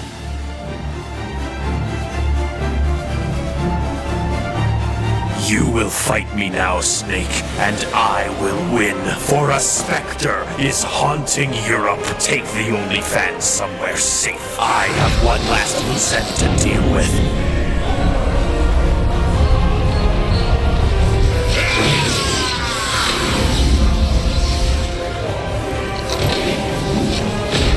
Welcome to the Palpatine boss, where 90% of the fight is him standing still. Also, you have a time limit before the base explodes. The best maneuver here is to do the classic Dark Souls circle strafing, and if you shoot at him, he gets mad. The actual way to beat him is by frontal hand-to-hand combat, where upon you shoot him on the floor. You gotta do this a lot. Palpatine is swole as fuck. Phase 2 starts, and Ocelot doesn't do shit.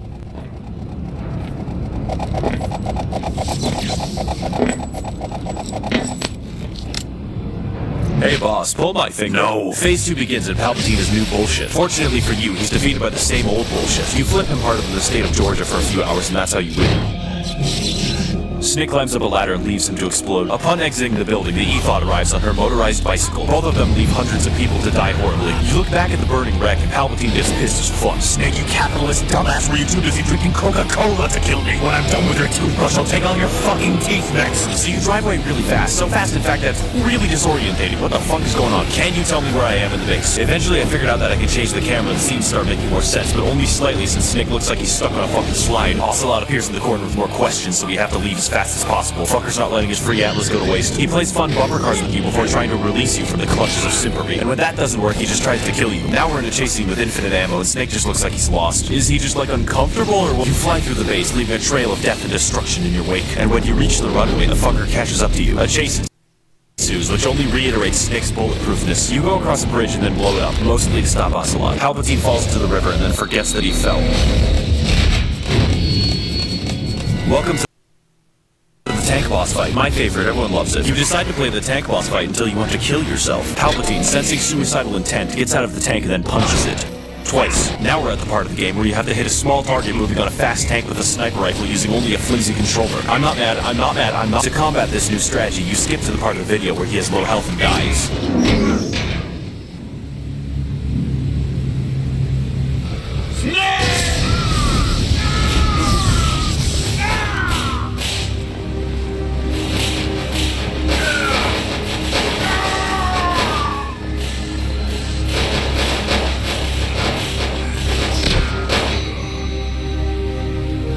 Thank God he's dead for real this time. Now Gorbachev can sell the Soviet Union for pizza in peace. Snake donates for a hug and aliens come to take them down. The final chase scene ensues where I figured out that I can get Snake to scream a lot by firing the machine gun.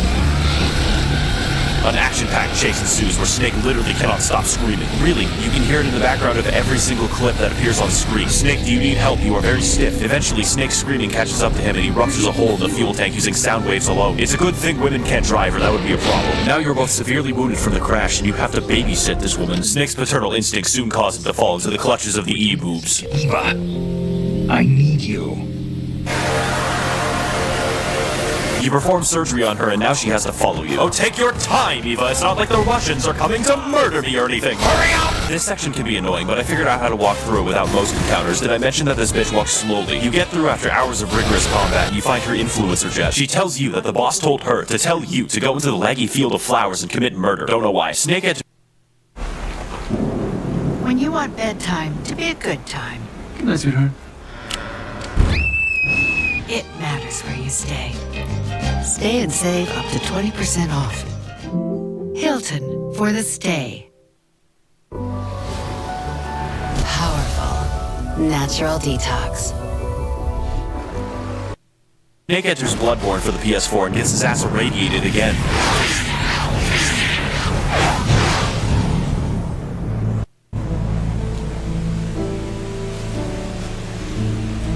It's beautiful, isn't it, Snake? You've fallen for, haven't you? I thought I raised you better than this, Snake. Better than her. I raised you to be gay, Snake. The ultimate soldier against simpery. I knew about the terror that the OnlyFans would bring upon this world, and this is only one of the results. Snake, I faked my defection to get the OnlyFans that no one in the world could ever have it again. Not even you. See this scar, Snake? I tried to get surgery to become an e-girl, and look what it did to me. No one can be allowed to have this money. Not you, nor anyone ever again. And if you want to please your e-girl so much, then you will have to take it from me.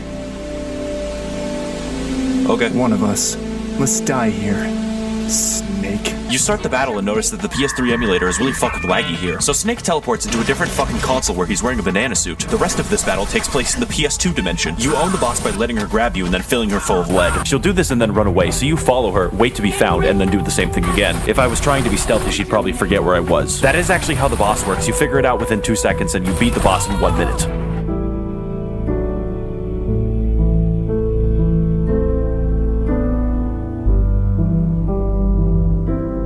Take it, you simping dumbass. I'll always remember you as being based, boss. Take the gun and fucking shoot me, so I never have to hear that word again. You are a disgrace and an imbecile. Snake, hurry up.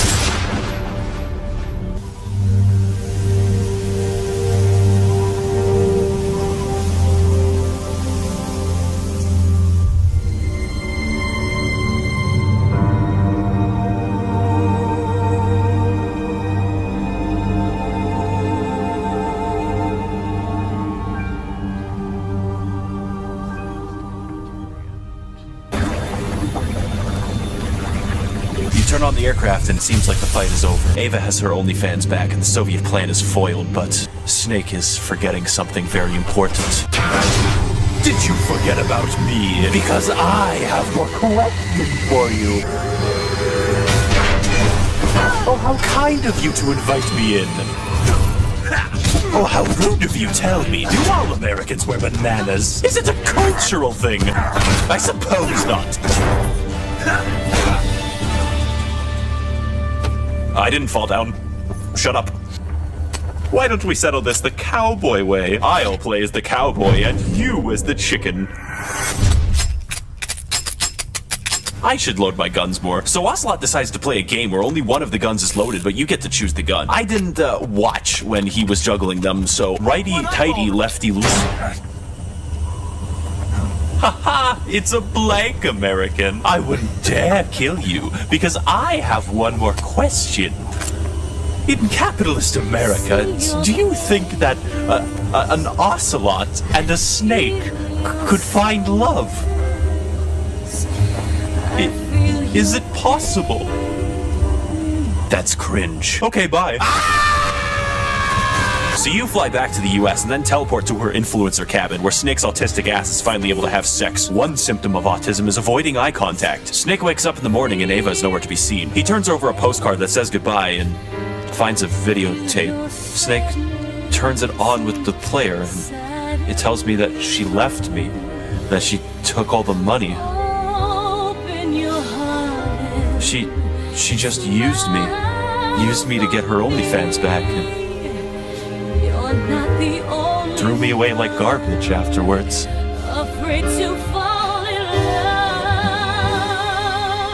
The boss was right about her, about the OnlyFans.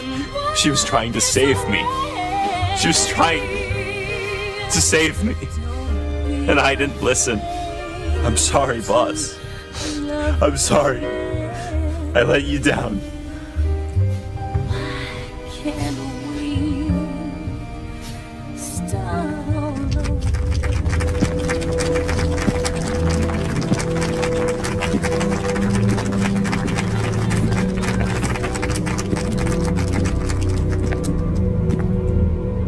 You are above even the boss. I I hereby award you the title of Big Boss. As the president awards you the dumbest fucking name ever, he goes to shake your hand, but you refuse it. He and men like him will stomp on the memory of the boss until the end of time. You walk out, but all the morals of your mission seem lost to you now. A distant memory of a time where a mission could be virtuous. Despite all the pictures, all the photos, and all the medals, Snake is now utterly alone in this world. The only thing left for him now is a beautiful garden containing a grave of the only person in the world who gave his life meaning. All that remains of her now are memories of a time long since past. A time where the world was simpler. A time of based and cringe. When heavens divide, I will see the choices within my hands. How can we ever protect and fight with our tiny souls? Let me shine like the sun through the doubts and fear. Do you feel the storm approach as the end draws near? When heavens divide, time will come to softly lay me down. Then I can see a place that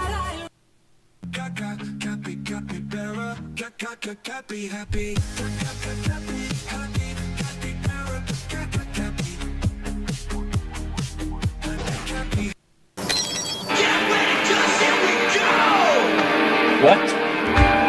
That is not how I ordered the bike?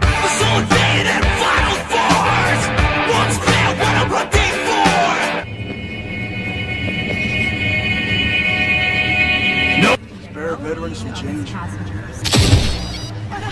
Here.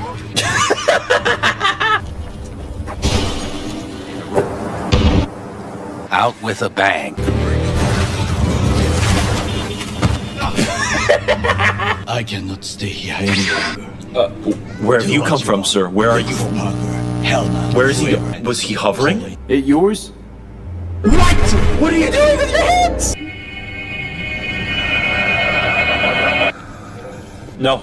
No. Curious to see how he handles the likes of me. He's fucking crazy! Does he not? He doesn't give a fuck! Am I remembering right, or just had a brain fart? What's up, officer? Is there like a disturbance? Someone you looking for? I'm the invisible man. What? Where did he go? Thick. What? Eyes on the road. Eyes on the road. What are you doing? What kind of optic camouflage are you using for that suit? Greeting. Huh? What are you doing? Communist Party acquired. You being casual about it? You real casual about it? You gonna... Okay, yeah, just take your time. No, we're not in a rush or anything. He was just that guy was just standing there. Take me away. Take me somewhere else. I'm free now. This is like the 5th time I've seen that exact same chunky guy walking down the street looking at his phone. There he is again. There he is again. Oh my god, he's there again. Please, no! Your tire, sir. Your tire, sir. Are you okay? Hey, easy. I just want to help. What are you doing? Why are you just walking like that? This is 2020, the future of gaming. Completely independently of my presence, he just circles.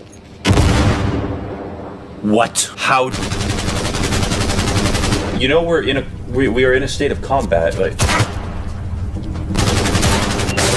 You found me. What? Congratulations. What? Was it worth it? Who are you? Hail the Sacromac! Really? Okay. All right. Just zoom. Sleep well, little girl. On something like this. Why am I wiggling? Why am I wiggling? Get out of my way. The rest needs to take. Get out of my way, bro! What? How? Except his daughter. Get some info, too. So anyways, Detective, what was that? Alright, awesome bloom. I'm gonna stay. Observe a little. What? Do you need help? Truly an impressive wonder of technology! Whoa. Oh good, the sun rendered. Normal enemy behavior. What? Oh good, the sun reactivated. Why do characters change race when they enter cars? Now, the best part of Cyberpunk 2077 is the fact that you can run VR programs which simulate beating women over and over again.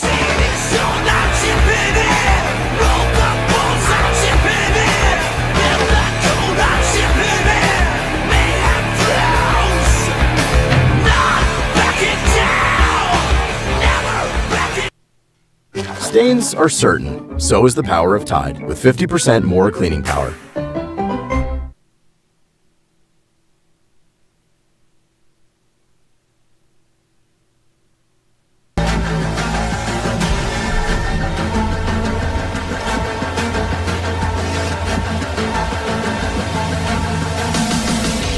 Cyberpunk 2077 is the long-awaited sequel to Fallout 2076, and as a product represents the entire economic output of the country of Poland. In this game, you play as the cyberpunk Keanu Reeves' biggest fan, who creates a tulpa of Keanu Reeves that haunts him for the duration of the game. Now a team, the true and shadow Keanu strive to eke out a living in the dangerous yet rewarding Night City, offering the very best in Californian living conditions. Together, you navigate the dark streets, glitzing high-rises, and mangled faces of this beautiful metropolis, seeking riches and glory as proud members of Hamas. Under the yoke of crushing poverty, systematic oppression, and runaway monopolies, you stand as Night City's final bastion of defense against a shady underworld of business executives, mercenaries, ANCAPs, and every single kind of ethnicity in existence. Daring to strike back, it's up to you, and you alone, and you and Keanu Reeves, to navigate this scary world together yourself, and to get to the bottom of who the when is where, on top of the six, the near, whenever, and build this city on rock and roll. But to understand Cyberpunk 2077, you must understand the world of Night City.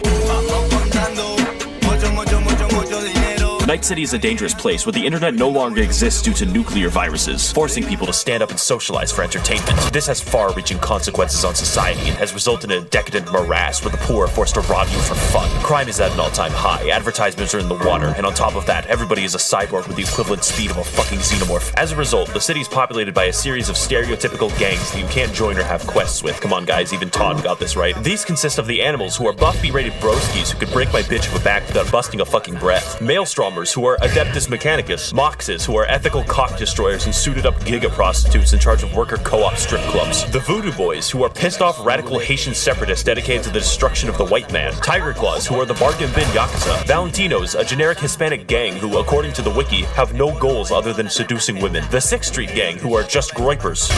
And finally, the Scabs, who are Slavic vaporwave enthusiasts that specialize in kidnapping and harvesting your organs. It therefore really disappoints me when I figured out that I could only interact with these gangs about 3 times each. Their primary purpose is to be repeatedly fucked with without any consequence. I am simply fucking surprised that not even a basic faction system exists. I once did a favor for a corporate agent in the main quest, and the far-reaching consequences of my decision was that I had sex with her. That's it. Speaking of corporations, Night City is a place where corporations have run completely amok, and are involved in every single level of government through lobbying, which isn't corruption because it has a different name, guys. In the world of cyberpunk, billionaires are free to coup as many Bolivian governments as they please. That lithium isn't going to mine itself. Exploit convict slave labor to make hand soap, make Taiwanese labor laws worse, engage in literal wars, and also mind control the mayor. That's a quest. All hospitals and ambulances are privatized, and you can pay for the deluxe package to arm your paramedics. You paid to go to that hospital, and goddammit, you're gonna fucking get there. Ultimately, the lore and setting of Cyberpunk 2077 is the best aspect of the game by far. You can tell just by looking at every single crevice of the city that a poor Polish femboy slave spent hours modeling every goddamn recycle bin until his hands bled. The game really sells you on the feeling of being in a crack den and buying Xanax wrapped in a cassette tape and stapled onto a guy's face. Even the most basic side quest areas make Dark Souls 2 look like it's designed by ants. When someone tells me this game took 8 years to develop, this is why I believe them. The game runs especially well if you have a computer designed to fight God and nothing else. But as controversial as this game's performance is, it can be universally agreed that the music fucking slaps. This game is jam-packed with the most goddamn amazing copyright-free music I have ever seen. All of it sounds like the realistic, as if it is the music of the exist in the Fiberskunk world. You got the classic metal, rock, reggae, and Grimes. Grimes is in this fucking game. This is the closest I will ever get to reaching Elon and telling him to stop killing people for lithium. I can only imagine a dude in CDPR HQ talking to a suit like, "Sir, it is imperative to the success of the game that you allow me to create dank reggae music." But now that you're aware of the world of Hyperfuck 2077, it's time to get into the combat.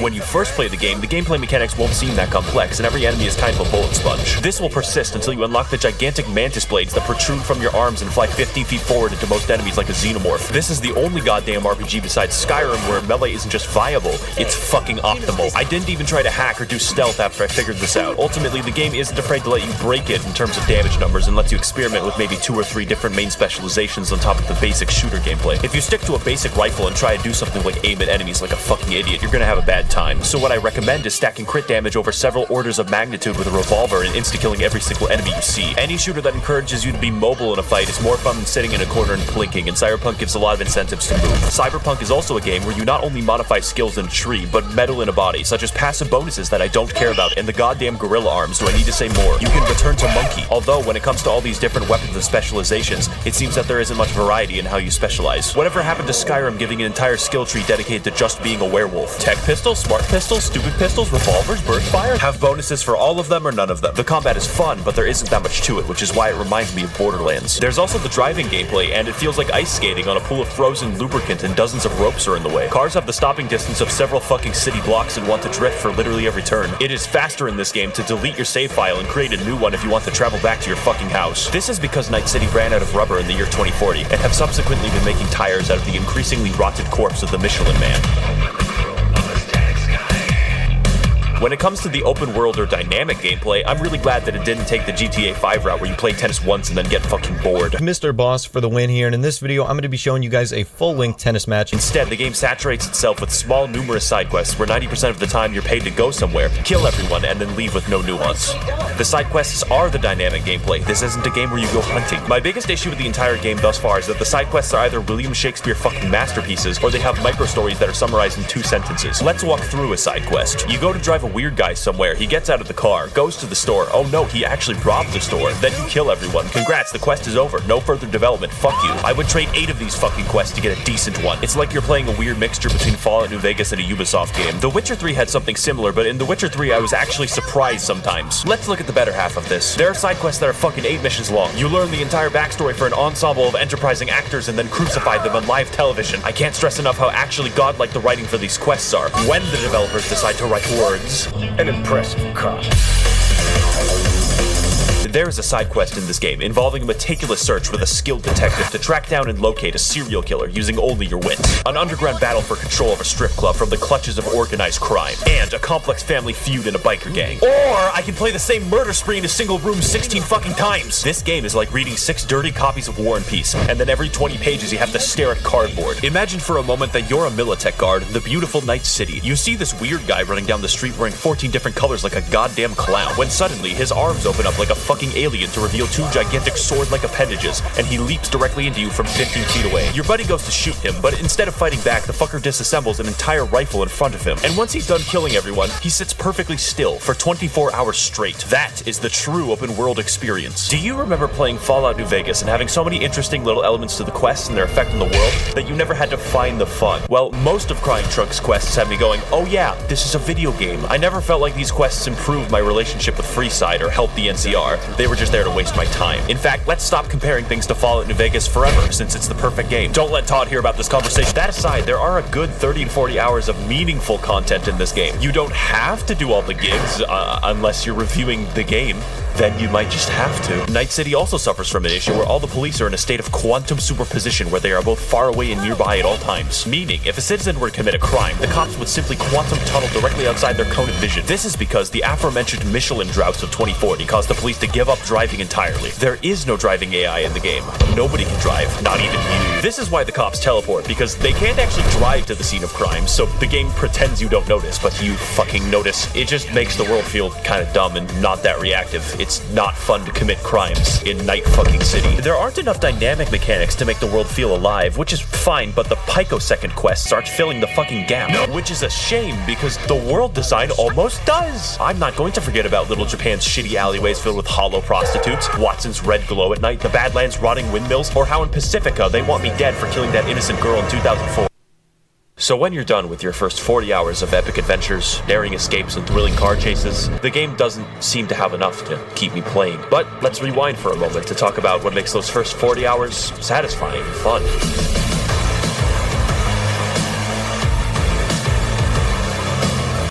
Safe light repair, safe light replace. Nobody likes a cracked windshield. But at least you can go to safelight.com and schedule a fix in minutes. Go to safelight.com and schedule a replacement today. Safe light repair, safe light replace. As part of our Zero Hunger, Zero Waste Impact Plan, we've donated over $1.5 billion to hunger relief organizations. Spoilers for the rest of the video. I've saved this part for last in case you're a child or seeing this 10 years from now after Mecha-G's world takeover, in which case like The Witcher 3, the main quest is actually not written by guerrillas. In the years following Skyrim's release, Polish scientists were able to extract and locate the hidden element known as being fucking subtle, and are mostly able to apply it to the world of Cyberpunk 2077. The game is willing to stop and give you quiet moments with the characters, as if they're written to be like people, and not the apes that live near Ubisoft Montreal. Speaking of characters, the main quest is primarily comprised of V, the world's last schizophrenic, and Keanu Reeves, who plays as himself, and even then he's improperly cast. Are you still rolling? It's hard to see Keanu as a super badass through his overacting voice, but that's okay because the game does everything else in its power to make sure that you think he is badass, and it works. The sections where you play as Johnny are straight up power fantasies where you use Keanu's dashing looks to invoke the mythical female orgasm. The story of Fiber Junk is one where the true and shadow Keanu begin in opposition, but through a slow web of corporate entanglement, gang warfare, and strip club participation, learn to love one another and grow as people, except only Johnny grows as a person. This is for the best, because V can look like Peter Griffin, and goddammit, I want to roleplay as Peter fucking Griffin. The game also introduces villains that I love and can understand their fuck mentality. For most villains, like Placide, you don't even think of them as villains, just people acting in their own interests. Like Stalin, Cyberpunk is able to effectively frame its struggles as a story of survival, of personal interest against what is truly right, which is why I can sympathize with Johnny for causing 9/11. And though I don't agree, I can totally understand Saburo's decision to melt those orphans into useful paper. That got me motivated to stop him. The mentality of these people uniquely corresponds to the wider world, one where human life means nothing, and everyone is out for themselves, just like America. What I didn't appreciate is that through the game, the main quest gives you a false sense of urgency when there is none. Peter Griffin repeatedly suffers from schizophrenic episodes that cause his eyeballs to enter screensaver mode. Every single character in existence urges you to finish the story and save your life as fast as possible, but it will never matter until the plot decides that it matters. If you do all of the side quests, V is the equivalent of a sickly paper bag carrying a shotgun with 50 hydraulic toasters attached, and one of those toasters used to be a rock star before a geriatric Japanese man ate his soul. The game insists that you're weak and dying, when in reality you've killed thousands of people out the fucking hospital window, and it's jarring. Lastly, people are mad online that you can't continue after the main quest because they are wombats, and if you fuckers somehow convince CDPR to patch in a post-game, I will eat a cricket on camera. Is this game worth your money? Probably. Unless you have a PS4, in which case you've already been sent to the black pit of shale from which you will never return. I'd like to thank the monetary contributions of the oil barons and media conglomerates that fund my channel and keep it operational. If you would like to contribute your blood diamond money harvested from the recesses of African child labor, you can head to my Patreon to learn more. Thank you all for watching, and of course, death to Arasaka, paid for by Miltech. Garry's Mod 5 is a fighting hack-and-slash game where you play as a single family of Nirvana backup singers and their detachable appendages, struggling to stop mankind's ultimate foes, Virgin and Urinate, who are peaceful environmentalists attempting to grow a tree in their yard. You play as our intrepid heroes, Dante Inferno, Nero Claudius, and the Roman numeral 5, as they attempt to run their small business amid the COVID-19 pandemic. Times are tough, but fortunately, Nero is forklift certified. Along the way, you will encounter testicular torsion, skeletons, famous YouTuber Critical, the real realization that you left the stove on downstairs, and Dark Souls PvP. But with enough tenacity, strength, cunning, and force of will, I will be able to tell you about what happens in the game with remarkable accuracy. Because who would want to play Devil May Cry 5? That would be stupid. So sit, lie back, and clap, enjoy, see video, run, relax, and enjoy an incorrect summary of Noise Level High 5. Our story begins with Nero here in his garage tending to his new Lamborghini. While faced with the acquisition of knowledge, Nero finds a small man standing outside. What is that music? Wait, what the fuck? So he steals his whole arm in one quick motion. Then he uses the arm to go to the FIYAH dimension. That way he can never be seen again. So like a week passes and now the big tree exists. This is a completely unrelated incident, soon to be resolved, as the now one-armed Nero and his new friend Five are already inside of it. The two head forward into a dungeon, remarking how Dante invited them over for a picnic, when suddenly Nero spots a letter from the Demon King Urizen. Reading the letter, it specifies that the Koopalings and him have taken over the Mushroom Kingdom, and that Dante is now a permanent guest at one of his 7 Koopa hotels. Nero begins traversing the Walmart garden section when he encounters a bee. Thinking quickly, Nero just shoots the bee, since guns work and are the most effective means of self-defense. You must head on without me, Nero. My bird is crashing. Your what? Fucking Vista. Nero shoots through his enemies until he reaches the throne room of Urinate. He finds Dante passed out, and urinalysis, like every true-blooded American, is in his Fox News chair. With no other options, Nero forces urinoscopy to shift from beating up old people to beating up cripples. Who are you people? Why are you in my house? Please leave immediately or I will have to. Round 2. So Uridine punches them to death, and the Mario brothers are forced to escape. Nero's only recourse now is to hopefully get strong enough to grow a new arm and live to challenge Uranemic again. Kylo Ren, however, is just a fucking pussy who's not going to do anything. Even after the tree eats everyone, he's just like, oh, fuck it, dude, plants grow. So like another week passes, and now Nero is being driven by a woman, a terrible mistake. As if to spite Nero, she drives intentionally into a group of bees. This prompts the greatest credit sequence known to mankind. It gave me a filmmaking boner. So Nero becomes trapped in the slow motion dimension for a week until he's able to get off at Atlanta. Here, Nero enters a sex shop and finally purchases a fisting device. He then uses it in legal self-defense in order to bypass the bee rights laws of 1994. Nero's gameplay consists of expert use of his sword, along with proper mastery of his great array of vibrators, all with different specialties and abilities. This one, for instance, vibrates the fucking electromagnetic field, or this one, which vibrates his position in space-time. Atlanta's fucked up. Nero then proceeds to fight all 2 enemies that are available to him before assuming the role of a Brazilian logging company. Have you ever tried fighting a plant before? It's very easy. Get in my teleporting van. Your what?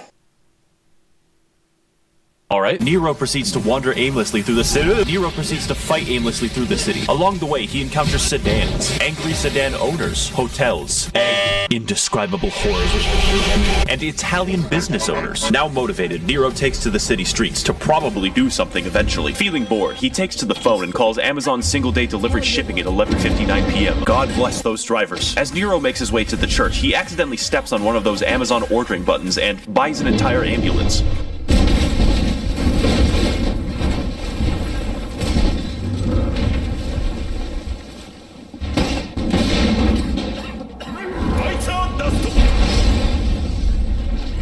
Man, I sure do hope you speak English. Oh, he's British? Fucking dick. Unfortunately, this ambulance delivery man is 30 seconds over his bathroom break, forcing Nero to dispatch him for the good of the company. You may notice the game is trying to teach me the alphabet over here, but I refuse to learn it. Devil May Cry's combat is not necessarily about surviving your enemies, but fucking owning them. And depending on how stylish you are, your letter rating will potentially go up to one of the higher letters. I don't know. I was a rebel in preschool. Nero conducts an epic battle with the monster, poking and prodding at him while he swings his titanic arms and breaks everything in sight. Eventually, the beast resorts to his ultimate attack, Vor, spitting Nero out into the streets and forming a Vor-nado to try and stop him. And just as it seems hopeless for our anime girl, Nero is able to find the fizz gun and slams the Amazon employee into the ground, killing him instantly.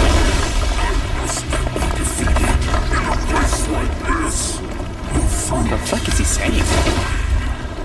'Twas the moment that, after years of searching, had Twilight Sparkle finally realized that friendship was indeed magic. What the hell? Die, bitch. Lasagna. Lasagna.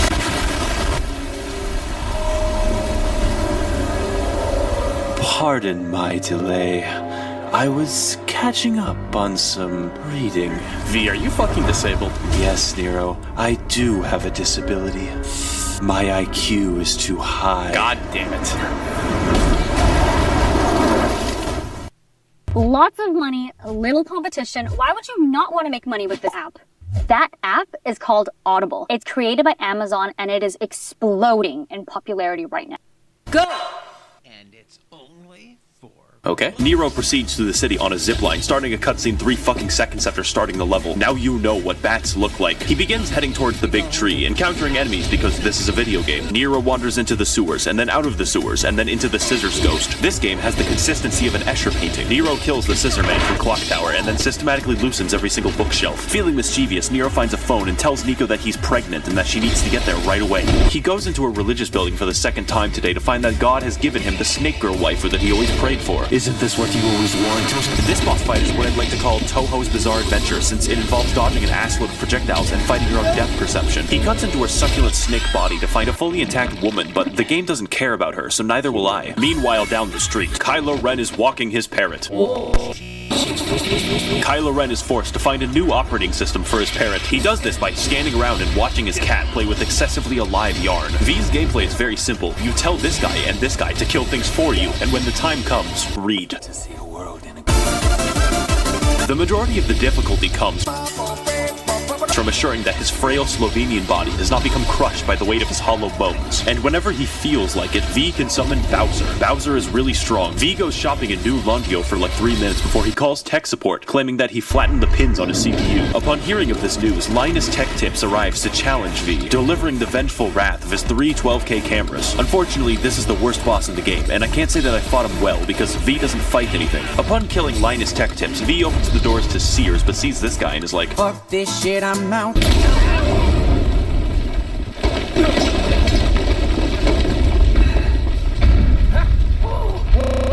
I wish I was dead. V goes through Fallout 3 and is trapped by an anus, at which point he is forced to fight through the anoids. He enters a construction site but is trapped by the anus again. Do you see a pattern? Fortunately, V's fights look like a cartoon battle in a dust cloud. He encounters a giant bug and I can't think of anything funny. Please don't put this in the script. I can't tell how, but I'm winning. V finally escapes the storm drain.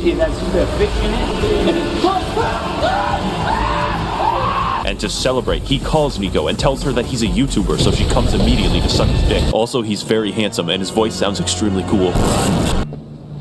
So anyways, I saw a cringe Doomer poster and I thought to my trad self that I would show him as being a soy Wojak, and to add the correct amount of irony, what are you fucking saying? Find the stupid devil sword, you internet poisoned dumb fuck, before I grow a brain aneurysm. Damn, she was just about to miss my 60-minute presentation on the Warhammer 40k lore. Hello! What was that about a devil sword? Nothing, it's not important anyways. Do you use Reddit? V is now forced to battle the Arch Redditor, and to do this, he will need to use all of the skills that he has already used, such as dodging, flying, and watching. This boss fight is one of the best in the game, as V is forced to remain mobile, balancing the damage of his minions while overcoming the caffeinated super ranting of the Redditoid. Those are real words, I guess. But through mastery of V's delegation skills, our hero puts up a legendary battle, and after an immense and prolonged struggle, he moves in for the kill, and finally slays his horse.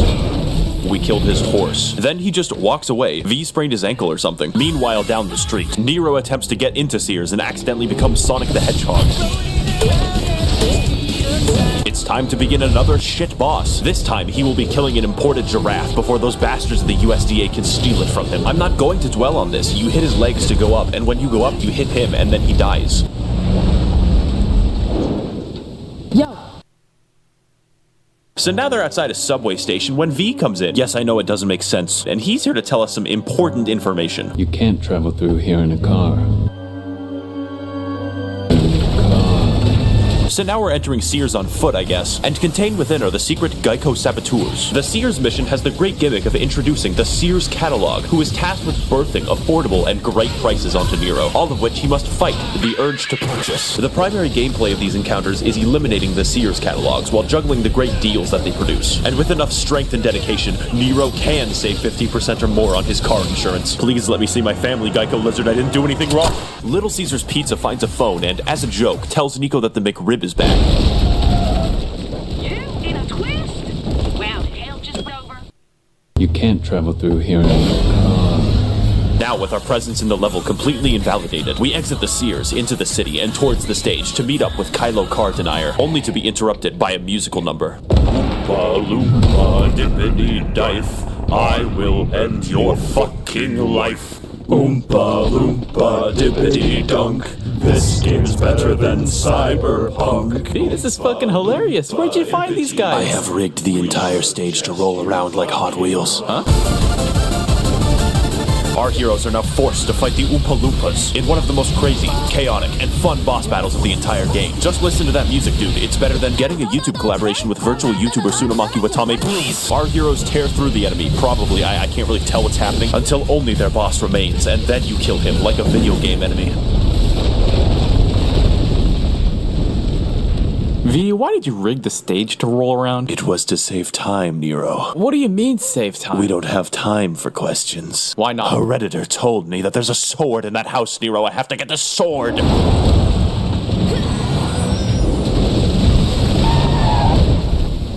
Yeah. Nero's path to reaching the Demon King is now laid before him, and he moves in to finally face him. Within one mission's length of walking distance, we took like 30 minutes to get through a subway station, and Nero's just gonna traverse a town and walk up a tree in like 2 seconds. He bites up to the root of the tree. At the bottom of a root have Thing Tree, and it many enemies. The imposter is sus. Nero finally succumbs to Vor, effectively simulating a Chinese elevator as I struggle to narrate the 50 combat encounters. Now we are higher up the tree, and all it took was my sense of location, altitude, and timing. Nero struts in confidently, only to encounter the long-dead soul of a loyal Shia militant, who gracefully died in the name of the Ayatollah. Nero smacks it to death nearly instantly. That was a lot of build-up for a basic enemy. We go up into the Vor hole and then fight the Oompa Loompa boss for the second time in like 30 minutes. Only this time, I can tell what's happening because V isn't here. Third time's the charm, and fourth time's the harm, as Nero finds a phone station. He then states that he is in need of a tall Discord mommy immediately. Now prepare, Nero finally moves in to rematch the Demon King Urinative for the final time. Urizen, I finally come to stop your reign of terror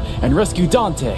My name is Kyle. Why do you keep coming here? Your taunting doesn't work on me, your anemia. Get the fuck out. It's time for the fight that we've all been waiting for as Nero struggles to battle the demon equivalent of a diabetic man stuck in his chair. The point of the fight is that Urizen is guarded by a magic crystal so he can continue being hooked up to an IV bag of monster energy. And to fight him, Nero will first have to damage the crystal while juggling all of his attacks. And with only a sliver of health left and the crystal nearly destroyed, I die, so just pretend that I got him.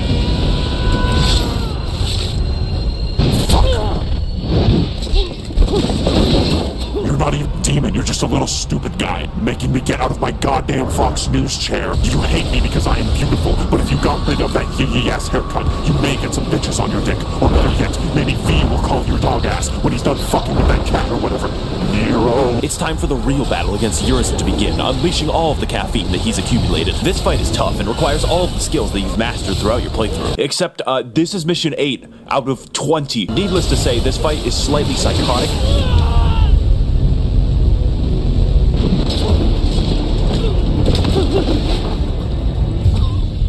Okay, seriously though, you have to get out of the house now. You have to leave the house and not come back.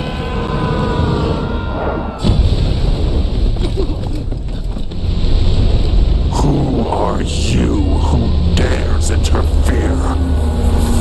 Bom dia, boa tarde e boa noite, gente. E hoje eu vou mostrar pra vocês um pouco da gameplay do Once Human, um novo RPG open world de sobrevivência e de tiro, né? Que vem acompanhado de um elemento sobrenatural e pós-apocalipse no geral. Ele tá...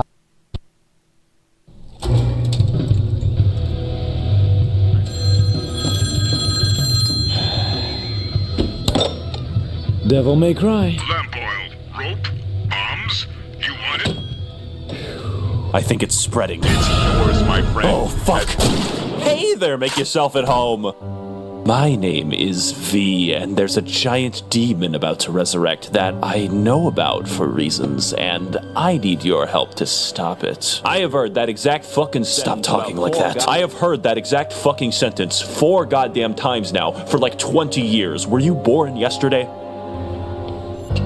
So, you'll kill the demon? That sounds good, and also I think you're really handsome and your tattoos look amazing and your voice isn't stupid. And also you're tall and have had sex at least once. We resume our perspective on the not quite present through the eyes of V as he attempts to find the fabled Sword of Redditors. But to do so, he will have to watch other people fight through a gauntlet of enemies, involving many challenges probably as he pretends to struggle to the exit. But as V moves through the level, you notice a feeling of remorse and of nostalgia, wondering where this feeling will lead him. His only choice is to watch further as the level is played for him. Eventually, V comes upon 3 average white girls and also the sword. Amused for some reason, V is forced to interrupt the dance party of the Caucasoidal Femoids. The fight for control of the Starbucks is crazy and chaotic because you're using 3 guys to fight 3 guys, legally classifying it as an RTS. And like all white women, these enemies are hard to read. But even harder to read are my own fucking attacks. However, V can read, and after hours of whatever this is, V reads a story where he wins the fight and the enemies die.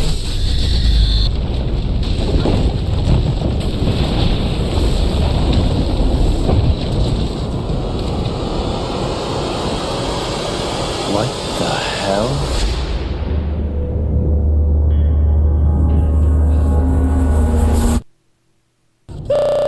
Please shut up for 1 second. We have 2 options available to us. Either we let Urizen liquefy Nero and turn him into a small slushy, or I risk shish kebabbing Dante, which isn't that much of a choice. Now that I think about it, let's say it's a risk I'm willing to take.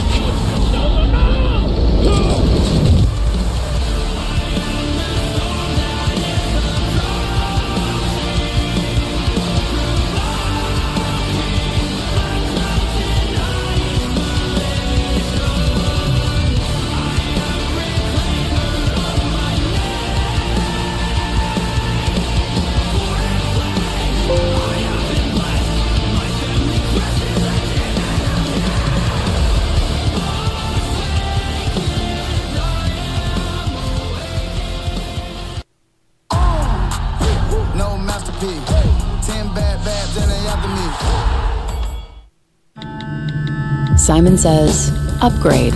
Again. What's new? Who cares? Last time on El Dante's Bizarre Star, our heroes find themselves in grave danger as Nero faces down Bowser from the Smash Brothers for control of his Koopa hotels. V challenges Starbucks and beats white women with his menagerie of failed computers and lasagna. And Dante, after destroying a Philips CDI, is woken up from his 2-week nap. Now reunited with his Reddit sword, El Diablo vows to stop Bowser and his sidekick, the Gary's Man, from growing a really big tree. And for all of my illiterate viewers, this is the second part of a 2-part series on the video game Devil May Souls 5. If you haven't watched the first part, you will be confused enough to qualify as a congressman. Thusly, I have nailed the link to the first part on the church doors below. Do not tell the Pope. Continuing our story, Dante has been awoken and is immediately harassed. Right. Okay, you, first of all, fuck off. Second of all, you Astolfo-looking asshole, Pizza al Dante does not wait for a little paisano such as yourself. What are you fucking saying? In the world of words, you either get with the flow or you take a second slow. Think about that one for a sec 5. What the fuck? Jesus Christ, you got some untreated scoliosis or some shit. Work on it. Fucking skin disorder looking ass. Finally, we can resume our adventure as the crying devil, El Exterminador de Demonios. La Chupacabra is the most complicated character in the entire game, and explaining him would be like delving into the Hololive lore. Why is the dog gay? But without giving a presentation on the fundamentals of engineering, here are the basics. Dante has 4 distinct abilities that he can switch between. Trickster allows La Cucaracha to slide to the left. Swordmaster allows him to beat women faster and better. Gunslinger allows him to more quickly engage fleeing civilians. And Royal Guard instantly wins the game. Also, you can switch between them, like this. But the most important aspect of playing as Papa John has gotta be his music. Listening to these tunes, Dante walks 30 feet and causes 9/11 twice. Moving through the ruins, Dante goes to the tree and prepares to save Nero when he's done with his casual stroll. Hey bitch, catch. I'm going to depict you as a soy Wojak, Dante. And your what the fuck is he saying? Showing with my soy Wojak, and though you may block me, have you considered taking a shower? Bitch, give me your sword. Oh, don't worry, I can do that. Cope seed, coping seed. It's time for one of the most fun boss battles in the entire game. I say that a lot. This fight is a pure, in-your-face test of skill with no bullshit movement mechanics. Oh, fuck. And to win, an expert bladesman is able to dodge left and right, sidestepping his attacks and swiftly punishing for a satisfying battle. But the true warriors among us are able to take him on face to face.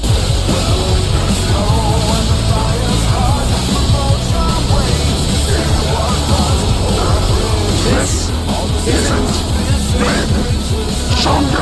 So Dante deletes Reddit forever while a motorcycle psychically assembles itself in the background. And as it turns out, inside every good Redditor is a gooder woman. That's not the phrase. Hey look V, it's another woman just like you. Go babysit her while your spine is fucked them out. Wait, you dumb fuck. This is just like Crazy Frog, you gotta try it. Naturally V, just like me on my first date, begins recanting the story of his birth. 3 weeks ago, Dante's brother Thanos Prime was attempting to survive the end of the Marvel Cinematic Universe. And to do so, he just happened to find a sword which is in no way related to Nero's missing arm. The synthesis of man is his Chad self and his virgin self. No man is complete without both, but in an effort to save himself, he severed the two halves into their base states. And what emerged out the other side was Urizen and V, which stands for virgin.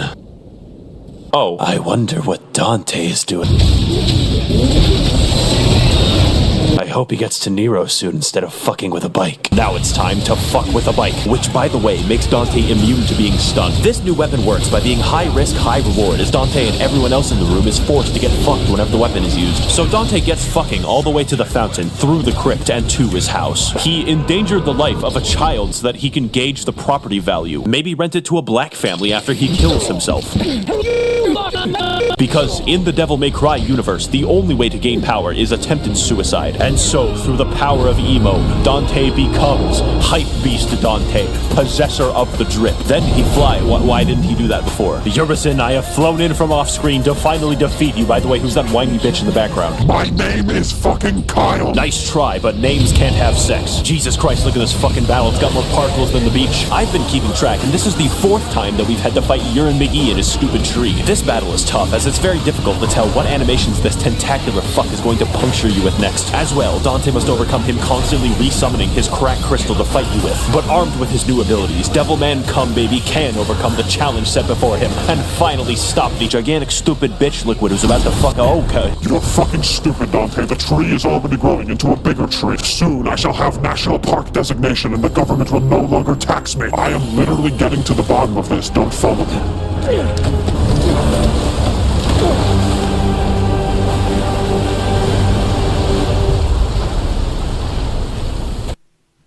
Asana helps you identify blockers to keep work on track.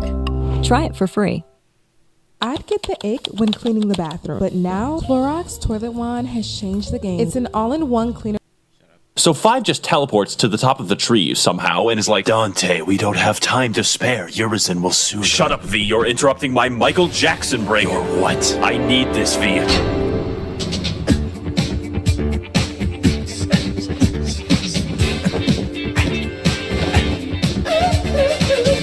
Hey guys, it's me, Nero. What the fuck?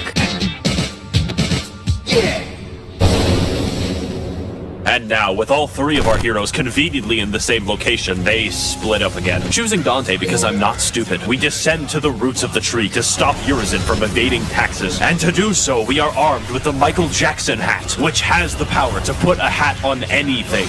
Anything. And has the power to fire currency at the enemy, which is a terrible idea. So I don't use it, and Dante takes his time walking down the stairs. Speaking of taking your time, it's now V's time to waste my time. With his terminal scoliosis reaching critical levels, V is forced to consume a peyote and perform a gauntlet of metaphorical challenges in an effort to save himself. Entering the light, oh god, my eyes, please stop it. V is now forced to choose which one of his pets to release first. Please don't choose the parrot first, or you might have to fight a boss using only the parrot. The rest is pretty simple. You get the lasagna, you use the lasagna. You get the Bowser and you kill Mario. It's the way it is. This allows V to think away the pain of his curved spine. This lasts for all but 3 seconds when V finds the next boss. What the fuck is that noise? It sounds like someone's playing mumble rap. My entire character is just written to be angry, so I'll kill you now.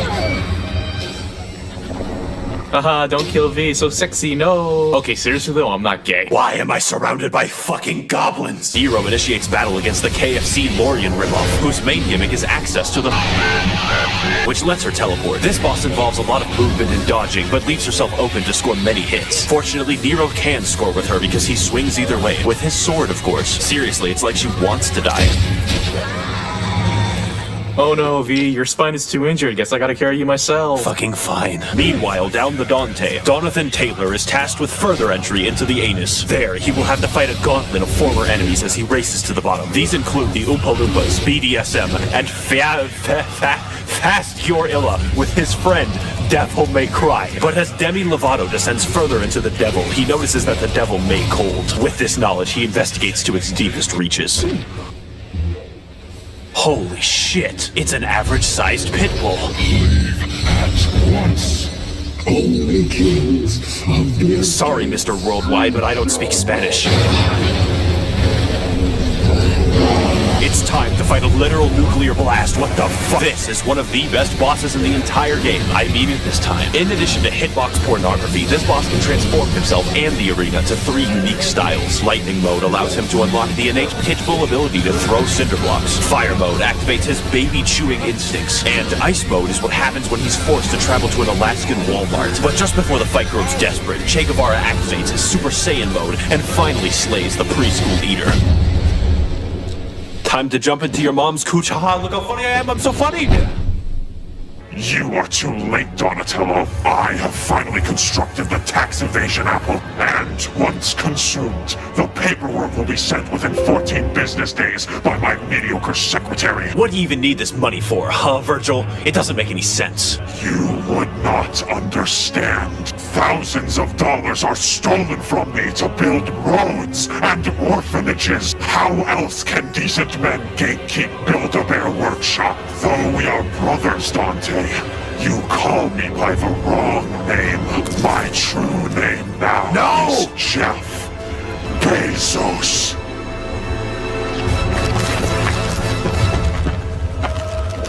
It's fucking delicious, Dante. I can already feel the burden of taxes falling off of my body. It's time, Dante, to finally end this. The battle for America's revenue has just begun, and Jeff isn't taking any fucking prisoners. Leading with his MMA bullshit, Jeff kicks Dante down and moves in aggressively, but within minutes begins to draw on the power of mandatory overtime, sacrificing the blood of his workers to cast some mystical bullshit. And after hours of Dante's sick breakdancing, Jeff activates his beast mode and begins doing sick backflips, firing fucking lasers, and just walking really menacingly. However, with the help of his sick moves, Dante can put a gigantic hat on him, which instantly kills him, trust me.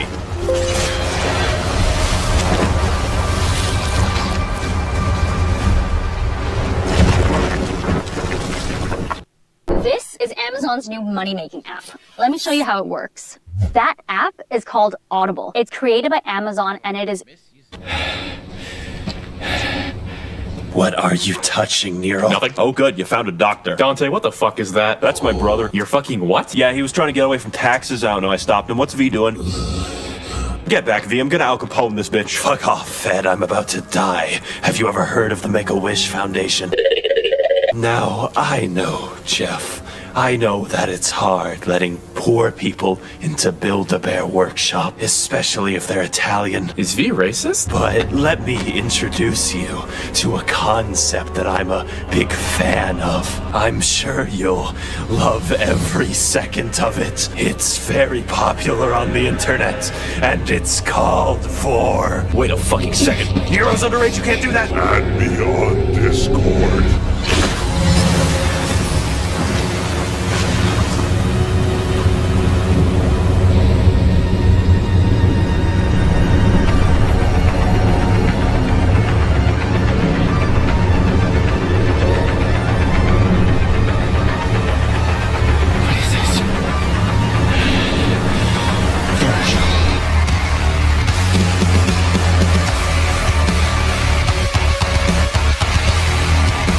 Does he always play that song? Yes. Oh, sorry, gentlemen. I've left my theme song running. There we go. Yo, that was sick. Oh, hey there, brother Dante. I would totally fight you right now, but I would decimate you so hard that I would win and you would die. So, later. I, gotta go to the top of the tree. Goodbye. Oh, and Nero. Tell your mom that I'm not fucking paying. Did he just mention my mom? No. What did he mean by that, Dante? What was he supposed to pay to my mother? Nothing. Why won't you answer me, Dante? Look, I have to save Build-A-Bear. And why can't I help you, huh? Why can't I help? He's your father! Have fun, Nero. Fucking dick. So after 2 minutes and 14 seconds of cutscenes in this video, yes, I timed it, Dante does his off-screen teleport to the top of the tree, racing to the end to fight his brother in a final battle. Yet standing in his way for some reason is the Bowser Squad, and they decide to fight for some reason that I don't understand. The battle begins as Dante juggles every angry lore enthusiast typing up a comment right now, and their rage is reflected as this is one of the hardest bosses in the entire game. Dante is forced to dodge the lightning of Windows Vista, the aggression of Lasagna, and sometimes remember that Bowser exists. Now I know that there's proof of God's existence because Satan is clearly real, and although Dante may cry and doesn't want to narrate this boss fight, he can stop writing the script and go for a walk into the eternal darkness. And when he returns, the boss is just dead, trust me. Have you tried turning it off and back on again? I'm a technical genius. Hey, Virgil, do you really have to bring the plastic chair? Yes, I do need to keep the plastic chair, Dante. It comforts me. Well, you're gonna have to fucking sell it to pay for the child support, Virgil. Oh, is that the case? Yes, you cut off the arm of your own son, and I'd do it again. You're gonna pay, Virgil. Let me be clear, Dante. I will never pay.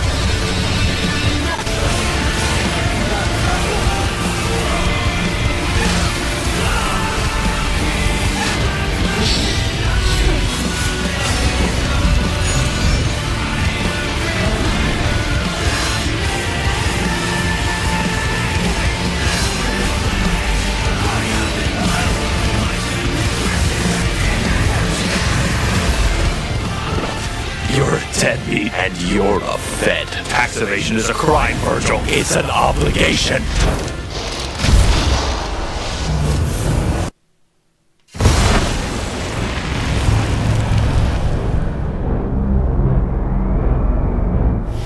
Oh, exactly 30 seconds earlier. Hello, you've reached the federal government. You are currently located in Florida, where our laws don't apply. Please solve whatever problem you have with large rocks. Hey, listen, there's this IRS guy named Dante Devil. Can you give me his contact info? There is no IRS employee by that name. Thank you for calling.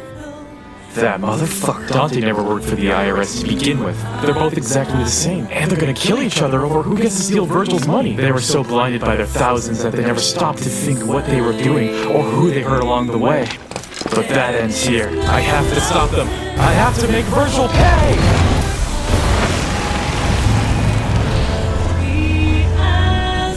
Oh, fuck. Oh. You two will never agree, and I know that, but I can't let you kill each other. Because you two are two sides of the same coin. You're blood. Stay out of it. Bitch, I'm talking. Think of all the money you can make if you look past your differences and rub people together. I think you make a good point, Zero. And it starts with you paying for my child support, Virgil. Virgil? It's finally time for the battle to conclude. The game about Virgil hiring Virgil's brother and Virgil's son to defeat Virgil so Virgil could become Virgil, featuring Virgil. And to win this battle, Nero steals the ox cord from Virgil and plays this sick beat. Fortunately for Nero, he can employ the Machiavellian counter-stabbing method. And using his new twink form, he's finally able to fight back. Then I list things that he does to kill Virgil comedically, and Virgil dies Lamau. Ugh. Do you accept payment in shares? Maybe, but we're running out of time. Our national park has begun expanding the state of Florida, and soon it'll consume Walt Disney World. Kinda like that. You're right. We have to stop Florida. Agreed, brother. Let's get going. As long as I keep my taxes. Wait a minute. What are you gonna do? We have no choice but to cut off Florida from the rest of the country with a comically large saw. It's the only way to protect humanity. But if you do that, you'll be trapped in Florida forever. Why do you think Virgil's going? There's no income tax. But there has to be another way. Next time I see you, Nero, you better not be such a pussy bitch. Later! I always wanted to go to Disney World. Oh, and Nero, here's the child support. It should cover all of the costs. Wait, costs? It'll sell for a lot.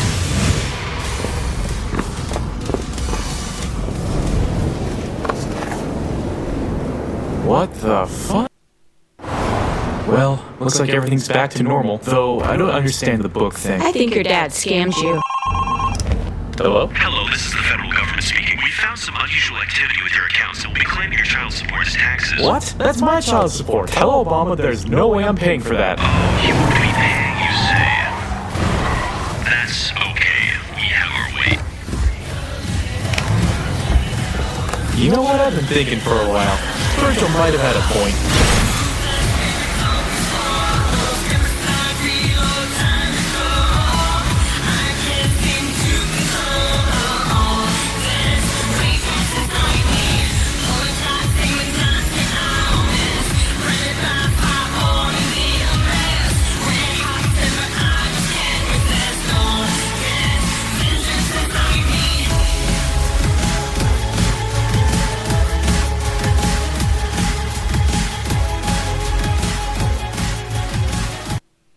If a man really hated ads, here's what he would do. Day 1, he would install Pi on his computer without spending a dime because it's 100% free. Day 2, he realizes how clean and clutter-free. The video has spoilers. Bloodborne is a Lovecraftian horror RPG that no one understands by definition, where the player is free to attack hordes of human children at will and consume their innards. If that in-depth and engaging anti-baby gameplay appeals to you, keep listening because it gets worse. In this game, you play as John Bloodborne, a foreigner incapable of speech without the use of sign language, and stricken with Habsburg disease, comes to the ancient city of London seeking treatment for the sins of his cousins. In doing so, he will begin hallucinating talking dolls, spider people, and the great people. Journeying further, John Bloodborne becomes conscripted into the service of a gay elder god and a 60-year-old man he keeps as a pet, and is given the ultimate task of killing an invisible infant in order to cure his anemia. To accomplish said Herculean task, the player must journey through dark forests, terrifying nightmares, and the meth-ridden alleyways of a post-Brexit Britain, slaying monsters, exploring, and tricking women into being impregnated by gods so you can consume the child. This game is an excellent realization of a Metroidvania with something new around every corner. A great action RPG which pits you against insurmountable odds and extreme challenges, and has a gripping story and lore about discovering the Eldritch truth. So if you can, play it yourself because I'm not going to hold back on the details. It's no secret that my reviews are entertainment first, so I don't suggest using me as genuine advice.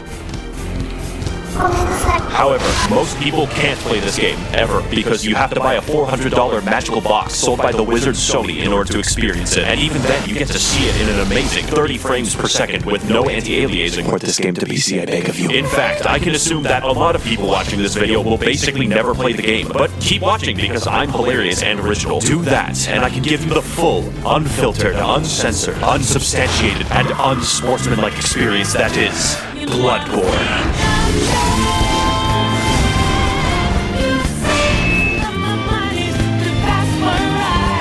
The gameplay is what makes this game great, and the easiest way to describe it is simple but complicated. On a simple level, your baby brain is responsible for only 2 tasks. Dodging and hitting. And dodging in this game renders you temporarily invincible. Sounds easy, right? Wrong, because every single enemy is adjusted to keep pace with you. Basic enemies are basically able to whoop your ass into fucking non-existence. Every encounter, therefore, is tense and engaging. When you kill someone, it's because you were faster and had more meth than they did. On a complicated level, you have a gun, and normally bullets hurt people, but in London, bullets are a suggestion, like the Geneva Convention. Here in England, it's all about the knife bins. Except when you shoot somebody mid-attack, you gain the mystical and arcane ability to plunge your fist through their ribcage like Mortal Kombat, and rip out their heart, which is considered rude and a slight annoyance. This extends to behind them if you charge an attack, which sometimes causes you to reach up a pig's asshole and rip out the prostate like fruit by the foot. Side note, the most optimal farming route for currency in this game is called Murgo's Pig Fisting Route. See, I changed the webpage. And in this route, you sneak up behind this guy and do him the dirty. Then entice these 2 swangler bastards to be mauled to death by members of Organization 13. Repeat 50 times. On a complicateder level, every single weapon in the game has 2 different modes with 2 different movesets, and transforming between them gives you special attacks in addition to running attacks, plunging attacks, attacks. On a theoretical physicist level, your character memorizes squiggly lines and fridge art created by gods for passive bonuses that work regardless of weaponry. My favorites are more money, and more money they stack. Finally, on a meta-theoretical chiropractic level, every weapon is customizable customizable with different gem slots that give differing effects for your attacks. And there are different types that can literally change all of the stats of the weapon, like making a fucking spear do more damage based off of intelligence. There's definitely more and a lot of strategy in how you level up your character, but I assume that you know how to level up in a fucking video game. But with all this combat prowess, you may be wondering, Maxor, who are these crusty abominations that you're fighting on screen? Well, to learn that much, we're going to have to delve into the lore. So buckle your britches, bitches, because this shit is wild. If I say something questionable, just accept it as fact. I can be trusted. 60 years ago, 20 rowdy college students took their education extremely seriously because they found Woman Cthulhu. She was just in a portable toilet downstairs. Also, because they were bored, they beat to death a god of the sea with some bats, but that's a story for later. It turns out the entire world is ruled and created by a race of elder gods beyond human comprehension called the Great Ones. Figuring this out, they got Cthulhu's blood and were like, we can make a religion out of this. Because it turns out the blood can heal people, which is really good due to all the knife crime. So everyone starts drinking it a little too much and they get the money to build 36 cathedrals, but it turns out eventually the blood turns you into a werewolf. So the church hires a guy named German to go fight the beasts with an organization known as the Hunters, but there's too many beasts, so he gives up. Now the knife crime is increased even more, and German sort of goes insane and creates a life-size doll of one of his students who is an 8-foot-tall Amazonian. He also canonically has sex with it. The moon god, for some reason, kind of takes notice of this and is like, alright, listen, I'm building a suicide squad. I will bring your waifu to Laifu if you serve me for all time as my slave. German reasonably thinks that this is a great deal and is imprisoned in a dream. This is where you come in. See, the moon god assassinates baby gods for fun, but needs a hitman to go into the real world to do it since he's confined to the 9th dimension. So in addition to fighting all manner of giant beasts and uncovering dark secrets, the true aim of this game is to commit infanticide. There's enough bullshit here to fill tax legislation, so comment your own poorly summarized Bloodborne lore below. And for the rest of us non-shills, we have ample time to explain more of what makes this game great. Have you heard about Ryoko Pro? This is the cutting-edge portable Wi-Fi hotspot that people wish they found out about sooner. With this pocket Wi-Fi, you can simply stay connected whether you're working, traveling, or simply on the go. But Yes, you have been jinxed. I am talking about bosses before I talk about the levels. In most video games, bosses cap off areas, but in Bloodborne, areas are preambles to a dick flattening, and nothing will challenge your skill in quite the same way. Except for the goddamn Witches of Hemwick, who were placed into the game for disability access. You can probably tell that Bloodborne is a hard game. We don't even know if a games journalist can beat it. But it's hard in a fair way that tests your skills and reaction time, except for Lawrence, but I'll get back to Lawrence later. What sets this game's bosses apart is that the challenge makes it feel like you're a really small dude jamming a toothpick into a building-sized deer demon. So yeah, I would be impressed if he killed that. But not only that, unlike Dark Souls, every single boss reacts meaningfully to how you attack them. Large beasts can have their bones cracked and their tendons wound into a slinky. Bone boys can be knocked over and have their marrow sick. And human enemies will wince and recoil when they see your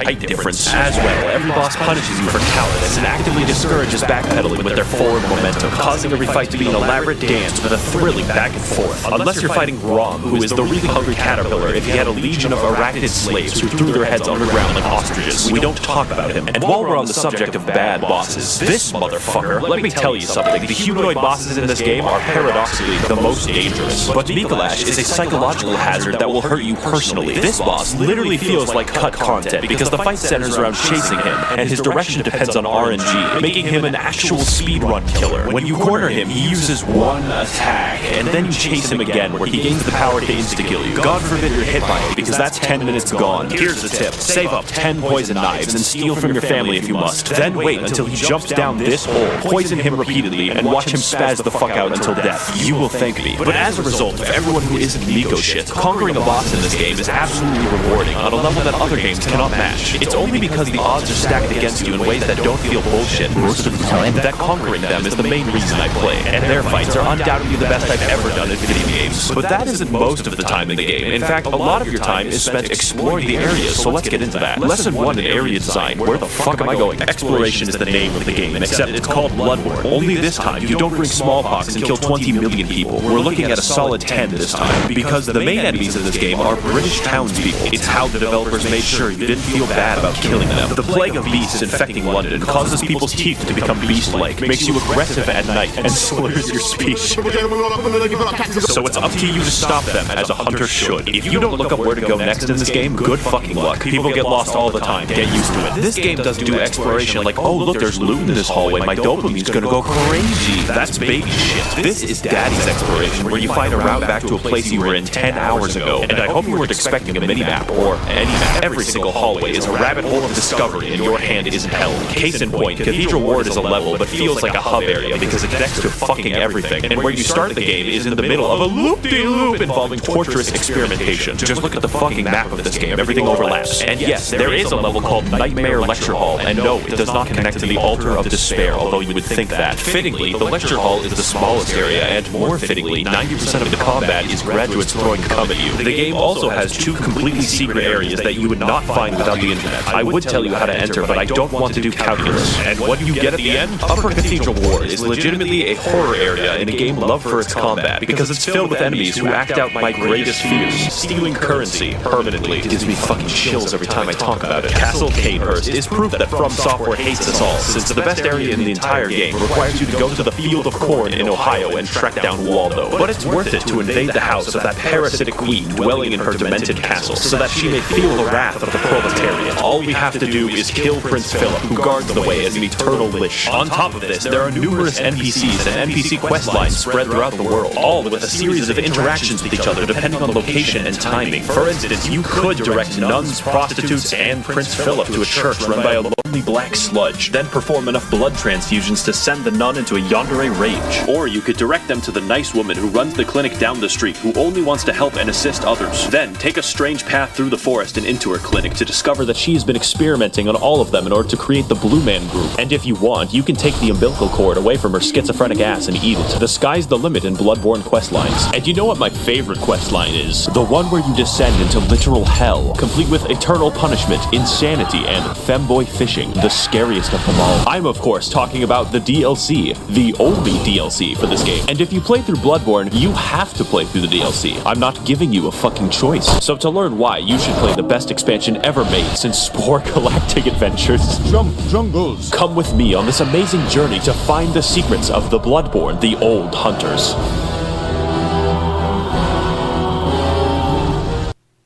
Power through the holidays with Energizer Ultimate Lithium, the #1 longest lasting AA battery.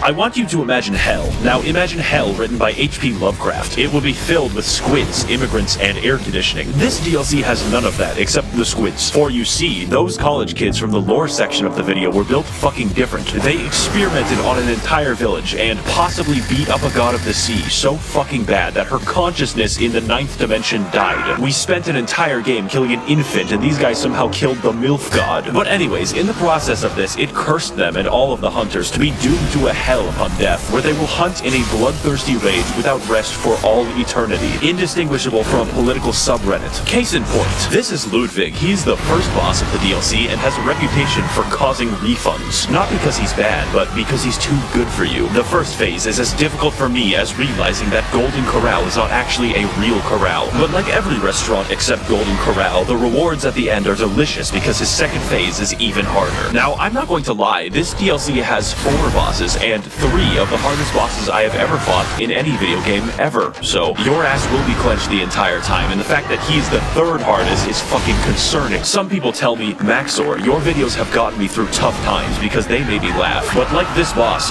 you are the one who is truly overcoming these challenges, and I believe in your ability to beat both of them. King. Boss Lightning Round. The DLC has many such cases of amazing bosses, including Lady Maria, who is the basis for German's extremely creepy 8-foot-tall doll fetish, but we'll get back to that, and Orphan of Cause, who was born from the literal dead body of a god. If you enjoy the sensation of being beaten to death with a sharpened placenta, this is the fight for you. And as with everything that From Software makes, they threw in a boss that they didn't really finish and called it a day. I'm of course talking about Lawrence, which is a very mundane name for a fire monster locked in hell. Take my advice advice. Don't fight Lawrence, you only lose a part of yourself. Since this boss fights you by dropping off his own legs and then violently vomiting and shitting lava everywhere. I've always wanted my game about dynamic dodging and elaborate fencing to be reduced to shitty area denial like it's Team Fortress 2. To wrap things up, the music of this game is pretty good, but the DLC music is fucking insane. I don't know what it is about Japanese composers being able to make better symphonies than the continent that invented them, but just take a listen.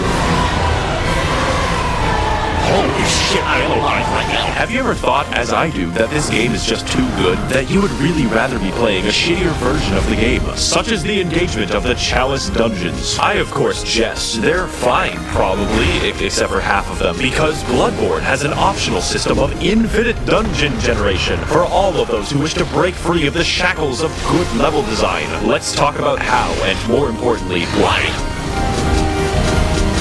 First of all, Bloodborne has a system of dungeons that everyone shares and dungeons that are random. For my footage, I played the shared dungeon so that you can be guaranteed the pain you witness on screen is mandatory. One of the biggest strengths of Bloodborne is the ability to have interesting and challenging enemy encounters gently rubbed with the blood-stained hands of Miyazaki. But I don't think I have to explain to you how randomizing almost every encounter in the game could be imbalanced. But fortunately, most enemies you encounter in the Chalice dungeons are new to spare bridge people your wrath, so you instead fight SCP-96. But why are we here? It turns out that the entire city of London was built on a Celtic burial ground, an ancient civilization called the Sumerians who discovered the healing powers of blood and then mysteriously disappeared. Wow, I wonder what happened. This is all cool in theory, but the reality is that most of the time you fight the same 4 enemies, and the first 3 dungeons can be replaced by Simon Says. My cat literally wouldn't notice. The Chalice dungeons are so forgotten that the developers use them to put joke enemies into the game. My favorite is the man who aggressively rolls at you stark naked wearing only his Nikes. The uniqueness also extends to the bosses, and they're actually pretty cool, like Tumerian Descendant, Watchdog, and the 3 overweight men. Do you remember that basic enemy from like 2 levels? He is the boss now. Rom, he is the boss again. The only thing stopping me from throwing myself into a wood chipper is the fact that Miglash isn't back. And if you're going to have replays, you probably want to make sure that they're actually good. In fact, the bosses are so fucking imbalanced that the Watchdog fight is primarily comprised of instant kill attacks. I beat Sekiro backwards on a keyboard, and this shit is too fucking much. Now, normally that would be all, but the dungeons go deeper. What we've discussed so far is merely the surface, and there is a much darker syndicate lying just below. These places you must never venture, for they are the save-edit dungeons, whereby through wizardry, the community are able to conjure up deep, dark chasms and share them with the rest of the world. Of these secrets, there are only 2 that I shall reveal to you, and the first is the Cum Dungeon. Yes, you heard that correctly and clearly. The Cum Dungeon is the name of the most optimal farming route ever conceived by the fucking cricket people who do this shit, whereby the player enters the chasm of place name and watches as a high-level boss yeets itself off a cliff. Murgo's pig fisting route can give you 10,000 echoes. This gives 83,000. And if you thought that sorcery was bad, it gets much worse. You can insert anything from the game files by save editing a Chalice dungeon.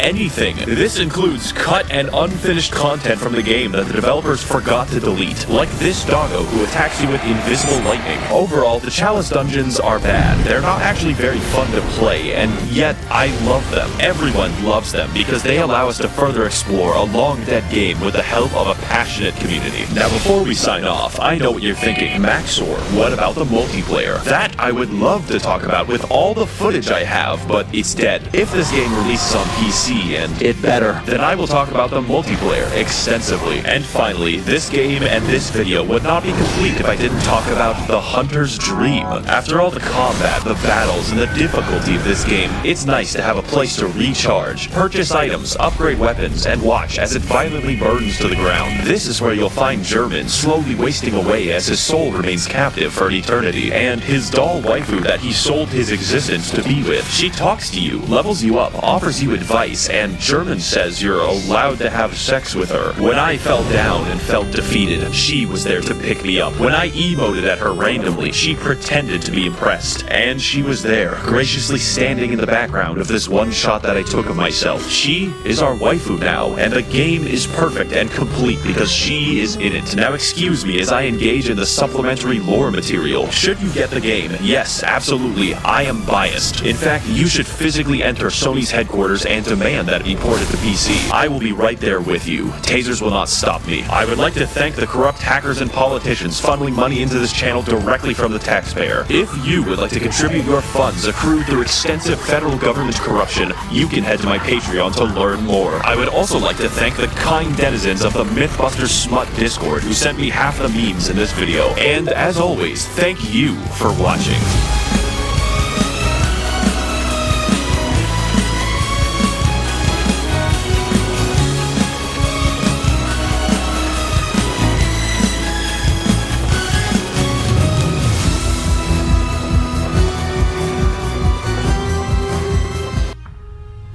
At Harbor Freight, we do business differently from the other guys. We design and test our own tools and sell them directly to you. No middleman, just quality tools you can trust at prices you'll love.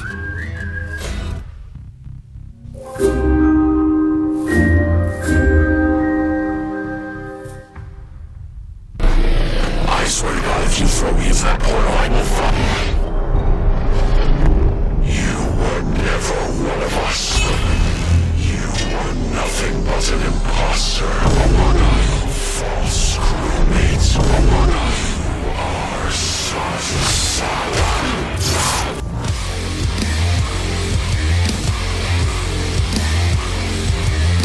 Doom Eternal is a game with so much testosterone dripping from its orifices that it caused me to create a son via mitosis. In this adventure, you play as John Doom, a man stricken with irrationally severe autism who does not consider or think through his actions and effects on other people, and in his quest to save mankind, kills God, and Satan God, who is also himself. If this in-depth and engaging hardcore male gameplay sounds appealing, then I've got the game for you. This game is of course the sequel to the critically acclaimed Doom 2016 with a few key differences. Alright then, buddy.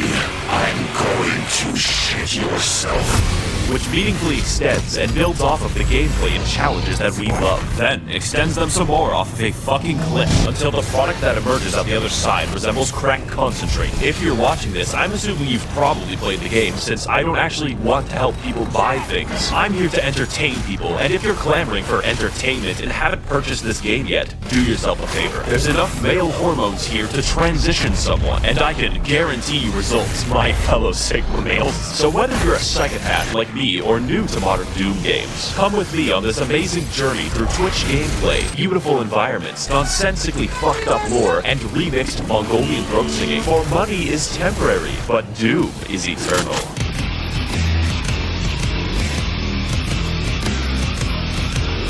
I would say that Doom Eternal's gameplay is quite unique, and not for the reasons that you would think. Everything in Doom Eternal is funneled directly into a single, robust, multifaceted, multinational, and unilaterally combat system, from which the entire game is built around. But Maxor, I hear you thinking, that's every game ever. Yes. Every good game ever. If I, for instance, became 12 and booted up GTA 5, I would be able to do at least a dozen unfun activities. Doom's design is focused harder than the average Persona fan on his local playground, and that is special. You will play the game in the way that is fun, or you will lose. So as good as 2016 was, a Polygon journalist could beat the first half, and that's unacceptable, because yes, it is actually unfun to play games after having a lobotomy. In other games, I get to choose between things like stealth, vehicles, or outright combat. Yet Doom Eternal asks the question, why not force you to use every mechanic all the time without stopping? In a world where AAA studios try to pander to everyone, it's refreshing to have a game that sets out to do one thing the best, and actually have developers who give a shit about linear design and gameplay. And the main component of that gameplay is the arsenal, because John Doom uses every weapon throughout the game. The first shotgun is used in the last level, and the last level is used by the first shotgun. When you get an upgrade, it isn't a replacement, it's a genuine addition to your arsenal. Every one of them has specific uses, and yet these don't interfere at all.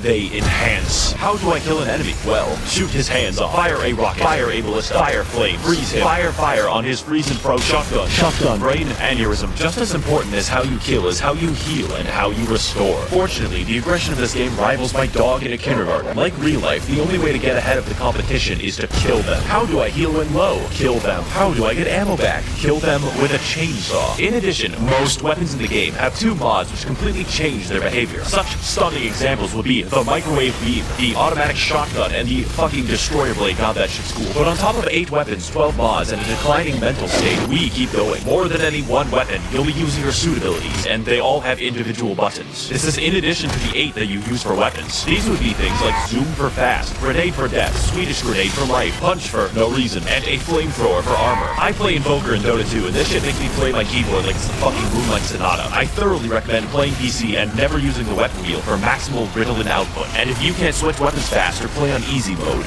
that's fine, man, we're all busy. How about I give you 2 more buttons? You thought I was done. There's 2 ways to kill a demon in Doom Eternal, the fun way or the funny way. And to maximize the funniness level, we have the Crucible, which is a direct, instantaneous kill on every enemy. Giant area boss, dead. Previous area boss, dead. The final boss, fuck 'em. Now I hear you thinking, Josh, that sounds pretty strong. Oh boy, buckle your ass. Because the second super weapon on my extensive list of 2 things is the BFG, which canonically stands for Big Fucking Gun. Also canonically, it fires a hole directly into the core of Mars. You can't just shoot a hole into the surface of Mars.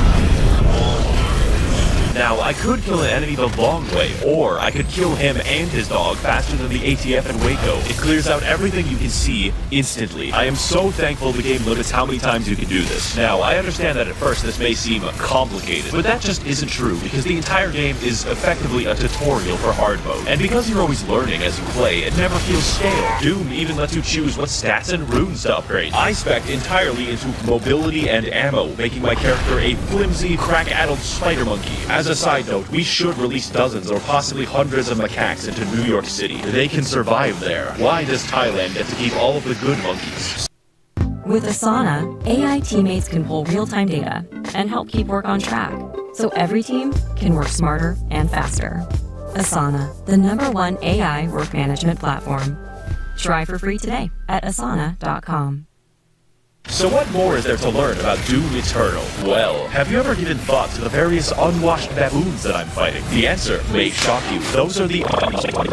As you may have guessed, there are at least 3, perhaps 4 demons in the game, which is a lot for someone who is a small, blonde anime lolly such as myself. But it's the variety of the demons that make the game interesting. Demons can fly, they can roll around like hedgehogs, contract obesity, and be bastards. Who is Sandy Loam? Who is Tsushima? Amy Rose? I didn't know she could stand. The point of the entire game, therefore, is to balance targets, switch weapons, and scream internally as you repeatedly fail to be cool. Just like high school. What I'm getting at is every demon has completely different behavior and goals for one another. The Doom Hunter rolls around in a comically small tank. The zombies, like us, exist to die. And the Marauder produces controversy. He does a lot of damage, blocks your attacks, fights you at wild speeds, and can only be attacked after blatantly signaling so. I personally have no issue with him, as I find the challenge fun and engaging. And if you don't, I'm not saying you're wrong, I'm saying you're bad. I'm not getting into the details for each one, since that's not funny, but don't worry, there are 27 of them, without DLC. And if you're wondering why I'm fighting the entire cast of Dante's Inferno, you're actually the minority. This game tries at every moment to make exposition collectible. Why is there just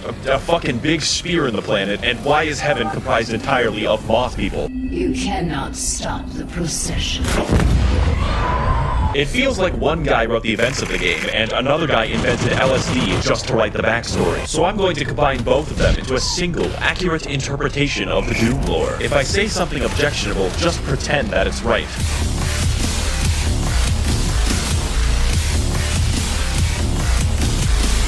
1 Brazilian years ago, there was a guy named The Dad, who was effectively God, and he made moths in lamp heaven called the Makers. Every 10,000 years, all moths combine their collective consciousness into one gigamoth called the Khan Maker, who is the Moth Pope. So the moths rule over the galaxy, sort of, until Earth happens, and then we start fucking everything up. The Moth Pope finds John Doom after a spree of murders, and he explains to her that yes, hell exists. It's weird that humans knew about hell before God. Anyways, the Moth Pope, after finding out that hell is real, very reasonably decides to sacrifice a planet to it. See, it turns out that God literally pieced the fuck out like 10 million years ago and let the moths do whatever they wanted. So now the Khan Maker cannot be replaced and cannot die, so she sort of goes insane from the constant immortality. Now the plan is to get some of that sweet hell energy by repeatedly sacrificing entire planets to the Dark Lord in exchange for it. Meanwhile, a sentient robot named Samuel Hayden is very busy on Mars. Earth has this problem called climate change, and we need to find a new energy source. So instead of something hard and difficult like solar power, Samuel Samuel Hayden is like, what if we extract this cool blue energy from hell?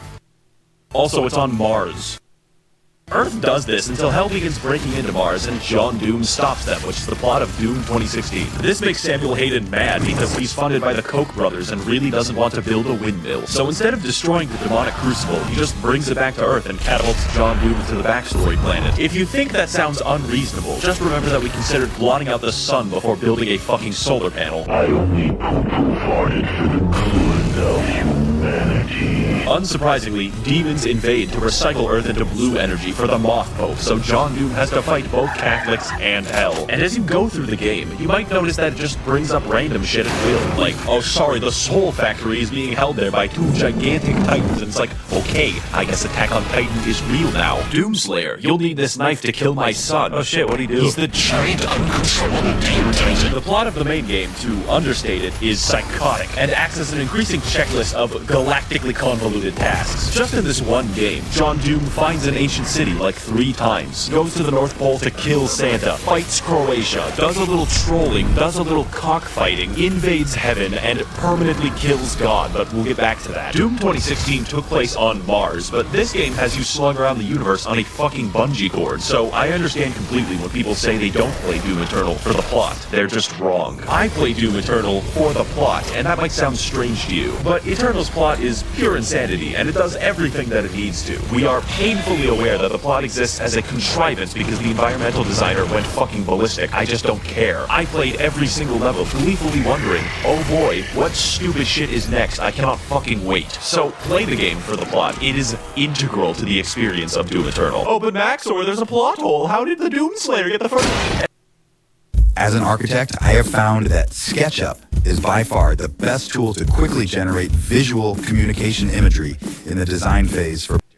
Everything I've said so far, except some of it, applies in full partially to the base game, but there's $40 reduce of DLC where the gameplay is faster, the challenge harder, and the plot, somehow, even fucking worse in all the right departments. 2016 was a walk. Eternal is Usain Bolt, and the ancient gods is fucking Venezuelan inflation. You thought it was over when John Doom beat the demons and destroyed all of heaven, but you were wrong. That's just the beginning. And with both parts of the DLC now fully out, my recommendation cannot be understated. Let's get into why, and more importantly, what...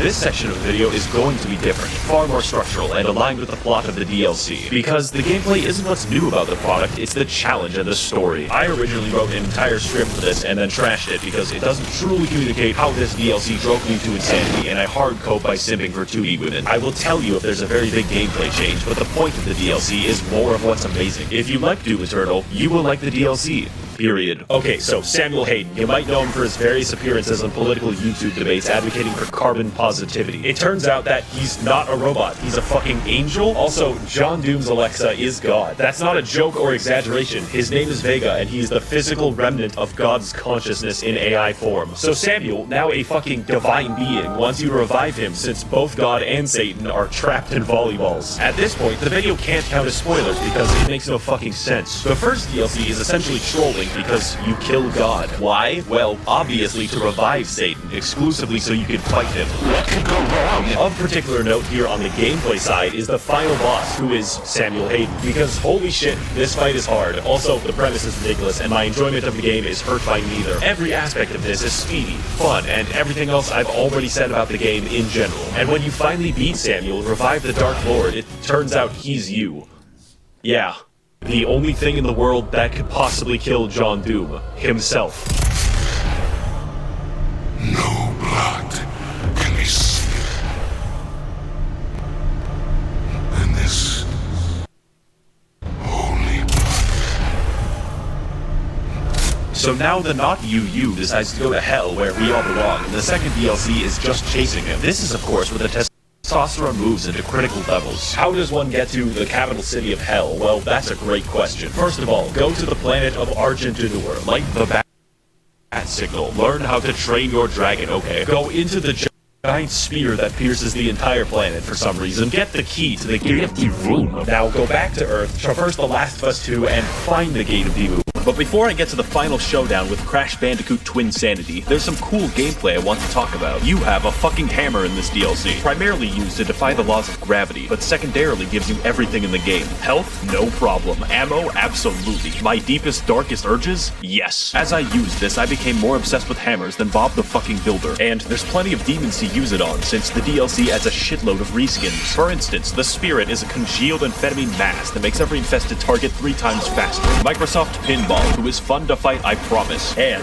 the Bloodmakers. They are my original OC. Do not steal it. So now that we've reached Cleveland, it's time for the DLC to gain style. This is the culmination of all of our work. The final battle against Satan himself. And holy shit, you can feel it. When the Sentinel army shows up and everyone's ready to kick ass, you just can't help but feel like your dick is being tickled. Cleveland lives up to the hype too, for once, because it's a non-stop battle of epic proportions, right up until the final boss. This is a universe which implicitly acknowledges your godlike power by making the only credible threat to you your identical twin with red eyes in a Gundam. That is called fucking gameplay, and it's a beautiful off right up until the man himself, who awkwardly waddles around the arena like a penguin, but that's fine, the fight is still cool. Wow, you know, it's so sad that Steve Jobs died of Ligma. Who the hell is Steve Jobs? Ligma balls. Got him! Now, before we defenestrate, there's a few details I want to talk about that truly complete this game, make it a real 10 out of good. Firstly, I would classify the music of this game as metal without guitars, and I fucking dig it so much. How do you make metal without a guitar? Well, you sample Mongolian throat singing and your lawnmower. It just sounds so good. Normally music isn't very important, but it's so good that it becomes important. And the role it plays in setting your mood is vital. Also, the main composer, Mick Gordon, like me, watches virtual YouTubers every waking second of his day. Great minds think alike. In fact, most of the music in this video is just Doom Eternal soundtrack. Guess you'll have to rewatch it over and over again to really listen.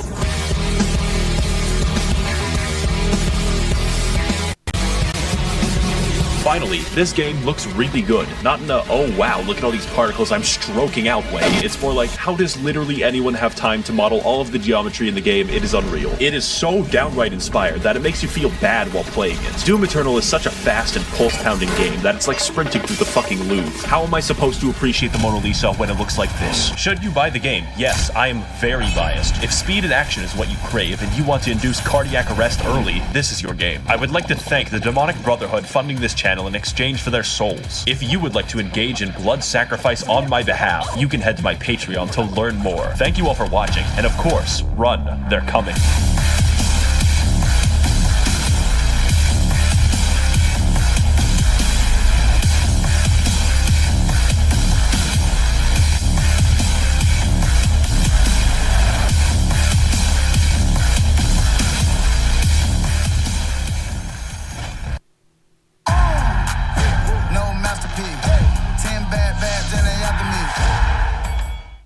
I'd get the ick when cleaning the bathroom, but now Clorox Toilet Wand has changed the game. It's an all-in-one cleaner system with scrubbing. Genshin Impact is a game which has sucked away my soul and killed my dog. I first began playing Genshin Impact because of all the cute women, then experienced apotheosis and a philosophical enlightenment through the death of my own ego. I love Genshin Impact, but this game will have an impact on your social life, and even after you stop playing it, you will not recover. To this day, it has left me in a perpetual state of sophisticated maulding, and I recommend it for all the wrong reasons. In this game, you play as John Impact, an extra-dimensional being whose brother was eaten by Mega Blocks and is forced to navigate Avatar: The Last Airbender for weeaboos. Powered by its simple chemistry system in which characters electrocute, burn, and throw rocks at each other. One of those is much less cool, but it, like Australopithecus, was my primary source of damage. Now trapped in the land of gotcha hell, our protagonist must find a way to save our siblings by fighting geometry, the indigenous inhabitants of Twitter, space midgets, and the ice KGB. As well, we are here to explore, solve puzzles, play prop hunt, cook, get arrested for looking at Zhongling too much, get sentenced to 10 years, and emerge from prison a devout Buddhist. This video is going to be about my experience playing this interesting game and how to objectively have the most fun with it. It's a very bad sign when most people who play the game don't recommend it, but I do. Although I am slightly a dingus, so I don't recommend you take my opinion as fact, but as entertainment. So whether you're new to this strange, otherworldly Chinese software or a Genshin pro, please allow me to tell you the tale of how this left a Genshin Impact into my frontal lobe. Here's a fun tip that most Genshin players don't know. The age of consent is 18 years old. Let's begin with what's maximally important. Not the gameplay, not the story, nor anything you would typically associate with a video game. The single most important thing in this game is rolling dice to gain attractive people and then parading them around like a child on TLC. I do not exaggerate when I say this is probably what attracted most people to this game. If you want an example, Lisa is a character who continually refers to herself as One-sama and sounds like she is at all times on the verge of sex.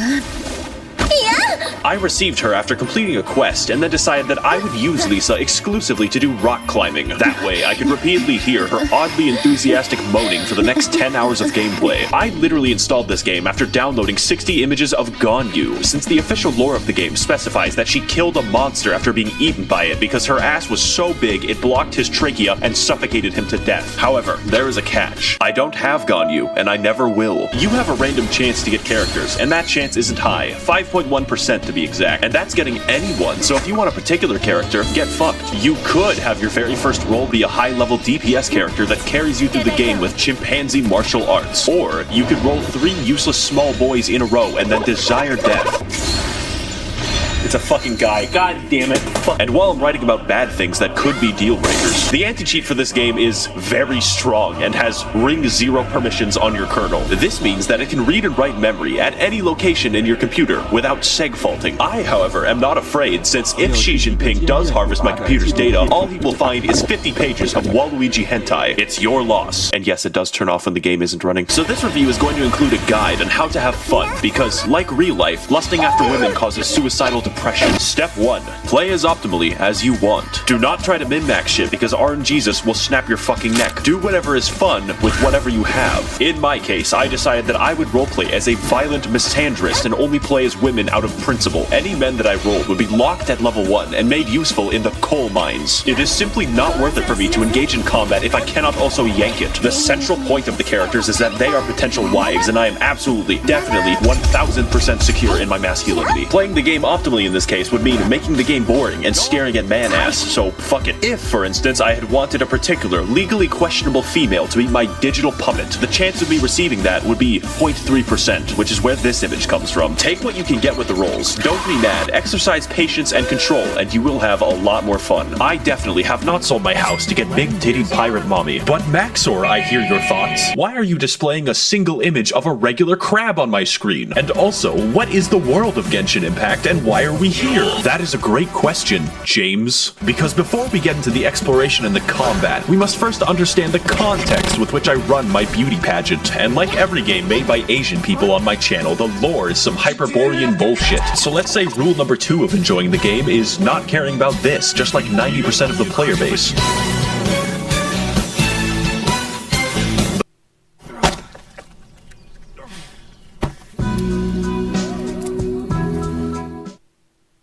The world of Teyvat is ruled collectively by 7 gods who govern the 7 elements. Except the nature god, he's special. This came about because 2,800 years ago, there were like 80 gods or something. Then everything changed when the Fire Nation attacked. No, but actually 7 seals opened up in heaven, so literally every god fought over their power to the death. The result was the 7 gods of each element we see today, each ruling over their own nation in their own fucked up ways. Every once in a while, these delusional bastards will just give random people superpowers, like how the electricity god just gave a girl with a mental disorder a talking bird. This also includes small children who could very possibly kill themselves for some reason. Now, the world you see in-game takes place in 2 nations, or 3 if you're from the future. The first is Mondstadt, a lawless, anarcho-capitalist commune in New Hampshire which has no formal governance of any kind. They instead rely institutionally on vigilante justice, including a hot Batman. As a result, an entire territory of their nation is completely overrun with wolves. No one has the systemic authority to stop people from exercising their rights and liberties to feed the wolves babies. Oh, also, there's the fucking dragon problem. Did I not mention the murderous dragon?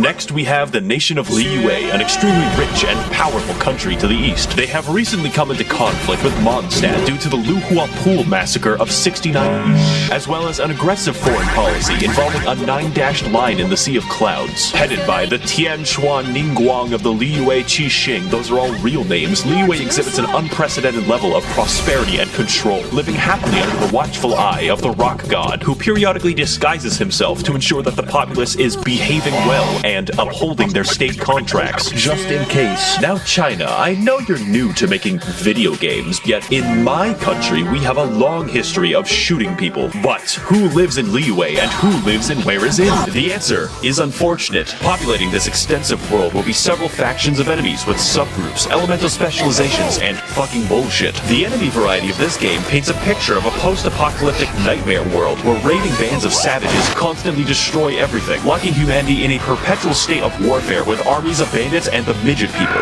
One of these groups is the Aetherytes, an intelligent race capable of empathy and complex thoughts, which is why they must be destroyed. These guys make the Gombe chimpanzee war look like a fucking joke, and at no point does anyone in the entire game even give a shred of sympathy for the Aetherytes, except for Elon Musk. They can be big gorilla, small monkey, operate complex machinery, and have their own language. This makes it more fun to slaughter entire villages of them and steal their possessions with no consequences. In fact, you're encouraged to do it. Overall, I would rate them a genocide out of 10. Next are the country-sized hordes of organized bandits called the Treasure Hoarders, who are just regular guys forced to fight you with shovels and Molotov cocktails. Are you sure we're the good guys? It's fortunate that, because they committed a crime, their lives are now forfeit. Abyss Mages are very simple because they are one enemy with two reskins, who are also inhuman beings of the Dark Void who have sworn vengeance upon humanity itself. They also dwell almost entirely in fucking space. The Fatui of Snezhnaya are heavily armed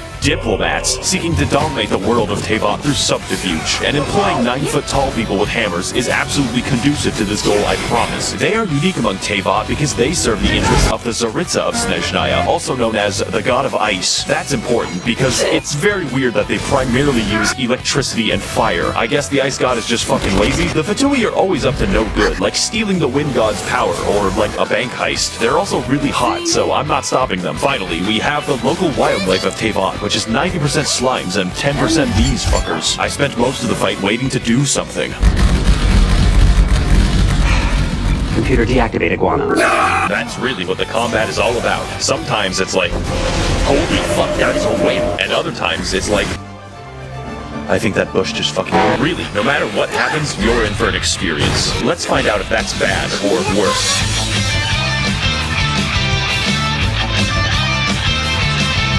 Shin Getting Intact is a game about flow, where to maximize their power, the player dynamically switches between their DPS character and everyone else. Rule number 3 of Genshin Impact. Pick one. Your typical team is comprised of your DPS baby, your heal support, your burst support, and moral support. Think of it like a train. You only need one engine and enough weight to kill Terry Davis. Now, like everything, characters have elemental alignments, which, depending on the enemy, can ruin the game. My wife Barbara could heal me, but in the process, must make everyone wet, which makes us a proverbial bathtub, which enemies will then catapult toasters into for massive damage. It's a fucking blast. You feel like a chemistry professor gone rogue, using the elements to his advantage and then blowing himself up in the process. Unless your DPS uses rocks, in which case, just watch, I guess. Everything is elements, and everyone has an elemental skill and alignment. Unless you're the nature god, who has no characters. Some are bad, and others are very bad. But many are completely game-changing, like how Beta's elemental skill adds a parry mechanic to the game, or how Ningguang invalidates all ranged enemies. The combat is definitely its strength, and is an experiment in how bad you can craft your psychotic dog water alchemy, and hopefully create a moving ball of destruction strong enough to kill God. To extend this concept, every character uses one of 5 unique weapon classes, such as Mongolian,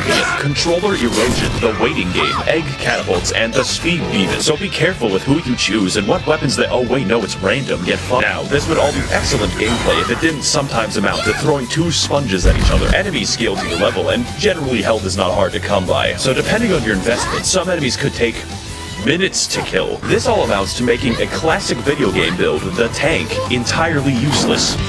You don't need a tank because you will be switching to your DPS anyways, who is a tank against your will. Health is literally always a shackle and a curse. That is, of course, unless you're playing Barbara, whose healing scales only off of health, making her tankier than Tiana. Let's go over an example party to give you some idea of the insanity that we're working with. It is optimal in most of my combat scenarios to cause forest fires by throwing a spicy bear. Why? Well, it's obvious. My DPS Beto can parry anything, which includes the heat of fire. Or how about Ningguang, who spawns a wall inside of enemies like it's Gary spawn? We just do it to piss them off. Did I also mention you can invite your insane Discord stalker to play co-op with you? The combat is fully functional. Hello, Max. I made a mistake, and this isn't even going into the complicated system by which you customize artifacts, upgrade your weapon, and level your character's talents, because that's boring. It can be made especially boring when you have to pick 30 mushrooms to do it, but you know, here we are. That leads me to my next point. You're gonna have to explore for those mushrooms, and that sounds bad, but it's actually the best part. Get ready for some cross-country gaming, because we literally have a lot of ground to cover. So rule number 4 of Genshin Impact is that if you see something, just go. You've probably noticed at some point that this game looks identical to Breath of the Wild, right down to the UI. This is an objectively correct assessment. It's just that the game doesn't give a shit, and neither should we. Breath of the Wild was so good that I wanted Breath of the Wild with more anime pussy, because goddammit, why did Nintendo make Zelda look like that? The amount of bandits and foreign soldiers in this game suddenly makes sense when you realize it has the geography of fucking Afghanistan. It's quite the vertical place, but you're given the tools to navigate it, like your feet or your sweat. And there is quite a bit to see. So, for an example, when I first installed the game, I didn't know that Liyue was in it. That's over half of the map. I was doing a quest that required a wild radish, so I naturally went hiking to find it and accidentally discovered the entirety of Ming Dynasty China, at which point I was wrongfully assaulted after being mistaken for opium. This is one of those games where you start finding chests in the wild and within 30 minutes are flying to a strange island with a man named Jeffrey. It's actually not that different to Skyrim, but this game makes Skyrim look like it's in Kansas. There is always something to do and always something to find. You would think that it would get stale, but they just keep finding ways to turn on my neurons. There is a puzzle. I just wanted the chest, which spans an entire region of the game where you have to climb 3 mountains. You can spend an afternoon doing that, and it's viable. There is no direction that you can go that will not help you in some tangible way, and that's what's important about exploration. It's not just pretty, it's optimal. You see this shit right here. This activates my fucking almonds. Exploring this game trains your neurons to fire at the most basic of incentives, like a lab chimp. But seriously, if you aren't yet considering the game, just have fun exploring it, stop and smell the flowers, and accidentally find China over a vegetable. I found it eventually. It took 3 hours. Now, if the review had ended here, this would be a definite recommend because the game is free. It costs $0. It cannot yank your bet. Not that I would know. But I must warn you that there are some serious drawbacks besides the fucking Chinese surveillance state that you have to install. So it's time to give you the final tools and rules that you need to enjoy this game.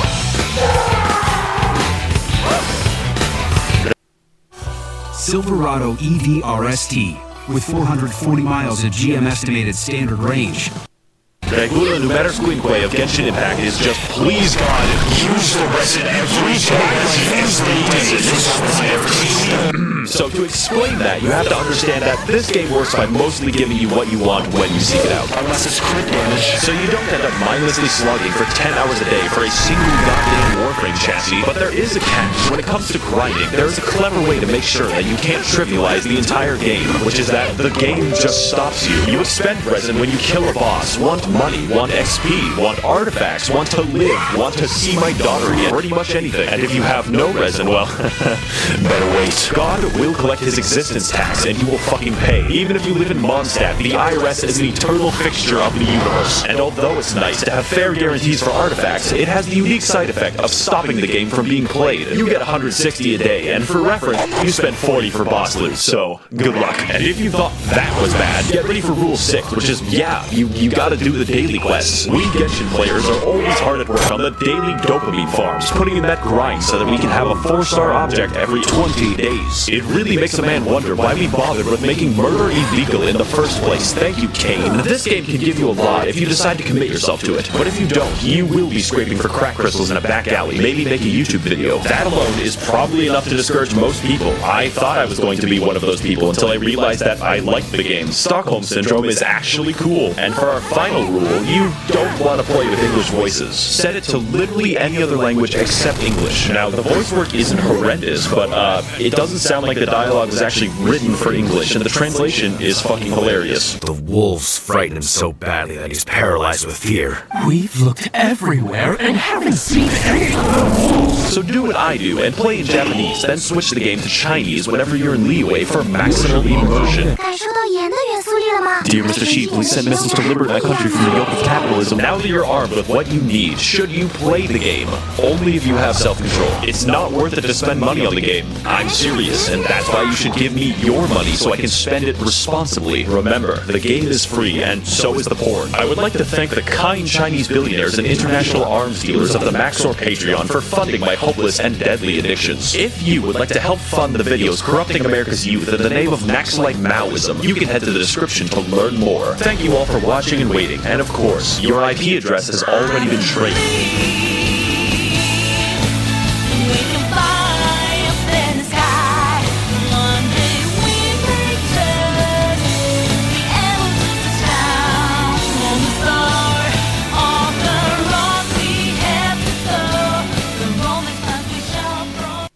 Hi guys, it's me, Maxor, and today I'd like to talk to you about the beautiful and complex control scheme of VTOL VR. Now, as you can see, we are actually flying under 100 feet off the water upside down, so I feel like going for a swim. Everyone who hates ads will be using this Chrome extension by 2025. I feel like I just found a Google cheat code. This Chrome extension lets you block ads or get...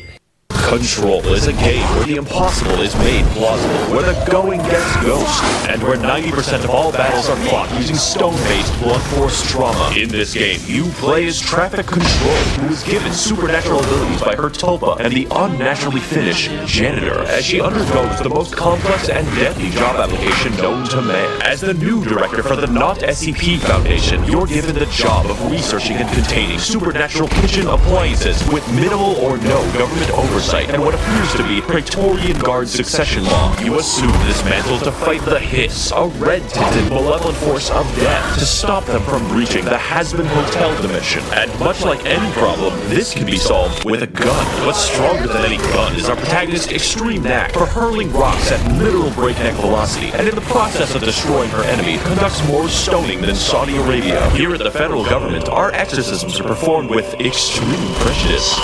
Control is one of the best action shooters that I have played in years, and to explain why, we're going hog wild. So don't take this as legitimate consumer advice, because I am as qualified and intelligent as an EA executive. Instead, I ask you to join me in untangling the thrilling combat, the stellar visuals, the unusual plot, and a save system more malformed than Charles II. Help me!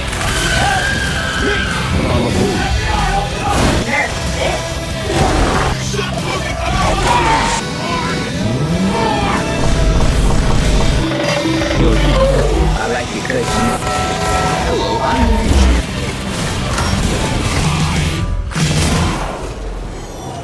Now, this game is surprisingly simple. Almost everything that you do is just in a room, shooting people, and that's the best shit ever. There's no pre-animated takedowns, no cinematic set pieces, no following an NPC for 6 fucking hours, please bourbon speed up. Every shootout is up to you, and that's what makes the spectacle significantly more impressive than the Left 4 Dead 2 pre-rendered gas station explosion.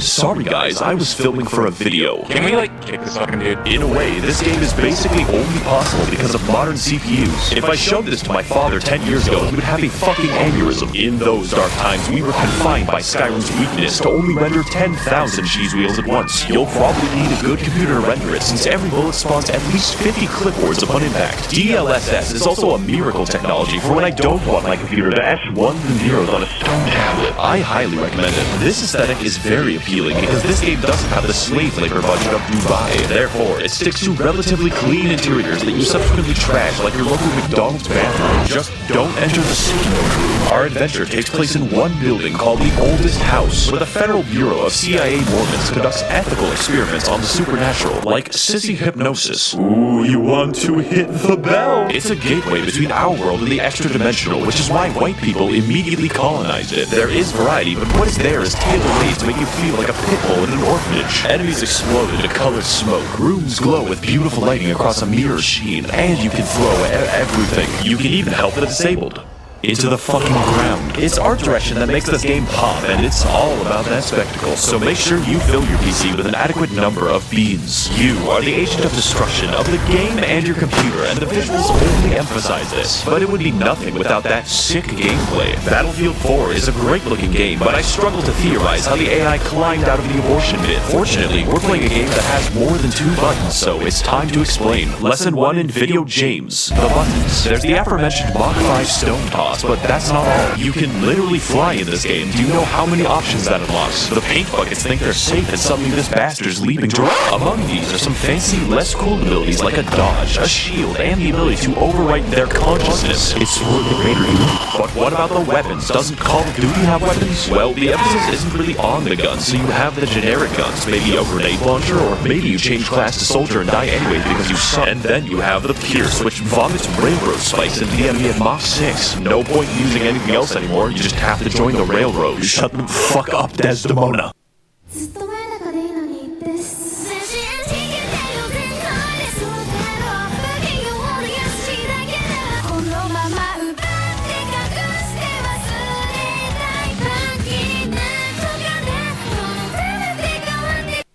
You can use your weapons on basic enemies, but there is intense variety with enemies that have shields, enemies with more health, and enemies with both. But the most threatening enemies are capable of harnessing the strongest powers in the entire game. Dwayne The Rock Johnson. Bullets are a scratch, and missiles are laughable compared to the sheer, incomprehensibly damaging effects of the chimpanzee attack. They are genuinely serious threats because they can dodge your strongest attack, which is also The Rock. Let's get back to that later. But by far, the most engaging enemy in the game is the you can't stop them. These all culminate to form a chaotic, fun mess of utter destruction, with modifications, upgrades, and skill progression. We will get back to that shit, so you can do a variety of builds and experiment with your— okay, I lied to you, we're actually doing this now. This video is being hijacked by the Bad Fairy. The spectacle of the game and the first-time experience is amazing, downright fantastic. But there's a serious problem, and that the single and only tactic the player can do requires a return to monkey. Throwing rocks is objectively, always, in every scenario, the best strategy possible. Why do you think all my footage is just throwing rocks? There are upgrades, but rocks are objectively the best upgrades, so why do anything else? All other tactics are effectively LARPing that you want to win, because of all things, Antifa gaming is how you win. Every fight, every time. This will grate you by the end, and it makes repeated playthroughs repetitious. But Maxor, why can't you just use a different strategy if throwing rocks gets so boring? Well, this wouldn't be a problem in a normal game designed by a non-Finnic ethnicity. However, this is an enemy at the beginning of the game, and this is an enemy near the end.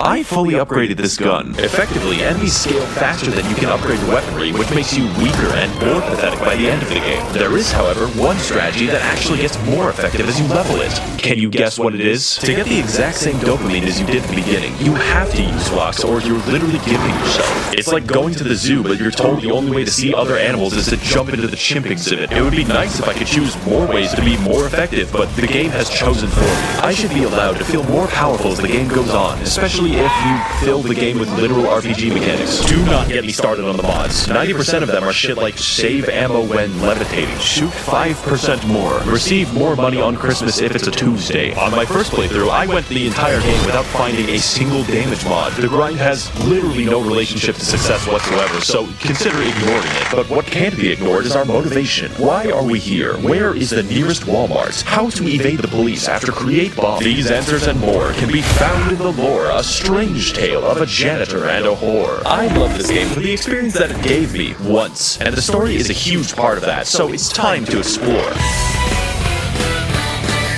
The oldest house is a building out of time, shifting as you progress, a barrier between us and the cosmos. We appear to be under the influence of terrifying cosmic beings that control its operations called the Board. I just went shopping at Home Depot. These fuckers are inhuman, non-Euclidean voices originating from a gigantic, inverted pyramid in the astral plane. You need a goddamn thesaurus to describe them, and everyone just kind of listens to their commands for seemingly no reason. Sorry, Joe Biden, in real life, the polyhedron gets the girl. In the midst of this bullshit, there's also a cosmic war going on between beings of sound. The first is the Red Hiss, a force of death which invades and occupies the oldest house to spread its dominion, and the other is Polaris. Polaris is trapped inside a fucking tetrahedron. This necessitates the conscription of our protagonists to fight the cosmic war for them. At least we have a game. And to make matters worse, there is yet another mysterious, extra-dimensional presence lingering in the halls, the most powerful of them all. A Finnish guy. It's a big plot point that he lends you his Walkman. That's how fucking strong they are. Take my cassette player. You can borrow it. The song is a present from my friends to you. It will get you through the maze so you can do your job. The only issue is that this unfolds due to fetch quests, exclusively. Oh, Jess, we need the rocks, go get the rock. Oh, I gotta find Dylan. Oh boy, we're in the prison now. Oh, it looks like Dylan walked by himself past me, back to exactly where I began the quest, causing all my time to be wasted. Oh, what's that, Dylan? I gotta find the spooky tetrahedron. Oh, crinklety crack, there goes my back. In reality, the plot is uniquely simple, and you could probably remove your brother from the story. There's this one moment where Dylan expresses doubt for your cause. The Foundation kidnapped him. It hurt Jessie, and then made her director within 3 seconds of walking in. The story is a struggle between a good side and an evil side. Every salient point that Dylan makes is kind of shrugged off as him being just crazy. And Jessie's just like, oh man, you know, the guys who kidnapped my brother, I'll work for him without questioning that. Almost had nuance or moral complexity there. Good thing that I levitated over it. Now all I have to do is put my brother in a fucking coma. Stop screaming, Dylan. Save up to 25% on 2025 travel with G-Adventure's Great Adventure Sale. Southeast Asia? You can do it. The Inca Trail? You can do it. Exploring the whole entire world? You can do it! Spots are limited. Book today. This is all slightly offset by the presence of one Dr. Darling, whose personality is so strong I could only assume the game was built around him. When I became tired of the Dylan saga, Darling was there dancing on a projector in my mind palace.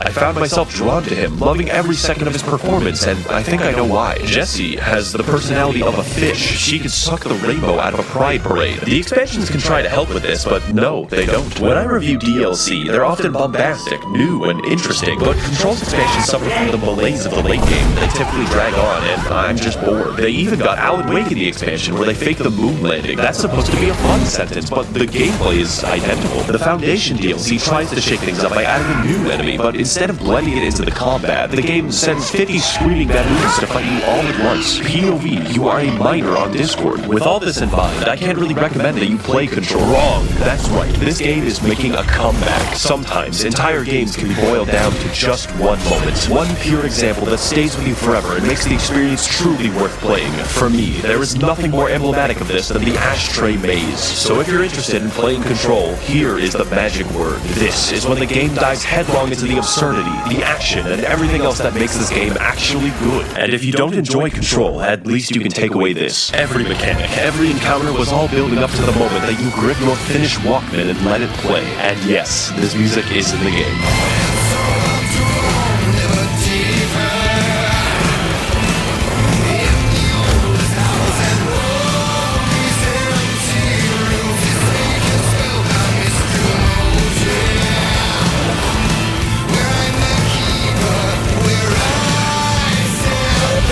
The game might not be worth playing, but Ashtray Maze is a recommend. I would like to thank the kind and truthful members of the federal government for adequately funding my clandestine operations in Peru. If you'd like to contribute towards the understanding of the supernatural objects that are my videos, you can head to my Patreon to learn more. Thank you all for watching and screaming, and of course, mermaids are real.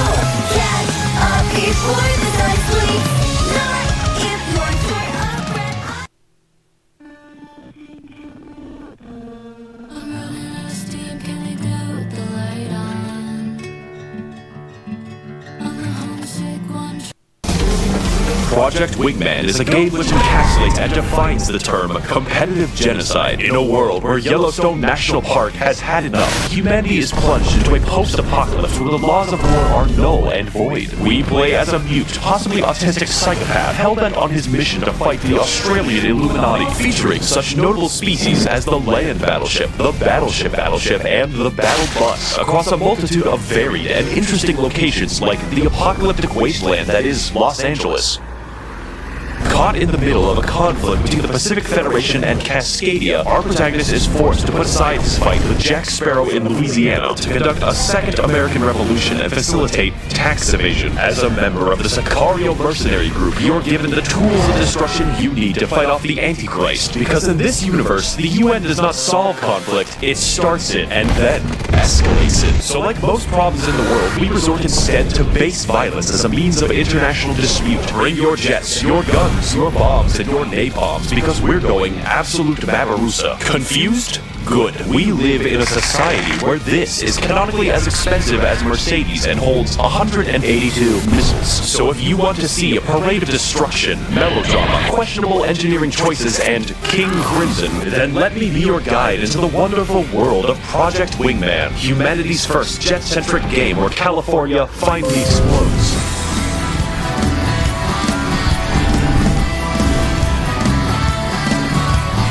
Now, I know what you're thinking. A jet game, Max? You've gone insane. Jet games are played by dads that have 12 keyboards and people with actual money. And while it may appear to you that I have money, it's only because I spend it very responsibly. You will be happy to know that Project Wingman is neither a simulation nor has it dug into my extensive budget. I would describe the game as more about piloting a slow Gundam than the actual intricacies of real air combat. Only in Project Wingman can you do the boss fight against the guy with 12 railguns and his force fields. And yes, the force fields do turn into railguns, just like real life. Most people think that jet combat is just about circling, and yeah, that's a thing. But the difference is in how it's contextualized and iterated on, which is by insane people. One mission you might be firefighting, and the next thing you know, Crimson 1 appears for the 6th time near the active volcano. How many flight games do you know include lava damage? And do you want to know the best part? The game is fully playable in VR. Please don't use a keyboard, which allows you to do some goofy shit, like physically exiting your cockpit in the middle of a battle. Okay, it's a little windy, but I'm ready. Does anyone else feel lightheaded? I will say though that in order to get the real VR experience, you'll have to repeatedly rotate your head with the light brick strapped to it. I lasted 4 missions on average before the recoiling permanently morphed my spine. You use the radar in your plane by physically looking down, not that you'll be able to by the end. Reviewing the footage, I noticed that there were moments in the game where I just died. That's not me taking off the headset, I just gave up on life. No game will ever make you feel this old, and nothing increases the immersion more than specifically choosing planes with as little visibility as possible for the extra challenge. I beat the entire game in 2 painful sessions, but I had never experienced anything like this ever since my house nearly burned down while playing VTOL VR. So in terms of VR, it's a must-have, because only in VR can we express the true, paralyzing fear of driving. So how do we fly our death machine? VR controls, after all, are difficult. Mr. Smart Guy over here thinks he knows how hands work. First of all, you'll need to get inside your real Project Wingman trademark plane. Turn on the main battery, whatever this is. Turn on the engines, but not too fast. Close your canopy. Clasp the shitting grip. Display. I don't know what this does. Boot Windows. Microsoft Pinball. Smash that radar button. Hit subscribe. Turn off the brakes. Make sure you give the joystick a good jiggle. Now, we're not going to use the carrier's catapult. We're just going to pray. You'll notice I forgot to unfold the wings, which are now detached from the plane. Wingless percent speed row, landing gear. You'll notice controlling an aircraft without wings is hard. That's alright. The guys on that destroyer don't have family. Now that we're in the air and in the correct game, what am I supposed to do? The answer is remarkably simple. Missiles. There's a reason you can carry several hundred of them. Missiles are fucking everything. Every specialized weapon for all your terrestrial needs are various permutations of a missile. It's actually a problem because, I guess you could use unguided bombs if you want to miss. Ace Combat at least had the gall to let me use an unguided laser, but I don't know, what else could you put on a jet? Fucking Malden? I don't want to emulate the Wii. You also have the option of a gun, which might as well be a laser, and is the most reliable way to kill anything, including entire battleships. What is in the fucking ammo? If normal bullets worked like this, Chicago would be a nuclear wasteland by tomorrow, as opposed to the current wasteland that it is now. Besides that, the controls are exactly what I want out of a jet game, and I don't think they'd be improved. What truly makes a combat encounter in the game isn't the simple controls, it's how they're multiplied by the 6 pursuing aircraft. Unlike Ace Combat 7, your allies have the ability to minorly inconvenience each other. They will do, per mission, at least $3 of damage. So the balance between you annihilating everything and there being an actual battle is pretty good, although majorly stacked. Your success is uniquely predicated on the fact that you play as the world's first bloodless human who experiences literally no side effects from the Jupiter Strike G-forces that he regularly conducts. You use your newfound power to conduct a series of engagements. 21 engagements. That's a lot of potential war crime trials, which is why we have to win. That being said, anything that we do pales in comparison to the good accomplished by nuking America. We're gonna have to play catch-up. Our liberation will take us all across the video game against all manner of foes, including the planes, the big planes, armies of helpless soldiers with families and dogs, and the Federation fleet. Wait, who is that on my screen? Oh, I mean, matey, it's me. Oh, fuck. But what really stands out are the the boss fights. Yes, the plane game with boss fights. Shinji, get in the plane. We have to fight the angels or some shit. As for their weaponry, well, it's not physically possible. In order, you fight Crimson Squadron, French woman, and her Australian babe. It's 4 p.m. Time to get in the plane. Crimson Squadron. And Crimson Squadron's very angry nuclear enthusiast. More about him later. He's a guy. You can probably tell that it's character and the dialogue that keeps the game alive. Project Wingman would be an entirely different game if you weren't constantly hearing more complaining than a fucking call center. Silence is so rare that when your ally flips his shit and demands people stop fucking talking, everyone is surprised. So just by playing the game, you get a lot of lore. So I think it's a good time to talk about that. Our story begins, like many, in Wyoming, where Yellowstone National Park does a little trolling, causing the tectonic plates to fucking rupture. In an instant, the entire modern age and Christianity in particular is ended. This, however, created a mysterious, volatile material called cordium, which effectively gave everyone free geothermal energy. And also bombs. What emerged hundreds of years later are the countries of the Pacific, Neo-Mongolia, Large Hawaii, Oceania, and Cascadia. Oceania in particular was once invaded by a cabal of mercenaries attempting to establish diamond dogs or some shit. Thank God that we had Skullface there to help us out. In fact, nearly every military engagement since then has been swayed exclusively by methed up mercenaries. To prevent further challenges to their rule, the Federation tightened its power to include all of the death squads. But primarily, Cascadia was just mad that other people were allowed to use the limitless supply of energy that they had and wanted to sell it to everyone else at a ridiculous markup. This sets the scene for a war of independence which you are caught in the middle of, or rather, insert yourself into for money. Now the thing is, Cascadia is a real nation that exists in the imagination of insufferable people, so I can attest that the geography of where I live is well suited to guerrilla warfare. The entire Cascadian fleet, for instance, is one stolen ship called the Eminent Domain. The Federation, though, is not without a contingency plan. All across their empire, the Federation establishes peacekeepers, that's the real name, elite fighter squadrons of questionable sanity and engagement timing. The peacekeepers are so confident that they arrive late to every single battle that they're in. This directly causes their failure 90% of the time, by the way. The peacekeepers we encounter are the Crimson Squadron, one such group of elites so dedicated that they risked losing their entire air force, went to a volcanic suicide mission, and nuked millions of people because you owned them. Their squadron is led by the infamous and powerful Crimson One, who is elected the whitest among all Oregonians. Unfortunately, he's quite dedicated. Crimson One's idea of protecting his homeland under the banner of the Federation involves nuking it. Twice. It's like he's trying to make anime. He's saving his people from the pain of living. What barbarism will people slip into if we don't have the common travel passes? He's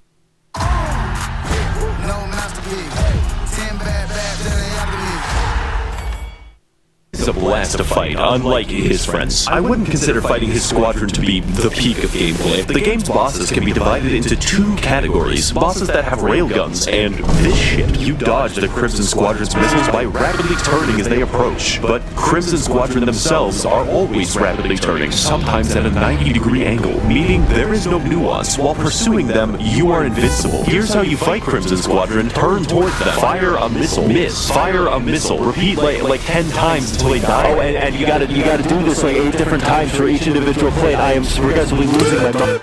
My name is Cleveland Brown. All in all, dogfights and lore, that's pretty cool, but that's not why you should play the game. Project Wingman is the manic pixie dream girl of vehicle combat. Most battles feature building-sized sky ships. That was an entire boss in Ace Combat 7, and the game's just like, well, have two of them fight. But fuck it, you use the lasers. Everything you do has a specific melodramatic reason as part of the wider narrative, and just watching that unfold and how it affects gameplay is the real draw. I see no other way of highlighting how this works than to show you, because Project Wingman is a game that you really need to see to believe. Side note, the pacing of this game's missions are amazing. I liked it so much that I made a graph out of it, printed out the graph, and showed it to my neighbors. Excuse me? Can you look at my graph? Our first act begins with an insertion into Cascadia. There's money to be made, people to kill, and most mercenaries are still mad about the Australian incident. But it's obvious that relying on a single mute man is bad, so you're forced to watch as Los Angeles is bombed. Oh no, the horror. It's time to revise our strategy, rethink our options, bomb our own energy sources. This way, no one will get them, except Crimson One, who sees you doing this and gets mad. This will be a theme. Now it's time to steal a boat. We really need that boat.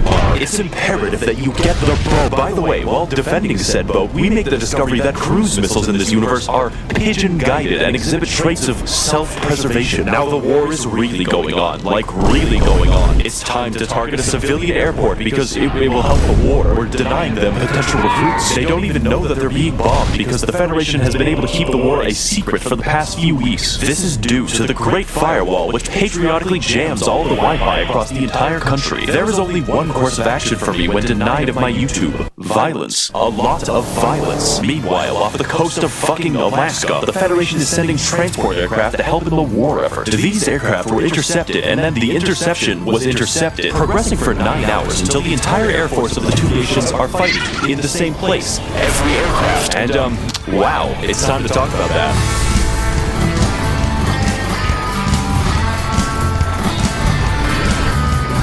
Mission 11 is Project Wingman. The planes, the trails, the visual design, every character screaming into my ears at the same time. It is beyond perfect. An epic battle between two titans swayed only by a single mute psychopath. And that music.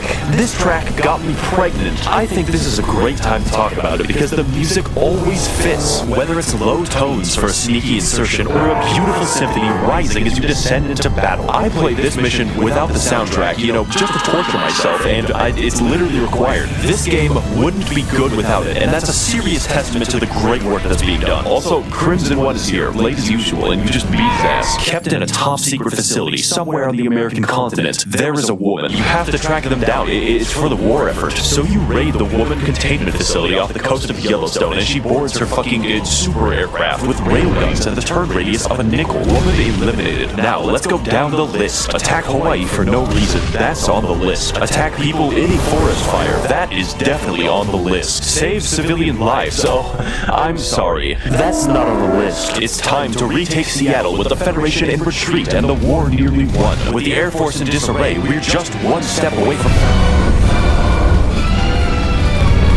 If you're surprised by this, you weren't really watching the video. Do you remember how I said that the Federation basically nukes all of Cascadia? That isn't actually true. It's worse. The Federation didn't just want to nuke us to win the war. They activated all of the cordium deposits in the ground. And do you remember when I said those were used for bombs? That's right. These fuckers just started a second apocalypse. In other video games, war is hell. But in Project Wingman, war is fucking orange. On our way back, we're assaulted again by the same woman. But at this point, I don't care. My retinas are damaged. The Fallout New Vegas part of the game has begun, and we're being sent to seize all of the bottle caps that we can hold. Thank you to Joshua Graham. You may notice the game is now very, very orange. That's what the entire rest of the game looks like, and yeah, it hurts. Almost immediately, we're sent back to Seattle to dab on the hordes of homeless people. This is when Crimson One returns, and this time he's very mad. He nuked his house to kill you, and that didn't even work. This leads to a dogfight, which is the dogfight for Mission 11 with additional mental illness. It's clear from the dialogue that Crimson One is not used to losing. Let's help him learn. It's fucking creepy, dude. Jesus, have a fucking Snickers. The Supers share the love of it means the world to me. You can get a great vehicle and support a good cause. Nearly $320 million donated. With that detour out of the way, it turns out that nukes didn't really help the Federation win. It just made a bunch of guys dress up like the fucking Romans. And with the UN on its last legs, there is one final stronghold for us to bomb. Los Angeles. Fucking finally. We struggle to take the city, fighting foes in the air, on the seas, and attempting to flee my bullets. But after a long and arduous fight, we stand victorious over the city as the music begins to pick up in the back. God fucking damn it, he just does it again. Project Wingman's story is not a Homeric epic. It's not very realistic, nor is it reasonable on any level, but standing over the ruins of everyone that I hate, the sun bee flashing before my eyes, I come to the realization, above all, Project Wingman is fun. None of the disparate parts of this schizophrenic game work by themselves. The combat is not Devil May Cry, the lore is not Tolkien, and we are not going to overcome our pride and prejudice. When you make a list, the game doesn't really seem that impressive, but like a chef, if we mix our our ingredients well, cook at thermonuclear temperature, and add enough rat poison, we will create a spicy blend that's so out of this world, so balls to the wall, that it makes everything taste perfect. The motivation of our final boss makes no fucking sense. His arc is schizophrenia, and his obsession with you is fucking funny. I've never seen someone write a character based exclusively off of projection, but standing where I am now, there's no one I'd rather fight. He's the perfectly goofy antagonist for a game mostly comprised of clown behavior. The music, the drama, the retinal damage. This fight is as ridiculous as the rest of the game, and I wouldn't want it any other way. It's time.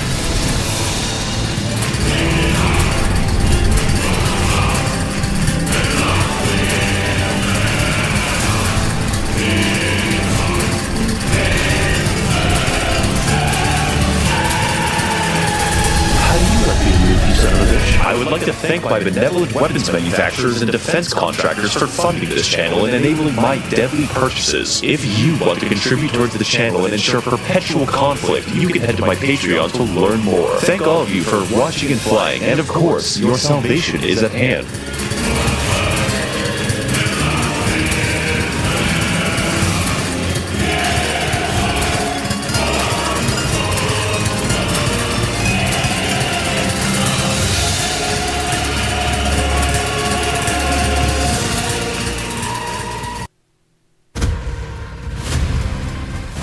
Of our enemy is unclear now. What do you want us to do about it? Protect us.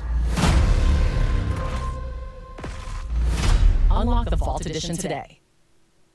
There are spoilers in the video. Spinal Stagnancy 15 is one of the most unintentionally funny games ever made, and I don't award that distinction lightly. It's trying its best. In this game, you play as John Fantasy, an intrepid prince of insomnia, accompanied by the BTS crew as they travel across Korea in their bid to dodge the draft and re-establish the Joseon dynasty with Jungkook as their one true king. If you can think of it, 15 asses. Do you want to conscript God to kill endangered animals? Entering Super Saiyan mode to kill a sea snake, compress a mountain-sized turtle into a black hole, and break the entire game's leveling system because of lasagna. Yeah, that's possible. Is it a good game? Well, that's debatable. The original director wanted to make the game amusing. But you know, thank God they added the hyper-realistic pizza. It just wouldn't be the same. This game is one of the most baffling design disasters that I've ever seen, and showing it to you in its full absurd glory is a service to my country. With hurricane force total shifts, batshit story, and utterly incomprehensible combat, there is no part of this game that didn't surprise me, although I don't think they intended that. So come along as we dive headfirst into the boy band madness and recall the finest game of 2016. If you know any Latin, this game is fucking insulting. Our story begins with the King of Korea, whose name is King Lightheaven, the 113th. I looked it up on the wiki. Their dynasty is only 2,000 years old, meaning for him to be there, every single male king must have fucked at 17. Maximum. He's busy disowning his son and our protagonist, Knight Lightheaven, in hopes that he will get some blonde bitch pussy. Noctis, my son, I have erectile dysfunction. It's here that we're introduced to our buddies, the BTS boys, and all of their unique mechanics. Quicksilver is a light Slovenian femboy who exclusively fights through small arms fire. Fire Knowledge is a smart, calculating man who shakes you with rusty knives. And Sword Friendship is a burly, reliable bear who hits people with giant chunks of metal. With our friends assembled in our car out of gas, it's time to begin the game in earnest. Now, it's surprising to me that they actually struggle to push their car, since Noctis can deflect punches from a fucking giant. This sets in motion a series of quirky adventures to satiate the bloodlust of Park Ji-min. It's time to talk about that combat, or better known as a 19th century safari. Take that, Cecil the Lion. When it works, you're dashing between enemies, performing mid-air backflips, and teleporting around fast enough to burn my graphics card. For the other half, though, it's imbalanced as fuck. Let's go on a quest to explore a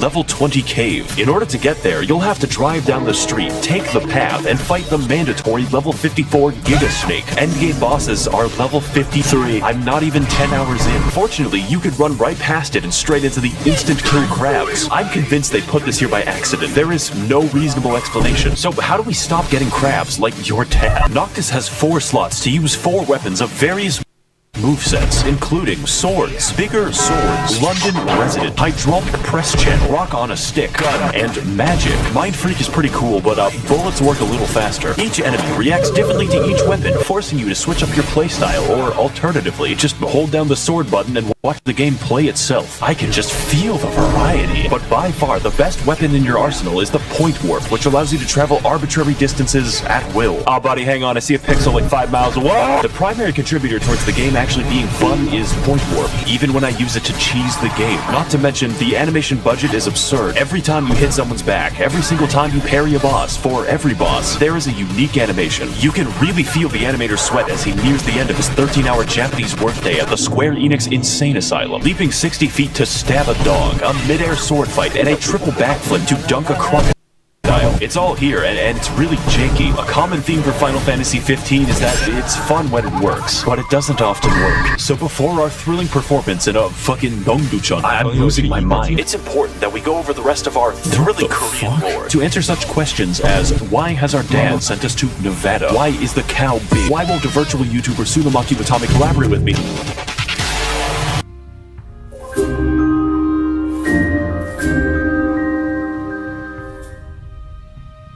There are 6 gods or some shit, and they made humans for fun. Big mistake. These include Dwayne The Rock Johnson, the Wizard, the Snake, the Unsafe for YouTube, Unlimited Blade Works, and the God of Breakdancing. The Tango Totem in particular was very helpful and told us how to turn on our stove. From this, the beautiful and powerful civilization of Solheim had risen to try and kill the gods immediately, presumably with enough nukes to make Belka look like Clown College. This, of course, forces the dancing deity to strike them down, creating demons and alternative political philosophies. This pisses everyone off and begins the First Korean War, forcing the gods to give the kings of Lucis some cool swag and the K-pop crystal, forever dividing humanity and preventing the manifestation of white people juche. So after the defeat of the Samba Scourge, the gods took a nap for like several thousand years, leaving the maintenance of Earth to the kings of Lucis, apparently seeing no problem with this. So anyways, the Niflheim Empire just takes over the entire planet using an army of juche demon terminators. Their new goal is to kill all of the gods again, except this time while they're sleeping, and by the time our game begins, the kingdom of Lucis has retreated to one city. I guess the god's blessing is just shit. Now, what do you think happens the literal instant that you leave the city for an arranged marriage with the Empire? Do I hear skydiving? There'll be no wedding bells for today. I mean, I guess the plot has to happen sometime. I got spurs that jingle, jangle, jingle. This emotional and life-changing moment affects our protagonist greatly. Everything he's ever known has been destroyed, and nothing will ever be the same again. Hey, Noctis, you want to go ride some boids? Oh, it's almost enough to make you forget about your dead family. With our lives permanently destroyed, it's time for Noctis to begin the true trials of a king. The first step of which is to find all of the tombs of previous kings spread throughout the world and steal their shit, so we can enter Super Saiyan mode. Thanks, Grandpa. Your ashes were delicious. This is when the problems begin, and they don't end. Director Tetsuya Nomura was, to put it lightly, a fucking batshit. Again, he tried to make the game a musical because he watched Les Miserables once. There is no escaping the ghost of cut content. It has so many unique and amazing locations that you see one time. It's as if the game has too much money, but the budget had to be prioritized by fucking Cleverbot. This took 10 years and 2 engines to make. When you play the main quest, it introduces some new characters in elaborate cutscenes and then kills them in a minute. You would think the open world would be some relief from this, but no, the car is on rails. They didn't even program driving. What does that remind you of? Speaking of things that the developers forgot to do, side quests. There's a few of them, but out of the 206 possible activities, there were only 2 that were good. How can this be? Well, the best way to describe why is to engage in one, and I think this market looks like a great place to start. Hey, what's up, king of the planet? So I was driving my car, and I just so happened to kill my wife by crashing into a tree at 90 miles per hour. Sounds good. I need you to go find my mangoes. You're fucking what? I left them in the truck after killing my wife in a car crash. I don't think your problem is mangoes. Can you find my mangoes? Alright, we'll just go find the mangoes. Wow, look at these bees. Thank you for finding the mangoes that I lost when I killed my wife. Okay. A while back, I lost a few apples on the side of the road while driving at night. Okay, let's go do that. Apparently, because they didn't have enough money to waste, Square Enix put a cup noodles quest into the game. The characters actively rant about the deliciousness of cup noodles. They're easy to make whenever you've got a craving, and they're delicious to boot. If you take something already delicious like cup noodles and add in the finest, freshest ingredients, what do you get? The ultimate flavor experience. So heading through the map's disguised hallways on our disguised train, we travel between locations, interspersed between vast stretches of absolute nothingness. This game already looks great. Our gang rides to the city of Lestalem in search of Noctis's ibuprofen. Fortunately, this well-dressed and not suspicious individual has all of the answers that we need. This is Arden, a man who is incapable of speaking normally. Aren't nursery rhymes curious things? What? He is willing to lead us to Dwayne "The Rock" Johnson's medicine cabinet, and we accept without hesitation. So after entering his white van with free My Chemical Romance CDs, we arrive at Dwayne "The Rock" skyrocketing rock slide rocket sprocket. I came here to clear a headache. So for Noctis to gain the god's power and defeat the Empire for good, he has to beat half of them up. Kind of like the Empire does, but he's the correct family of inbred designer dogs, so it's different. A prolonged and painful fight against Dwayne's masturbation arm ensues, really highlighting this game's focus on spectacle at the expense of my sanity. But eventually, we scratch his arm into respecting us and he McFucking kills everyone in a 90-mile radius.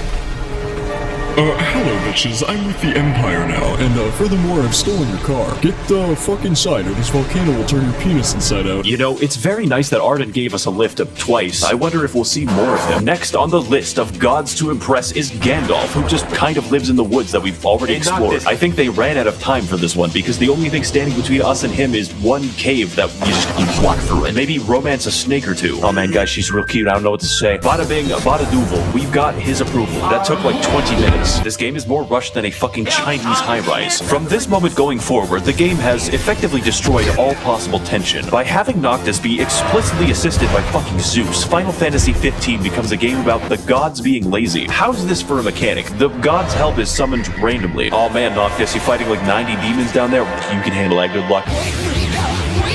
Don't worry, Noctis, I will be the one to save you from these 3 very threatening giraffes. You can thank me later. You know, we've gotten pretty used to this game. The vast open world, the fruit truck incident, or having a car. We'll throw that shit in the trash. This game turns from an open world adventure into a linear corridor halfway through, although that's giving the open world a lot of credit. I don't think I'm going to miss this guy. From this point onward, we are eternally trapped in the cut content zone. The devs made a nearly perfect recreation of Venice with no side quests in it. Look at the detail of this town, the beautiful architecture, the unique art. I was there for 10 minutes. Once. It's actually impressive that they're willing to waste this much time. Even the NPCs in this town are just fucking off. The bartender for the only restaurant in the city talks like he wants to fucking eat you. What the fuck do you mean, Eldritch Abomination, Satoshi? Get back to the office right now and animate another 100 backflips. So after owning God 1 and God Nude, it's up to Noctis and the Bacchus to head to the Imperial capital and retrieve our K-pop crystal. That is until Arden shows up and he derails the entire fucking plot. Sup, bitch? It turns out that Arden isn't just with the Empire, he is the fucking Empire. Oh, and also he can teleport, is literally immortal, has stabbed my wife, and also is going to kill the fucking sun. All that we have to do to stop him is enter the city of Pyongyang and endure his weaponless cock and ball torture dungeon. This man has gone from helping us to literally trying to gas me. Of course, doing so to trap Noctis in a pocket dimension for 10 years and fight the sun. That way, he can kill the gods and the true king while he's a consenting adult. If this all sounds confusing or stupid, don't worry, I don't have time to explain. You're totally free to watch the 5-episode anime series, animated episode Arden prologue, all 4 character DLC, and the full Kingsglaive Final Fantasy 15 movie if you want the full context for what's happening. That's a very ambitious of you, Square Enix. In fact, they retroactively updated the game to contain scenes from the movie because it just didn't make enough sense. Now it's up to us to fight Arden in the future. This is of course the part where the developers realized they had too many bosses since this game was planned as well as the Great Leap Forward, so they make us fight like 5 in a row. That is some pacing. Not to mention, they're all very difficult. One might say absolutely unplayable. As it turns out, valuing your own time by not playing the shitty fetch quests gives your experience vastly below what is expected. We aren't even strong enough to fight the big snake. I could go back and do some quests if I was fucking stupid. No, we're going to do something much worse.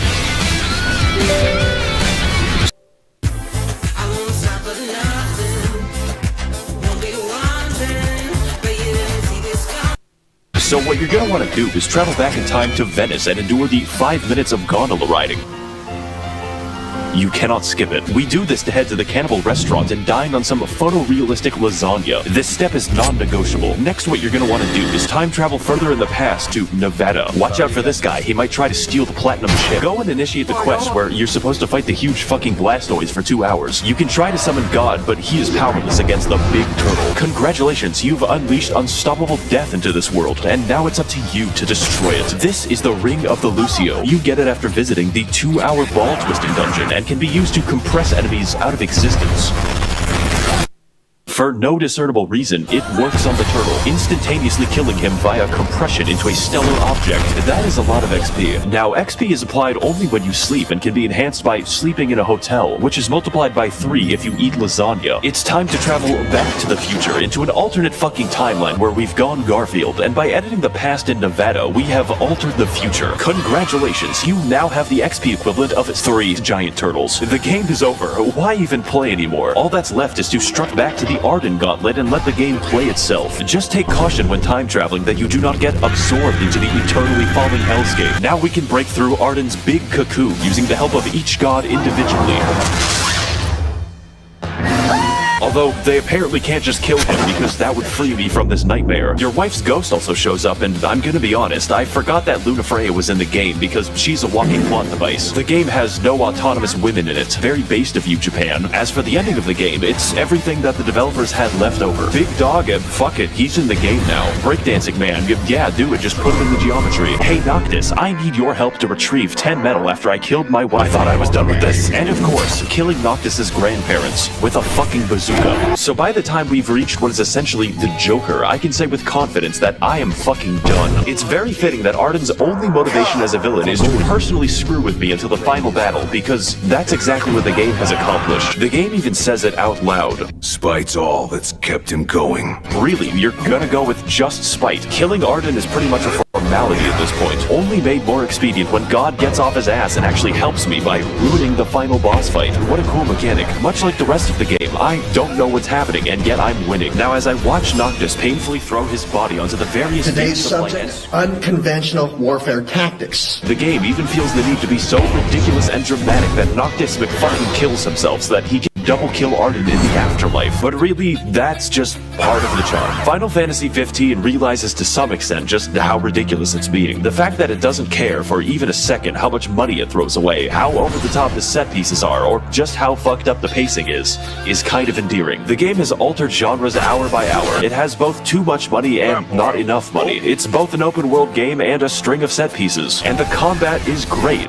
Or it's terrible. One could say it depends on your outlook. There's this moment near the end of the game where it asks you to reflect. It's taken pictures of you throughout the game, and I was going to choose the one that exemplified my playthrough. I didn't think that it meant much until the final cutscene where Noctis shows a picture of the massive turtle to his wife, looking fondly back at all the broken experiences he went through, and I burst out laughing for several minutes. Nothing will ever describe to you what the game is about more than that. This product is not worth any of your money. It will never be. But holy shit, maybe it was worth my time. I would like to thank the Illuminati for funding this channel with their reptilian dark money to prevent my starvation. If you would like to contribute to the channel and ensure the reign of our lizard overlords, you can head to my Patreon to learn more. Thank you all for watching and waiting, and of course, you have 9 days to live.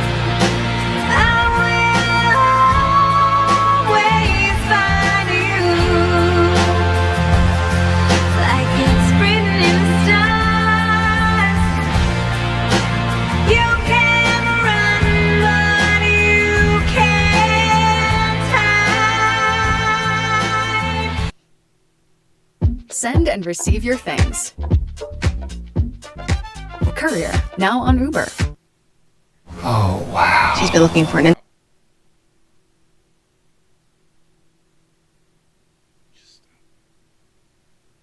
That's enough. I don't think this is going to do what it needs to do yet. Although it would be nice to be able to say, hey, look, I have something I can goof with tomorrow. So maybe we'll be lucky.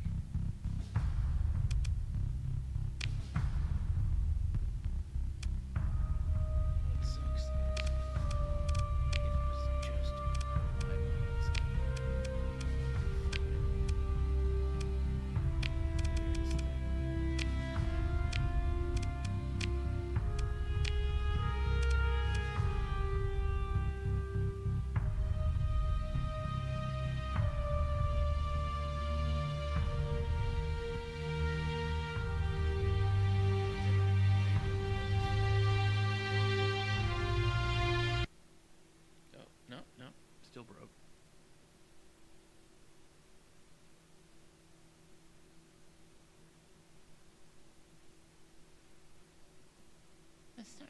gets under its nose. Oh, this is stupid shit. Alright, well. Kind of expected that. Kind of expected that. And I bet you kind of expect me to click. I'm done.